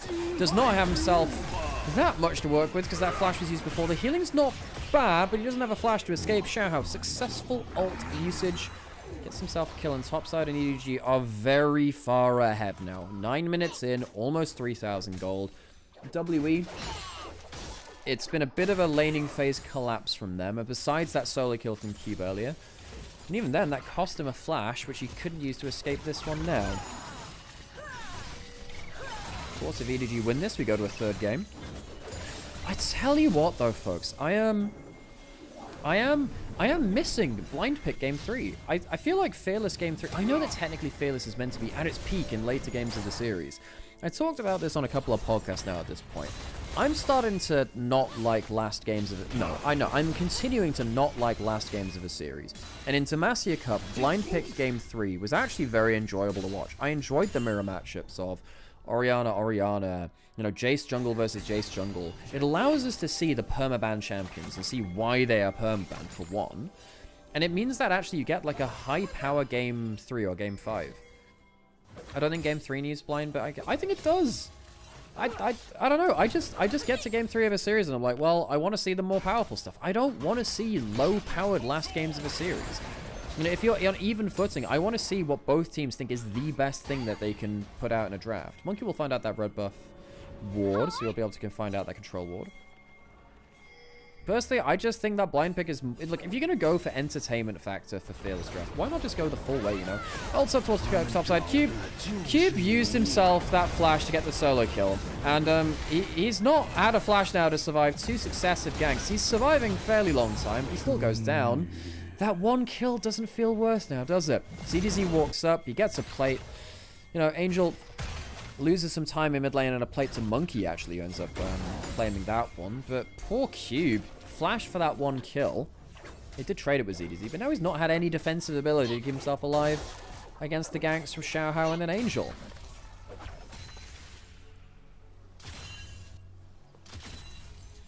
Leave happy in bot side with those early assists. Of course, Palkia is the true carry. He's got himself a giant spell, man. I love that he has himself a giant spell. Level 6 can work on towards about... I don't...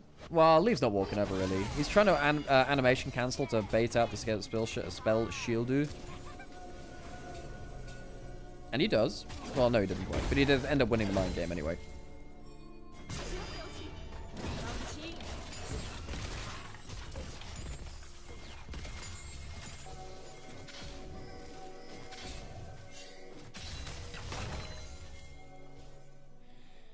Movements around the map with 10 seconds until Dragon Xiaohao. Oh my god, Karis. Flip whack? Not quite. Not quite. Xiaohao could have flash ulted that into the combo. Jumping on towards Leave. Ghost popped immediately, about out of mana.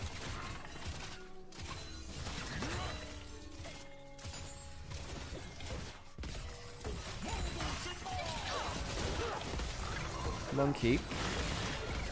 Hey, Macaria, how's it going? We're enjoying ourselves some LPL over here. Hope you're doing well. What were you streaming today? How are things? Appreciate the follows as well. Dragon taken by EDG, nice and easily. So second dragon for there. I'm not gonna lie, folks. This is feeling like a Game 3 angle. The classic Jinx cancelling the recall with the ult. Thank you for the follow there, Patchy. Leave, continuing to push in here. Storm Razor first. Interesting. Yes, that is an item again. By the way, Storm Razor added back into the game. Hungarian LCK gang arrived. Oh, did LCK just finish? I saw that Tier 1 were very dominant in that Game 3. Saw a Doran triple kill, which was cool. Oh, don't mind the stutters in the stream, by the way. There's no clean feed. The clean feed's going... The clean feed for LPL is in a weird spot right now, so we do actually have some stutters. It's just the way that it is. We hope that it'll fix itself over time, but you have to be prepared for occasional Nocturne ults, effectively.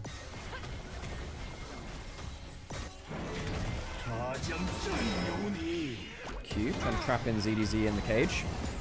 Not that you really want to fight a Mega Gnar that much. Cube's down a lot of gold now. Just to recap you on this game, folks. Effectively, you'll notice that Rel has 3 kills. Yeah, there were some bot lane shenanigans where Leave managed to land effectively 2 free ball Jinx traps onto first Yao Yao and then a minute later onto Monkey, which led to kills. But Palkia picks up all of those kills. So we now, oh my god, guys, we have a Protoplasm first Rel. This is great. This is great because one of my issues with pro supports when they get fed is they still go towards the typical build. I think if you're really fed as a tank support, go for like a tank item. You know, become someone more powerful individually. Now what this means is that if Palkia jumps in first, it's harder for them to die. And they can actually get maybe a second rotation off in best case scenario too now. You know, Protoplasm, for those of you who don't know, it's basically a tank lifeline item. It gives you somewhat of a Mundo ult at low HP. And then what happened on the top side was Cube flashed for a solo kill, which under ZDZ's turret, but then also died in the attempt, and then died twice after because he didn't have flash. Protoplasm may as well be a support item. It's cheap enough, for sure, but saving up for the Giant Spell can sometimes be a bit of a pain. I know you can build up the thing anyway. Angel, hang on, sees Karis there. He thinks he's alone. He's not alone. He has Flash, I just don't think it'll matter. Karis, yeah, he's flashing out now. I just don't think this matters, does it? Jigsaw comes down, goes wide, it won't matter. He'll die all the same. The flash wasted by Karis there, thinking he was alone. But there was a rock waiting around the corner. CDZ happily takes down top lane turret as well. EDG, a much better early game from them now. Angel will walk out to safety, riding that wall, uses the ultimate. Buys a bit of Monkey's time.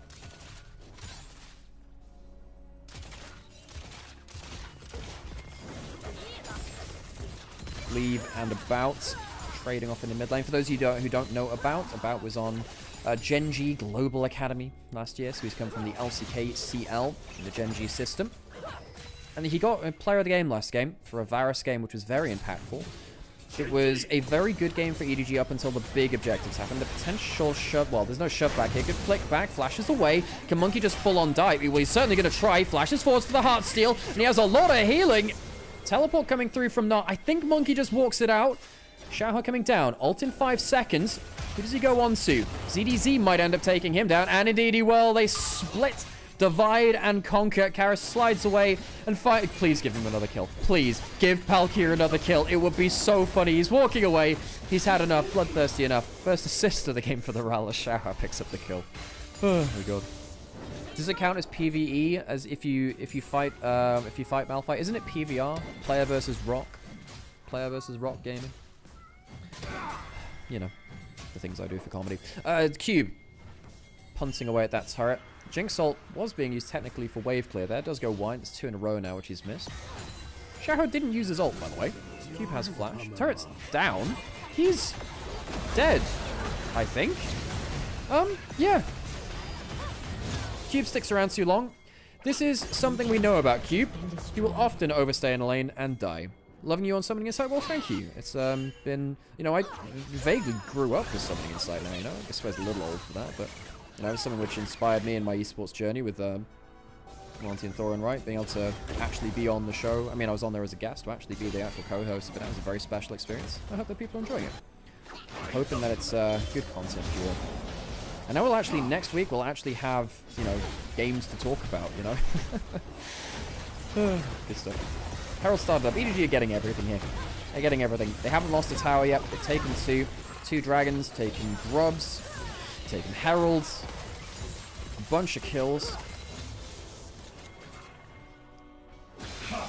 Everything's coming up EDG. It was a bit of an embarrassment that game one, I'm not going to lie, folks. They had a really good pick onto Monkey before both big objectives spawned in Dragon and Baron. They chose to go towards Baron, and they lost the ensuing 4v5. Still making it fun though, I appreciate it. Potential walk towards Palkia, but how do you kill the hyper tank, full tank Rel? Haha. I mean, he's really fed. What can I say? He's actually really fed. Briefcase hits him. In another world, he would have been dead if he didn't have so much gold as a tank support. Yeah. Please send help. I was forced to sit through 28 minutes of Zeka Azir. I also heard Kanavi had a bit of a rough one. I guess we'll be the judge of that. Well, I'll watch it again later. Once they watch it again. I'll watch this. Yeah, I've been catching up after. Battle Herald gets them from passive out of Mundo. Some gold there. Objective Bounty was taken by Cube. Talia walking up there doesn't have teleport. Would have to use ultimate to get back to the play. Monkey's passive still down. Hang on, Monkey's not safe here. The traps are very threatening. Monkey gets the Lulu ultimate. He's sticking around the play for quite a long time. Saves himself somehow. Didn't have the flash for that play. Walking forwards. Xiaohe could ult. Remember, that Malphite ult is just being held. Cube came down to the play, leaving that side lane.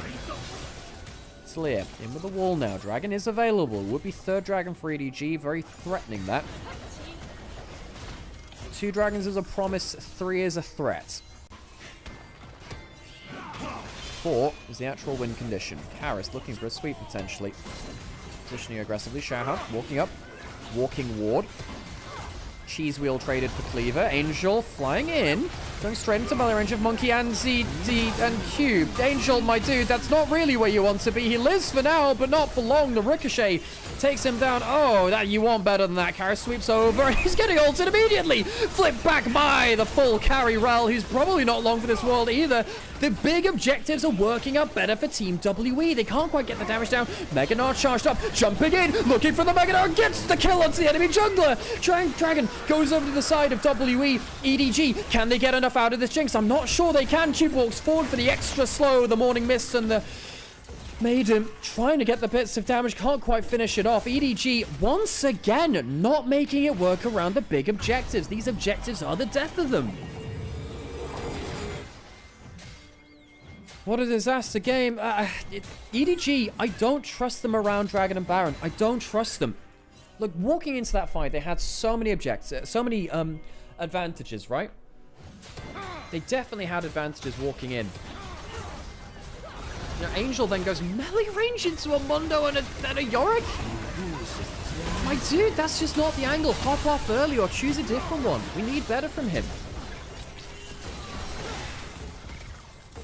And then ZDZ's trying to charge up the Meganar. The wall cuts things off. I mean, Karis still takes a lot of damage, but leaves ultimates a little early for the full execute. A little close range too.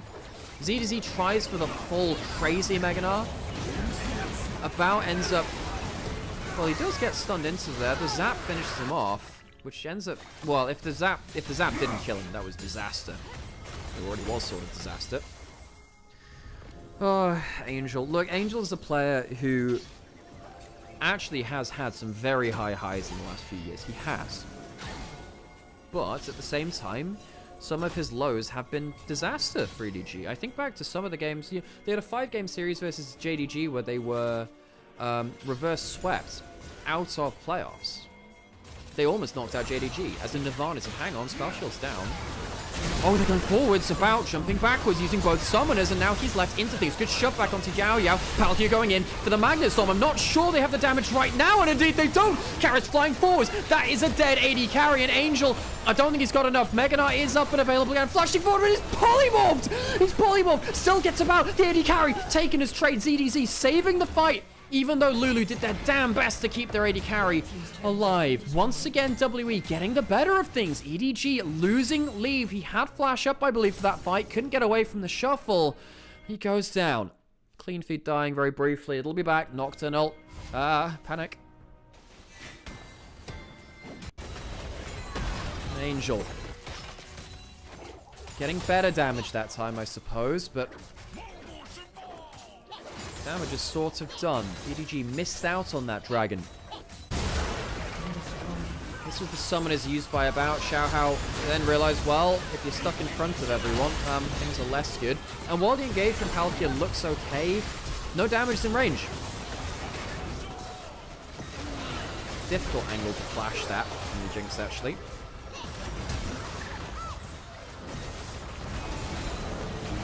That was a good shove back through the rocks. That didn't go through the rocks. I think he lives there, actually. Maybe gets another kill out of it.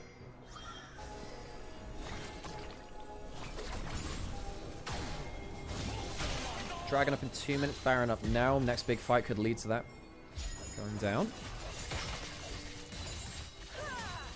After the bot lane advantage, you would have thought that Leave and Palkia would have just completely ran away with this game. It's not been that easy, though. EDG, the big fights. The big fights. Not looking great for them. Cube becoming a bit of a sideline threat. 2-item Yorick's where you become an issue, really. It is where you become an issue. But the top laners have the empowered teleport now, reminder. The extra move speed, the shield.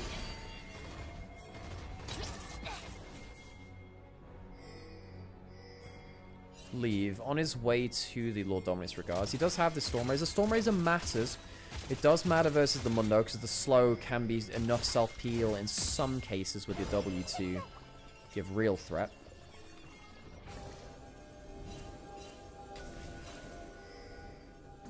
The Andrews on Angel also helping cut through the HP builders. So EDG, what's the plan now? Do they panic? Not gonna lie, they've lost a fair amount of gold in the last short amount of time. Azir turret. Put up in mid lane. Baron was started, but then again, with a tank jungler, you can kind of peel off of it whenever you want. EDG walking down towards Cube, and there goes Angel. Is there going to be a Baron response on the other side? Cube, can they catch him? Teleport coming down. Actually, no, they want to fight this. EDG's taking a ton of damage. I don't understand why. Is it coming down? He has plenty of damage. EDG's probably dead here. Goes Mega. Doesn't have flash to confirm an ultimate onto these two. Gets the slow. Does he get the stun there? We're zooming out because there's a fight on the other side. Monkey caught out. If the jungler goes down, then that's another situation altogether. Meganar used. Monkey caught out still, but the Wild Growth is put in. Teleport behind them from the Yorick. And I wonder whether EDG have messed up around the late game again. Xiaohao, he's getting some healing coming through. I don't know if it'll be enough. Indeed, it will. He'll be safe. EDG lose one in a play that they started.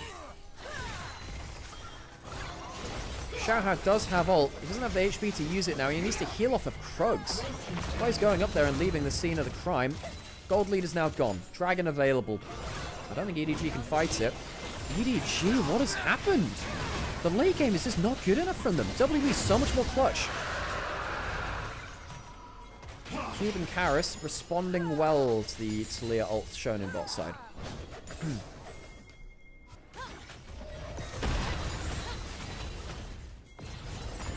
Do you think there should be a Talia skin where she just throws mini Malphites? I think that'd be funny. What are you watching? You're watching Nirvana. Wait, no, this is Perseverance Gaming. So for those of you that don't know the LPL format for this year, we have 3 groups which fight off against internally. So we have Group Ascend, which is your best teams, Group Priest of Perseverance, which are your middle teams, then Group Nirvana, which are your bottom ones. This is our middle teams. What are they doing? That's a great question. They're playing League of Legends, I'm told. But yes, we should get Talfight. Wonderful.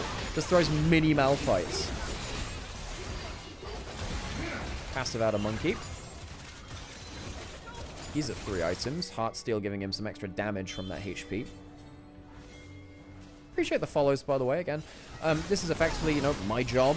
Very cool if you can drop a like or a follow if you're enjoying the content in this gameplay, or also wondering what the heck is happening. Angel flies in, gets that wall down. Monkey taking damage. They go onto the jungler, and the jungler's dead! There's no smite! There's no smite! Oh, EDG, it's just the fight which they need. Sweep goes onto, goes on to Leave. Leave can't get himself out into the play. Good Meganar gets onto Karis, so that carry for carry down. Xiaohao decides, screw this, I'm taking the Baron. Kills the jungler, gets the objective. EDG walk out, losing the AD carrier, but taking 2 down and the Baron. Okay, so WE, it's their turn to, I suppose, mess around and find out. Xiaohao, credit to him for saying, jungler's dead. I'd rather just take the objective, which is really low HP. I hope we get a replay. Because Monkey gets sections off from the team. He does have flash. Could he have gotten out of this play? He's trying to focus on it. The passive was down. Gets ulted. I think he thinks he was safer than he was. Karis. Flash is trying to catch both carries. Only gets 1. That was almost game-saving from Karis. Forces both flashes out of both carries using his own. Very nearly gets both. Very, very nearly. I mean, you can't blame this game on Karis, I don't think, folks. Karis has actually been pretty significant in this game so far.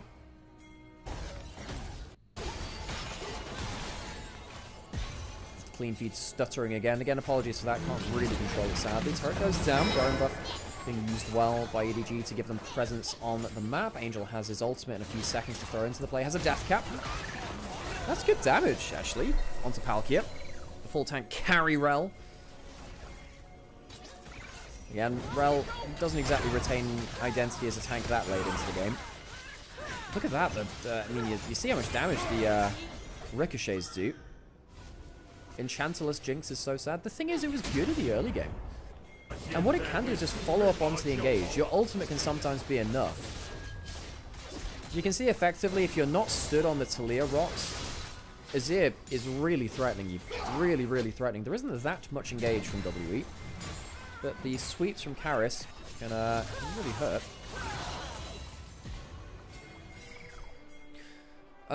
So right, hang on. The ultimate coming through from Sivir, going on to ZDZ. He does have an ult threat. He's trying to jump over the wall. Can he get there in time? Yes, just about. Sterak saves his life. Very close, though. playing with the edge of his HP bar there. Does not have teleport. Sivir down. Passive out of Monkey. Tanky enough to walk it off. Mundo has become such a big champion in the season. He's actually getting towards kill threat here, by the way. I was actually wondering whether they could Malphite ult, Jinx ult, and kill him.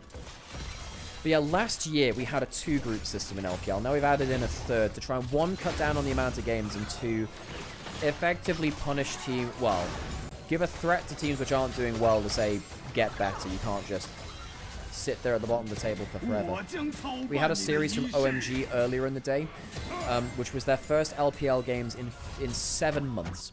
OMG had not played an LPL series since May of last year. Ridiculous. They played an LDL, they played in a Master Cup, but they haven't played an LPL proper.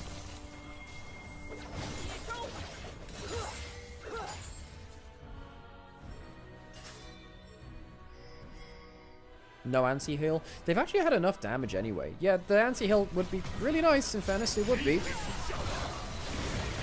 You'd expect someone to get it.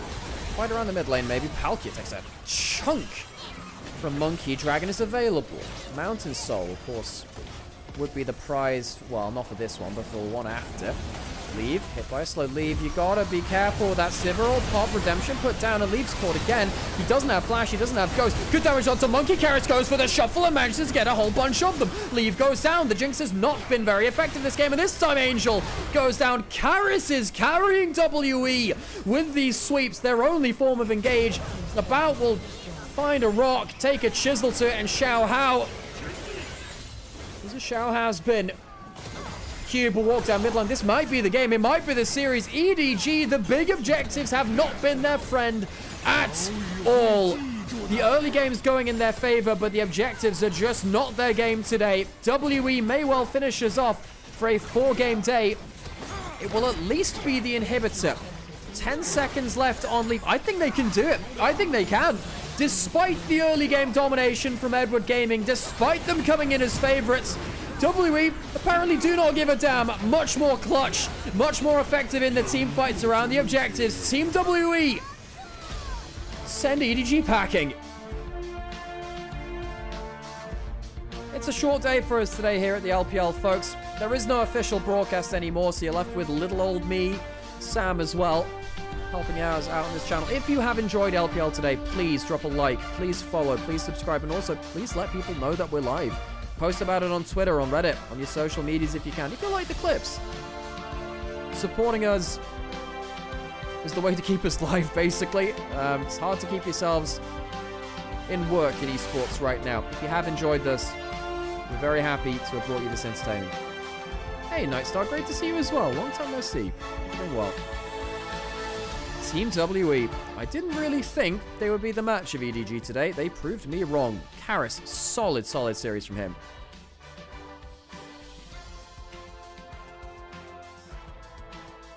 We appreciate you all. My name is Nymaera.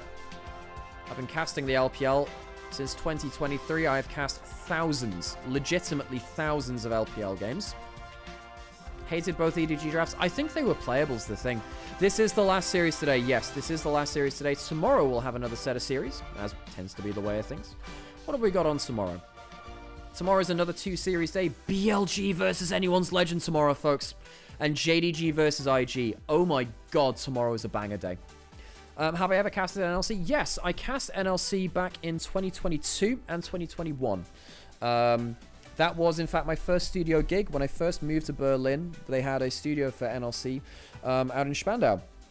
Yeah, I came from the UK amateur scene and then also the LJL scene as well. That's where I started my career. I did LJL as a bootleg broadcast, and I did UKEL, UKLC, and then NLC as well. I did UK University Esports, so then Newell and then UEM. Wait, you know me? You knew me from there? That's really cool, Sano. It's really cool. Yeah, so I was casting there back before NLC was a content league.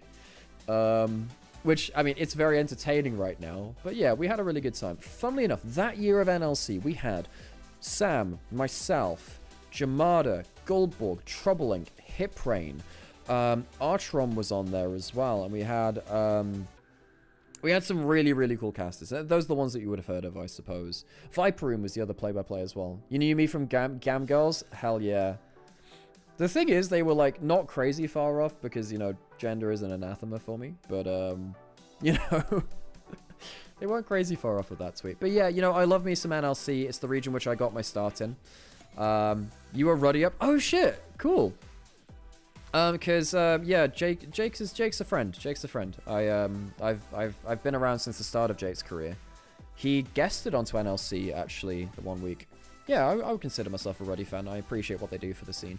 Well, folks, that's gonna do us here for LPL today. I guess we'll stick around for the interviews. Why not? Why not? We'll stick around and then we'll raid over to someone.